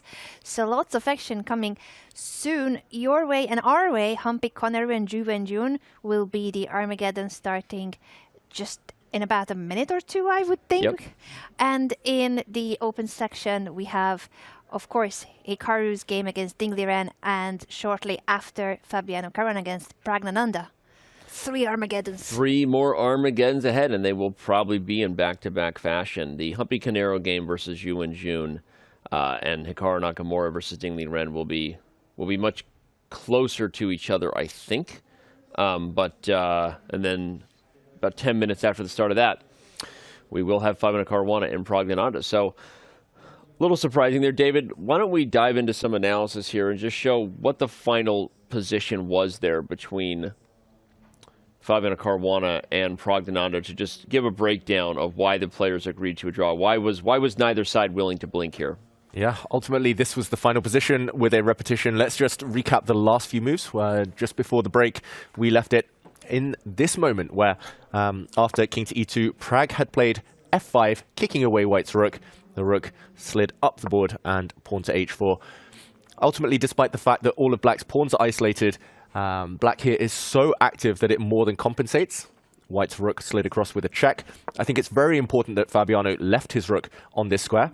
Also, his next move, king to f2, preventing the black king from coming in. It's what we call the opposition, where you shoulder off the opponent's king. Neither side can make progress here. White's rooks are tied down, the white rook covering the g file, the other white rook on the 4th rank, keeping the d pawn pinned. And ultimately, Pragg here felt he had no way forward. He chased the white rook around the board, and a bit of a yo-yo here, a dance between the rooks. If here Fabiano had tried to play for a win, for example with rook takes rook, we would have seen most likely a draw anyway, with pawn to a3, creating a distraction. Black has no way forward due to this nasty pin along the 4th rank. And yeah, just the status quo maintained. A draw, a fair endgame result here. Fair result, and overall in their mini-match, Praggnanandhaa must be really happy. Just like he was happy about how he did it in Classical against Magnus. He won his mini-match against Magnus 1.5-half, if we only take a look at the Classical. Same against Fabiano, 1.5-half. He's only 18 years old, and he's just winning these mini-matches against the best players in the world. No, it's amazing. And moving up the Classical rating rankings along the way. Praggnanandhaa, I'm not sure where he'll be at the end of Norway Chess, but he's on his way, moving on up, as they say. And we are about to move over to our first Armageddon battle that I think is seconds away from getting started. Zhu and June has taken a seat at the board. Humpy Canero not quite there yet. Zhu and June obviously in the driver's seat as far as Norway Chess Women is concerned. She entered today a 1.5 points up on the field.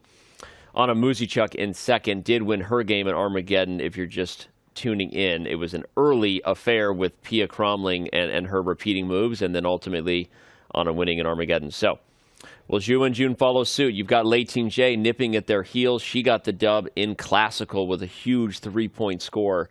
So Zhu and June feeling the pressure. She goes up against her countrywoman, someone who she's played for all the marbles in the world of chess in a world championship match before. So can't wait for that already, regardless of what happens here. But where is Humpy Canero? We're gonna find out soon. Yeah, and what you mentioned about Zhu and June versus Lei Ting-jae for tomorrow, she was here early in the studio, and the way she was describing that, she didn't even realize. First, when she won, she thought she's securing her 4th place the other day. Today, she thought, oh, she's securing her 3rd place. But it's true that even if Zhu and June wins in the Armageddon today, if my maths are not failing me, which they often do, but I think that Lei Ting-jae also could tie for the first place in case of an Armageddon win. So not just classical. I think she also might be able to share first place and play a tiebreaker with Ju Wenjun if she wins tomorrow, draws in classical, wins in Armageddon. Probably should be checked by others because I'm terrible at numbers, but I think that's the situation between the two.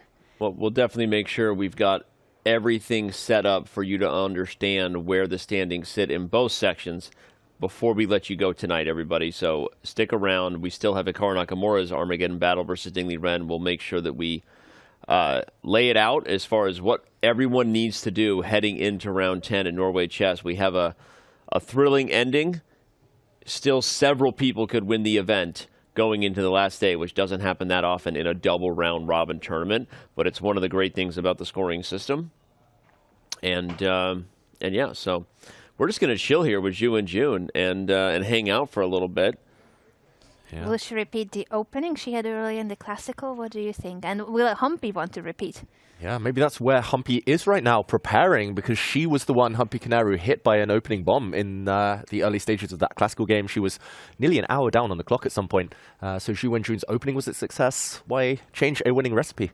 It's funny, I felt like we didn't get enough time to dive into the opening because the moment we left it, they kind of petered out into a middle game that we called very early as heading toward the Armageddon that we now have. It just didn't have a lot of fire on board, and rightfully so. I think we kind of neglected it a little bit, but that opening was spicy, and the prep was very real, and we didn't even have a chance to analyze all the ways that Ju Wenjun might have actually gotten some tactical tricks against Humpy Kanaru early on. So yeah, very dangerous is what we're pointing out, that if Humpy Kanaru doesn't come to the board with a slightly different plan here, she could get in trouble early.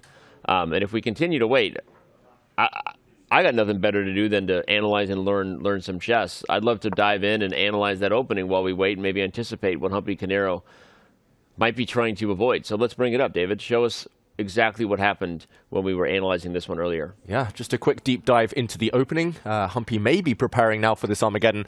We last left it actually a long time ago. So we saw the black knight now leap forward, attacking the white queen. C5 coming next. Humpy Kanaru in the Armageddon. I think she was shell-shocked by this this opening, and she decided to curl up, try to be solid here, start retreating her pieces. Queen back to d1 at start square. C5, the white pawn hit the black knight, but tactics. Ju Wenjun, clearly the better prepared player so far today, played the move queen a5. Tactics on this diagonal, the rook undefended, so there's a pin, and after bishop d2, we saw everything fizzle out, a bunch of exchanges, and ultimately a draw a bit later on. And as we started analyzing it, I think we have lift off in the Armageddon. So Humpy will have the answer. Whether she's going to repeat, she's not repeating the opening. No, we got b3 on the board early. Okay, I like it. I like it. Surprise the opponent. There's often a huge psychological impact getting the first surprise in. And Ju Wenjun, she trades a set of pawns rather than back up her center. Humpy Kanaru really flexible now. Extra kind of influence in the center with her pawn structure, Anna. I like it. I think this was a great opening choice by Humpy, and it's something that Ju Wenjun probably didn't expect. Doesn't mean, of course, that she doesn't have a sound setup with the fianchetted bishop, but it's certainly what white needs in an Armageddon. You need it to be a somewhat imbalanced, playable position so that you get a chance to play for a win, because white is in a must-win situation in Armageddon. Yeah, the problem with surprising your opponent, though, is sometimes you surprise yourself, and Humpy Kanaru, bit of a long think now, over 35 seconds, just choosing how to develop her pieces, where she wants to put her light squared bishop, where she wants to castle, how to build the center.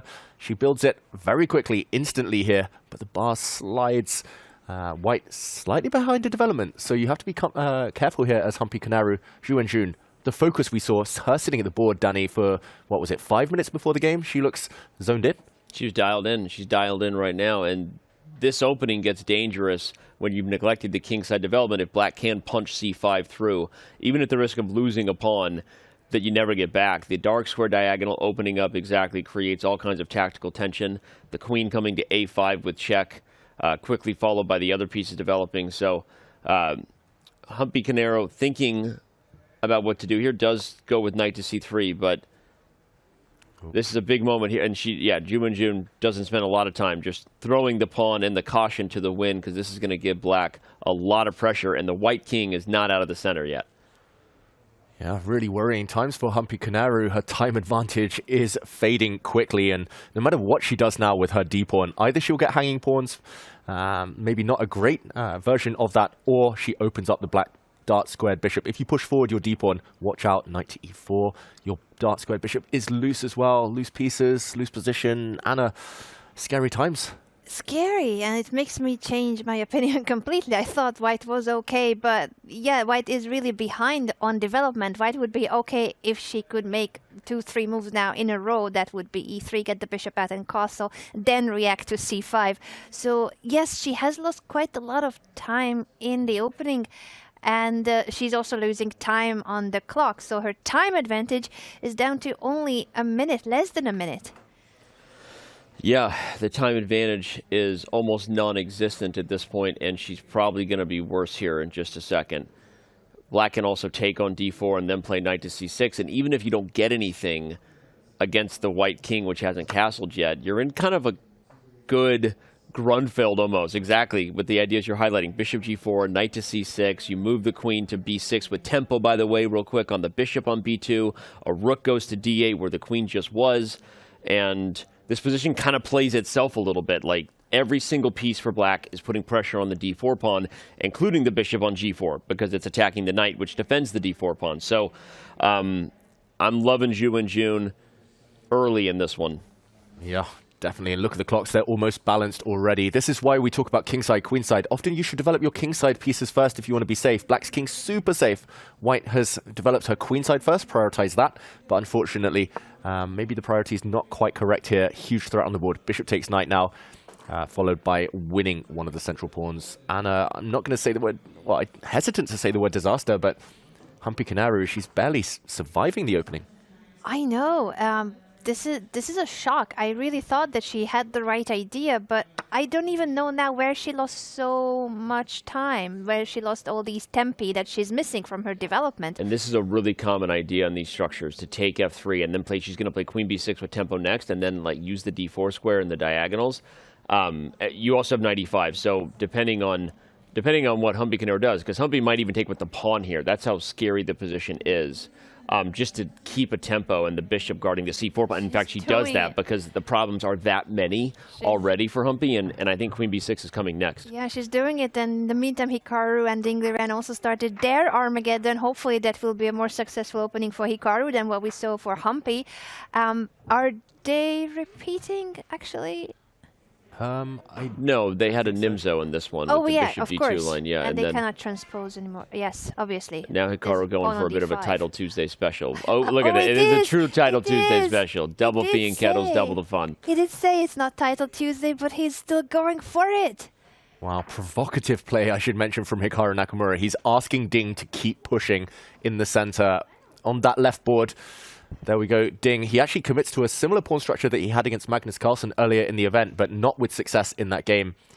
Hikaru, yeah, this is a blitz special. Yeah, Hikaru knows these lines. It doesn't mean they're great. You see the eval bar has already given black an edge, and for good reason. Black has a space advantage in the center with the pawn to d4, and here comes knight c6. You can have e5 in these positions. It's a Benoni, reverse Benoni, and as Magnus said, even if white gets a good position, it's still a Benoni, which, if you didn't get the memo earlier, it means son of sorrow, and it rhymes with baloney. Benoni is just bad. Son of sorrow, baloney.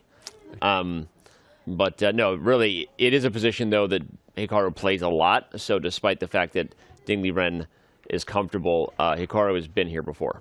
Yeah, you can tell 9.5 minutes against just over 5.5 minutes. Hikaru's time advantage growing by the move, Anna. Sometimes dubious chess, in practical terms, can be the best chess. Yeah, and who would know it better if not Hikaru? He was referring the other day to his Armageddon game as if it was some kind of a hustler in a park. Not that he did it intentionally, but it was a funny comment that even that happens in over-the-board top-level chess sometimes.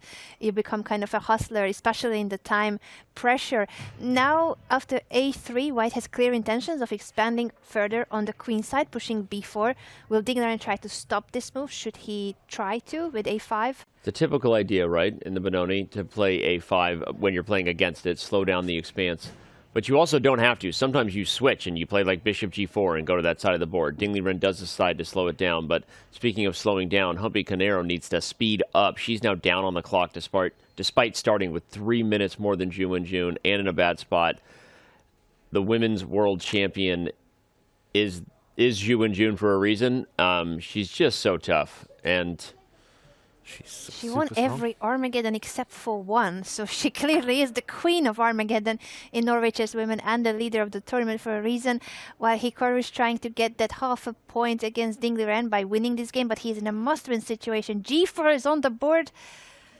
Wow, he's going to keep pushing. He's going for Ding's king right now. Hikaru playing on both flanks. The most ambitious moves every single time. His time advantage, his clock is growing as well. Ding under some serious pressure. Forget the eval bar right now. It's just chaos. I love this g5 move. This is just crazy chess. I love it. Play on both sides of the board. Forget conventional wisdom. That pin is super irritating for black. The bishop on g5 pinning the knight to the queen. And you might play like knight h4 next and bring the queen out, or even knight d2. So the nice thing about these positions is the pieces always have clear squares they want to get to. White has a lot of ways to improve the position on a micro level. And the main thing I want to highlight, because I didn't notice it till now, is Ding Liren is down by 4 minutes on the clock. So bad stuff over there. Yeah, this is probably the biggest time advantage we have seen in Armageddon. Starts with 3 minutes, and Hikaru has only started gaining further time advantage since. Yeah, Ding's position is fine on the board. As long as he has time enough to figure out when to break, when to kind of switch from defense to potentially trying to go for tactics. I do worry about the clock situation, but ultimately, so far, Hikaru's prodding on both sides of the board, not quite panning out. On the right side of our screens, Humpy Canero against Ju Wenjun. Black is in charge.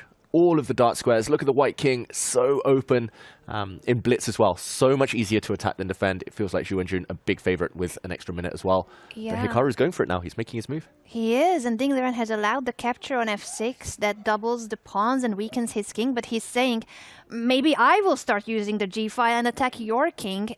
Both kings are in quite a questionable situation on the open g file.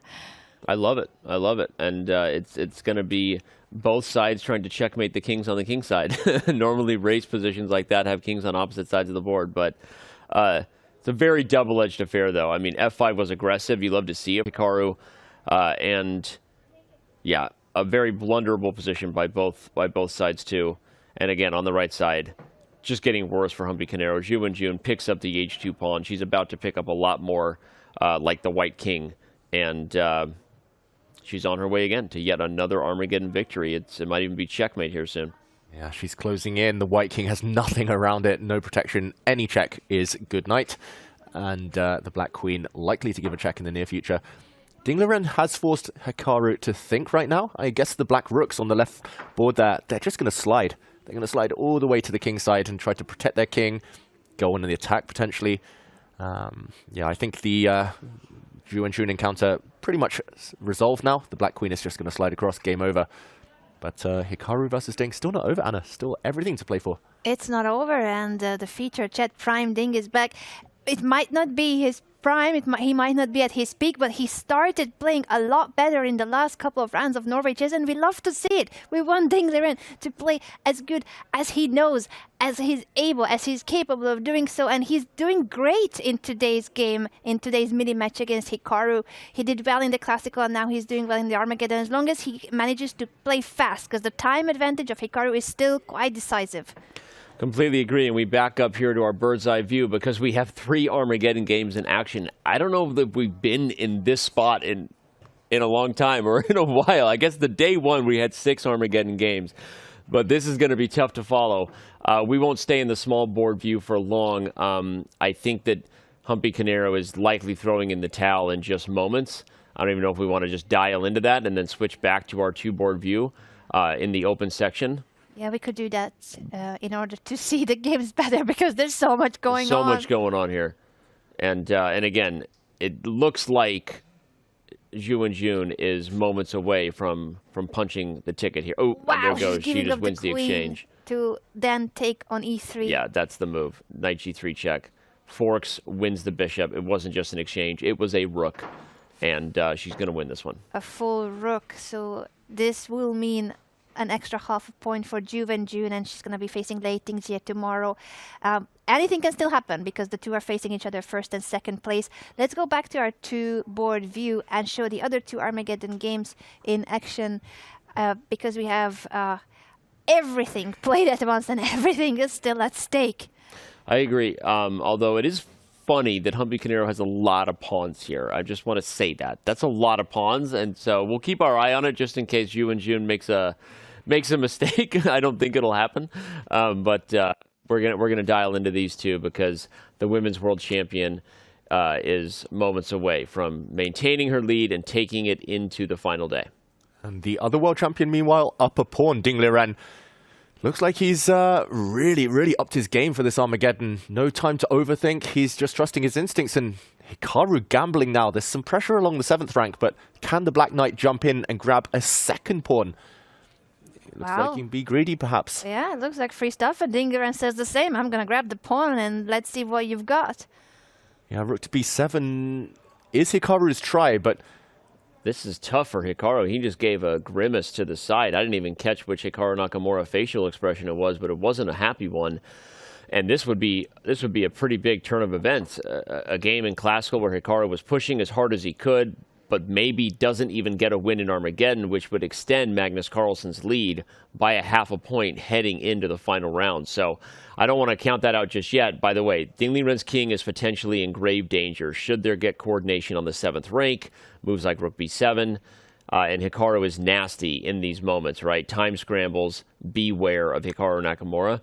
But yeah, looking great for Ding on the chessboard. Yeah, 2 pawns up. Luckily for Ding as well, rook b7, impossible right now because the white queen would be trapped after rook to a8. So right now, Hikaru, he's shaking his head. That's why I think he's realized that his counterplay not quite quick enough. He leans forward. This could be huge. Magnus Carlsen cheering on Ding Liren from afar right now. For the tournament standings, look at that beautiful pawn center from Ding. Everything's connected and Hikaru in retreat mode. He needs a miracle. He does need a miracle. The time advantage is still in Hikaru's favor, but everything else is so much more so in Ding Liren's. The advantage, the evaluation bar, is going further and further in Black's favor. It's decisive advantage by now. The computer is saying -6 even, but obviously it still needs to be played out. And Ding has to play very fast because there is no increment until move 40, and even then, it's only 1 second. And he might get Connect 4, by the way. Connect 4 for the score. It always wins. If Ding Liren plays d3, go for it. Connect 4. But rook to b7 creates some tricks. You have to be super careful here. Don't think Hikaru is not looking for tactics. Beautiful, beautiful move there, though, from Ding Liren. Just controlling the 7th rank, safety first. Really good practical decision. And yeah, Hikaru just frustrated in his attempts. He's only attacking with a rook. That's not enough.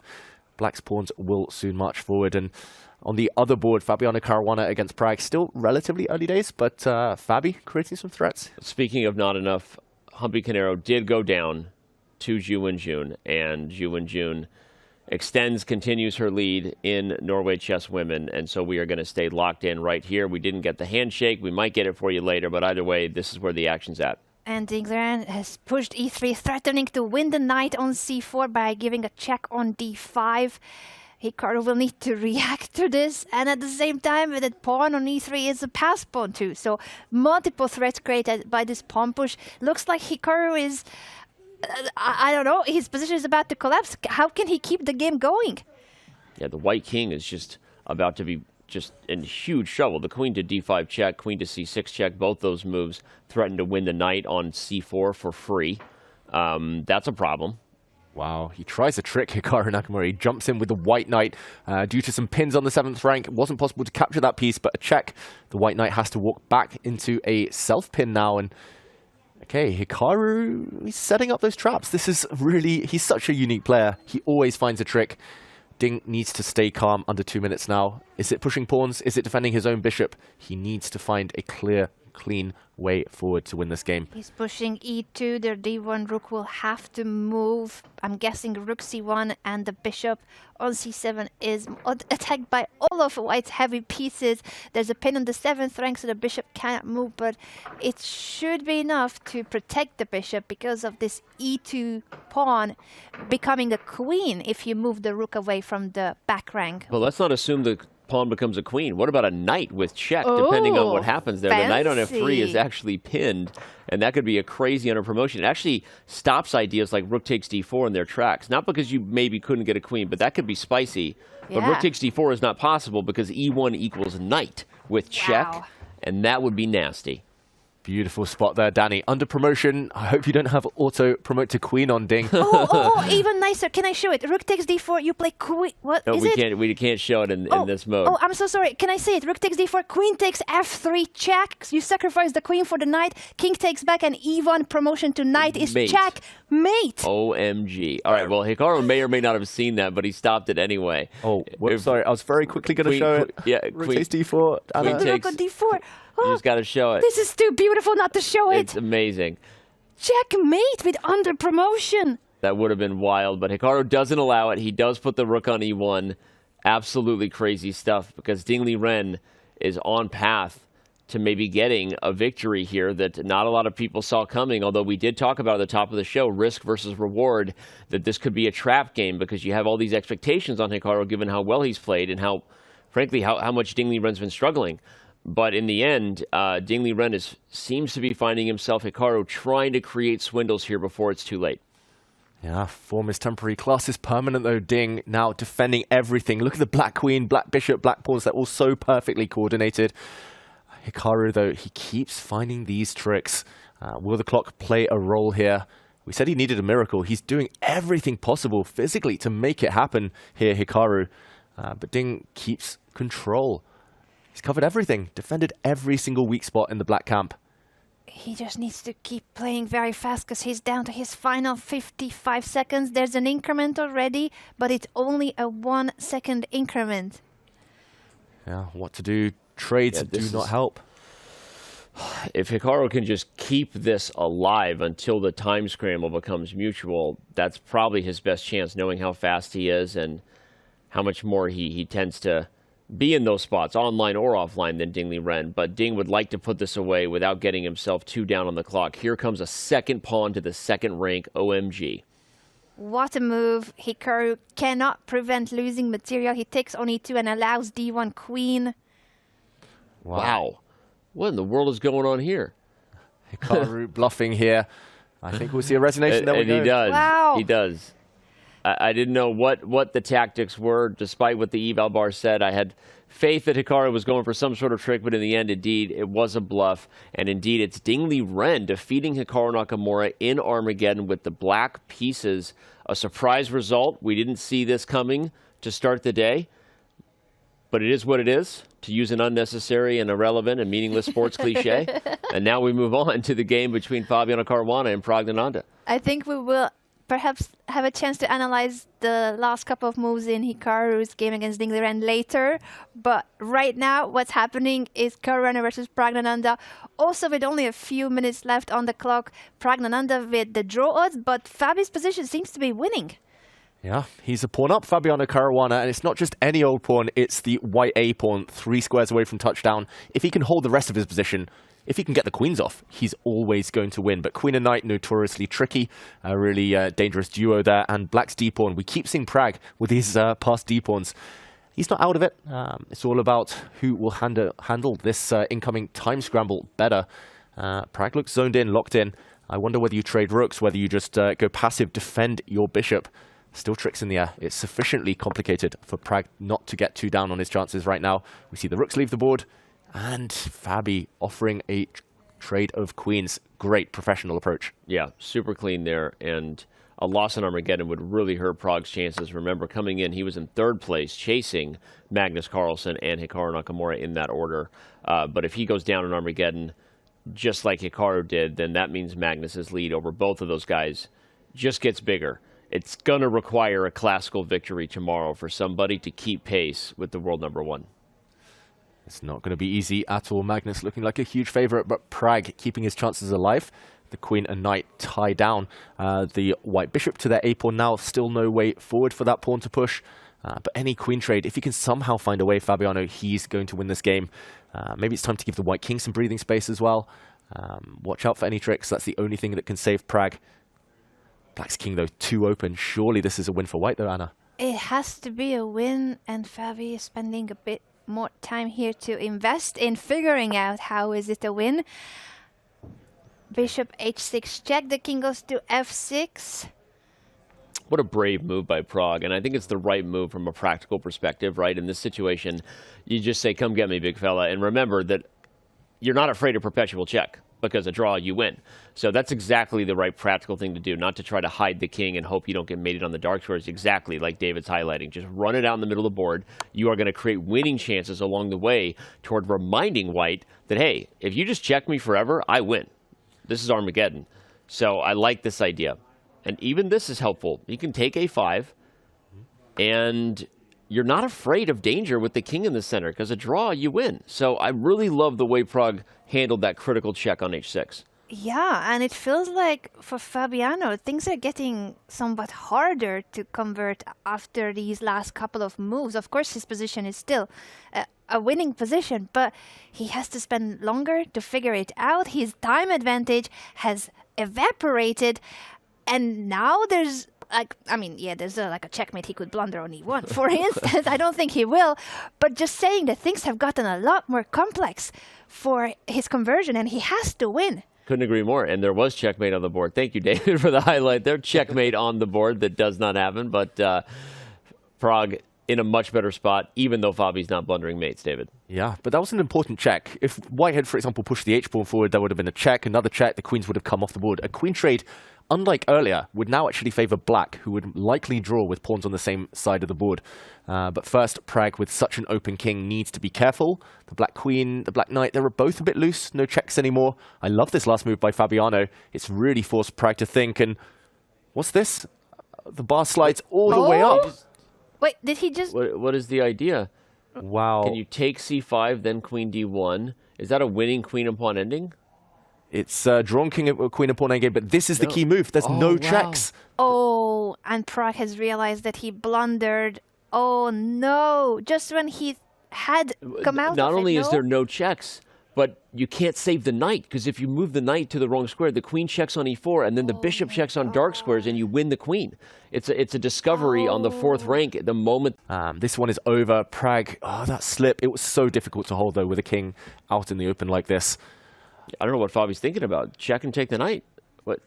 Maybe he's just double checking, but he's got only a minute and 15 seconds to double check.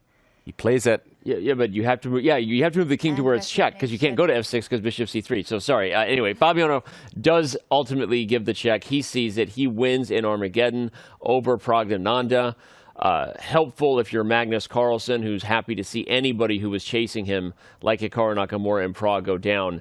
And I guess a good victory for Fabi to continue to kind of fight his way back and have a respectable finish here toward the end in Norway.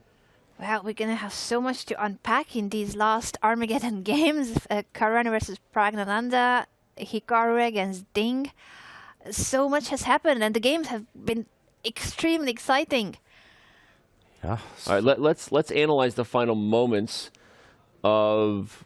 Well, do we want to show why it was winning in that final position with Fabiano over Pragg, or do we want to analyze the final moments of what was Nakamura and Liren where we couldn't keep up? How about we do both? Twist ending. Let's give everybody all the chess they want. David. That's it. Let's take it away. Let's do it. Deep breath. And, Deep breath. And we go.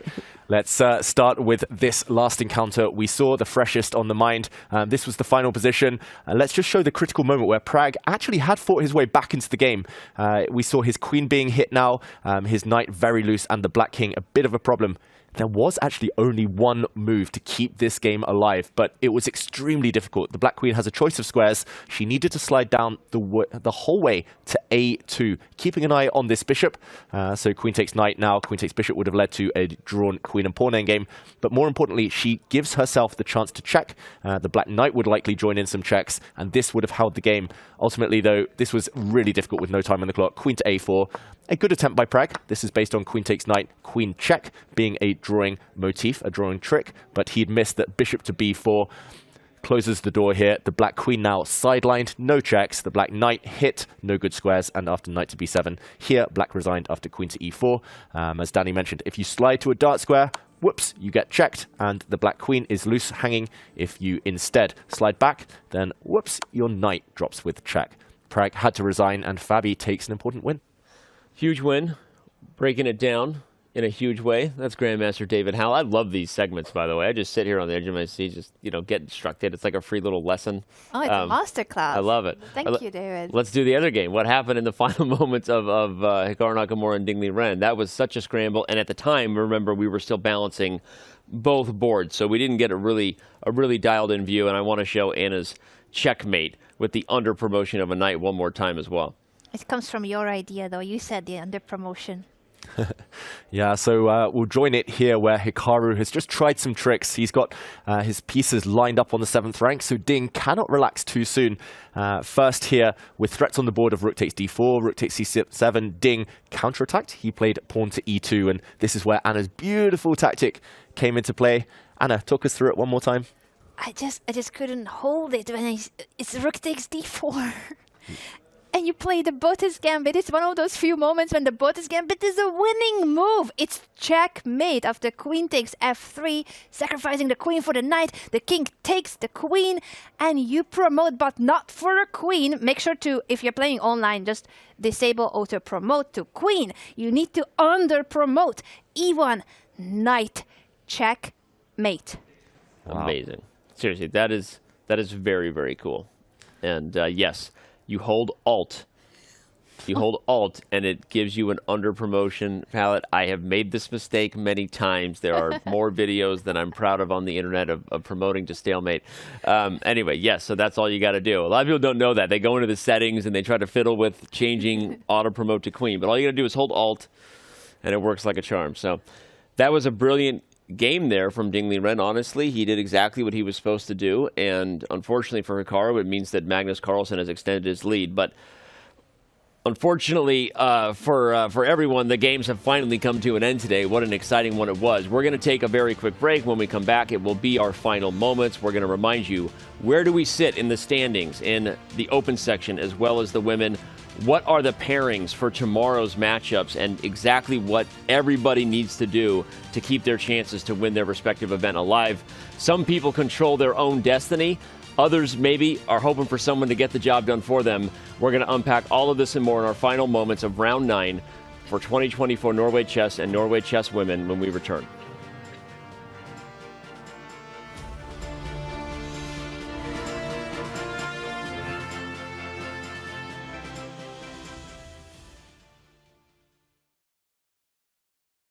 Looking for new ways to enjoy chess? Check out our schedule of chess.com community events today. Mondays, play Rapid Opening Roulette and expand your opening repertoire with a new opening each month. Tuesdays, compete against other untitled players in Untitled Tuesday. Battle your way to the top in Arena Kings on Wednesdays. And finish the week off each Saturday with the blistering Community Bullet Brawl. All happening in the Community Club on chess.com.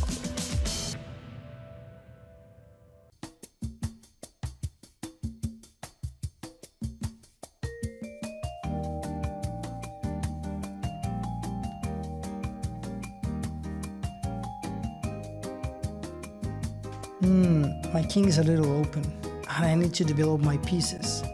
How about pawn to a3 with the idea of pawn to b4 and then bishop b2, pressuring the e5 pawn? Hey, I need your help with this position. Yeah, for sure. It's knight d5. You think so?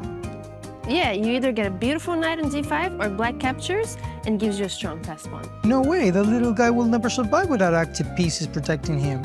I'm just saying, I win positions like this all the time. Hey, coach, we need your help. What do we do in this position? Oh, play bishop e3, develop the knight. This is a textbook case of a bishop-knight imbalance. You play b3, restricting the knight, and that sets the stage for a later pawn a4, gaining some space on the queen side. Oh, that's great, thank you. No worries. I'm International Master András Tóth. I'm presenting to you Jeremy Silman's masterpiece, The Amateur's Mind. In chess, in order to win games, we need to come up with masterful ideas, and that is exactly what this course is going to teach you about. We are going to weed out the faulty amateurish thinking, and we are going to replace it with masterful habits. And today, you are welcome to start this journey for free on Chessable. Students, did you know that you can get a discount on any Chess.com premium membership? If you're enrolled in a college, university, or high school in a participating country, you can get 50% off any yearly or monthly premium plan, Diamond, Platinum, or Gold.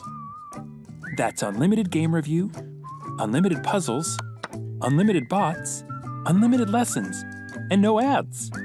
All at 50% off. Go to chess.com/students and get your discount today.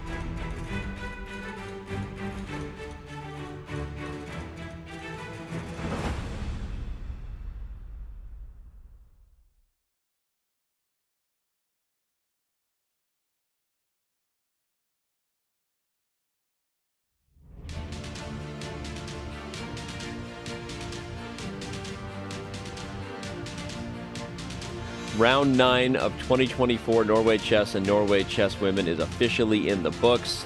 What a day it was. We had one result in Classical. 5 games went to Armageddon. Welcome back into our studio here, live at the playing venue in Stavanger. And we're going to break down what happened here real quick with the gang. We got Grandmaster David Howell on the end, International Master Anna Rudolph, International Master Danny Wrench right here with you. The results, as you can see them before your eyes, were, well, a lot of Armageddon with one big standout, Lei Ting-jae, who gets herself in a spot where she controls her own destiny. We'll unpack it in a second. But Magnus Carlsen, the king of Armageddon, does it again. Ding Liren with a huge victory as he continues to claw his way back to form that we know he has in him. Fabiano Caruana beats Praggnanandhaa. Lei Ting-jae, as we said, beat Vaishali. So a tough day there for the siblings. One losing in Armageddon, one in Classical. Zhu and June continues to be dominant. That's why the percentage chances of her not winning this event are very small, according to Chess by Numbers. And lastly, Anna Muzichuk won what feels like lifetimes ago, because they went to Armageddon so fast. So let's talk real quick about the result and unpack a little bit of it here, team. All right, I mean, let's pick them. Your biggest result, your biggest moment of the day. David, I'm going to start with you. Oh, King Ding. It feels like he's getting back to his best slowly. The last 3 rounds, he's getting better and better every day. And to steal a phrase I just saw on social media, technically, the last time Ding beat Hikaru, he went on to win the World Championship. Very good point. Maybe this is what he needs to get back into his peak form, because we know he has it in him. And in Armageddon, it has been coming out more. Less time to think things through or overthink things. Maybe it's quite possible that sometimes it takes those kind of victories where you just didn't have time to get in your own way to not just remember that you can play chess, that you're pretty good at it, right? But that you enjoy it. Maybe even more importantly. So what a shout out there from someone who on the internet, whoever came up with that stat first. It is an interesting one. Obviously winning at Armageddon, a little different than beating Hikaru with the candidates and then ultimately going on to beat Yanda Pomnishi. But for all those hoping that Ding Liren finds his form, all of us, it was a good day for Ding Liren, a tough day for Hikaru Nakamura. We should talk about that.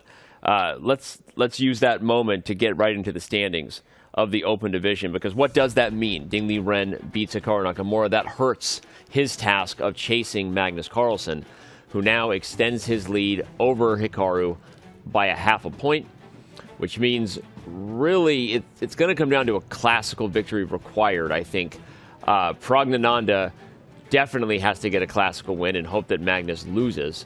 Alireza Firouzja pretty much out of it now, can't win. Mathematically, that is actually true, so I'll not be politically correct about that. Alireza Firouzja will not be your 2024 Norway Chess champion. Neither will Fabiano Caruana or Ding Liren, but it doesn't mean they're not going to bring their A-game and fight.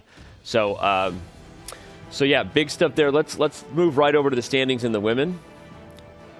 Get an idea of where we sit over there before we preview what the stakes mean and what the pairings are for everyone. Similar, actually, Zhu and Jun with a 1.5 lead over Lei Ting-jae. Exact scores, in fact.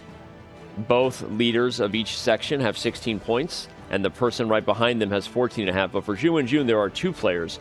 And you know that Anna Muzychuk is going to be rooting for Lei Ting-jae with all of her heart and might, because Lei Ting-jae controls not just her destiny, should she beat Zhu and Jun, but she might control Anna Muzychuk's destiny too.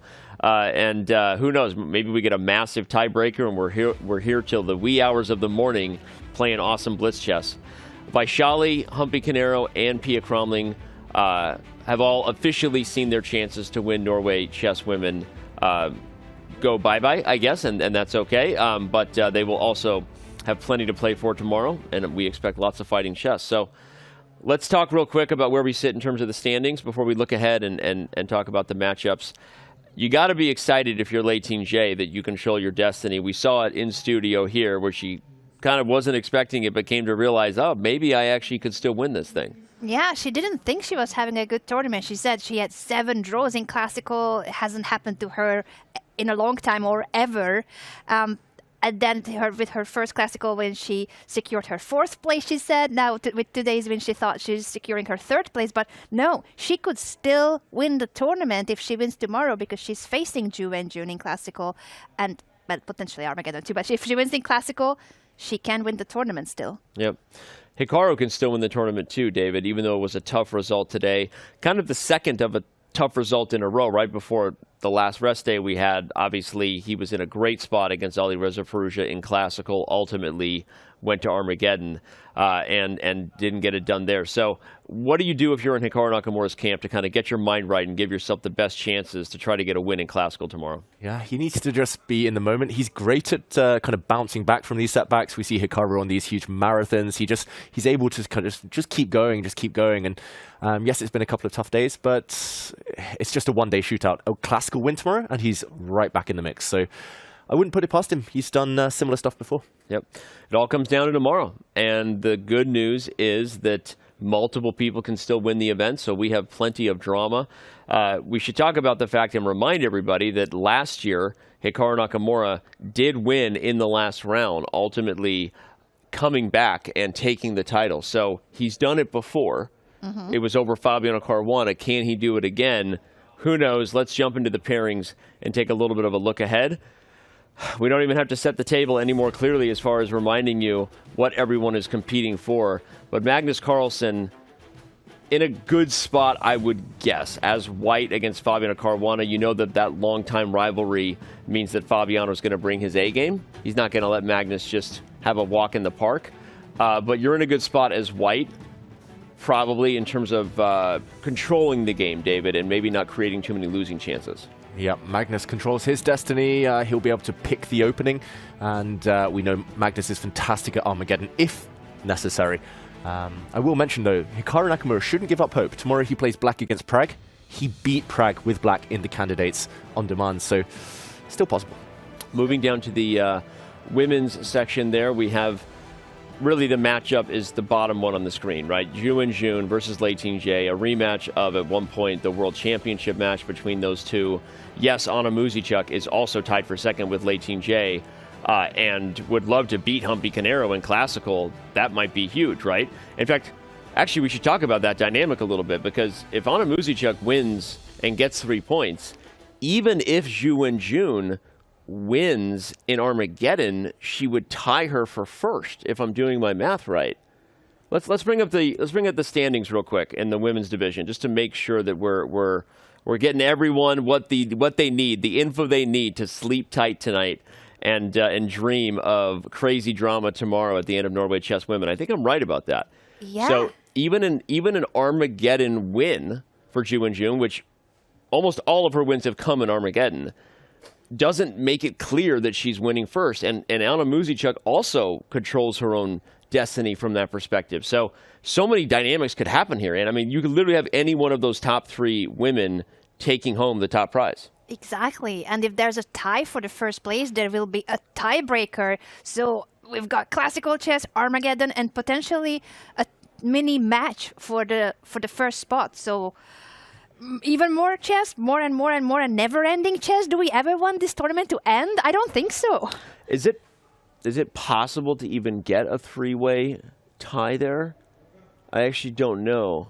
No. I don't think it is because, yeah. Let's bring up the standings again. I'm having fun. I want to look at the math. But we're going to talk about the too. scenarios That's that could give match. us some standings. Just real That's a quick, I match. want to see. More chess. We've got, if Anna Muzychuk wins in classical, then she would leapfrog either Lei Ting-jae or Ju In-jun winning in Armageddon, or she would tie Ju In-jun if Ju In-jun wins in Armageddon, which means we have a 2-way tie. Yes. If she wins in Armageddon, then she's not going to be a part of any tiebreaker that would happen should the other 2 go to Armageddon, because Ju In-jun gets at least a point even if she loses Armageddon. So Anna Muzychuk is out. We're probably going to have to make sure the team reviews this in detail tomorrow, because I'd love to have a breakdown. We'll get some visuals for you all, a graphic that explains all the possible convoluted versions of the multiverse where there's one way maybe that there's a 3-way tie, but I don't think it exists. So, okay, now we will officially let ourselves call it a night here and get set for the preview tomorrow. Let's remind you of the schedule. Again, there's one more day. That's all you need to know. Tomorrow's the final round of 2024 Norway Chess and Norway Chess Women. You know where to be. You know what you want. We're going to be here. It's going to be epic. It's going to be awesome. If the tiebreaks are required, they will go down right then. So that should be awesome.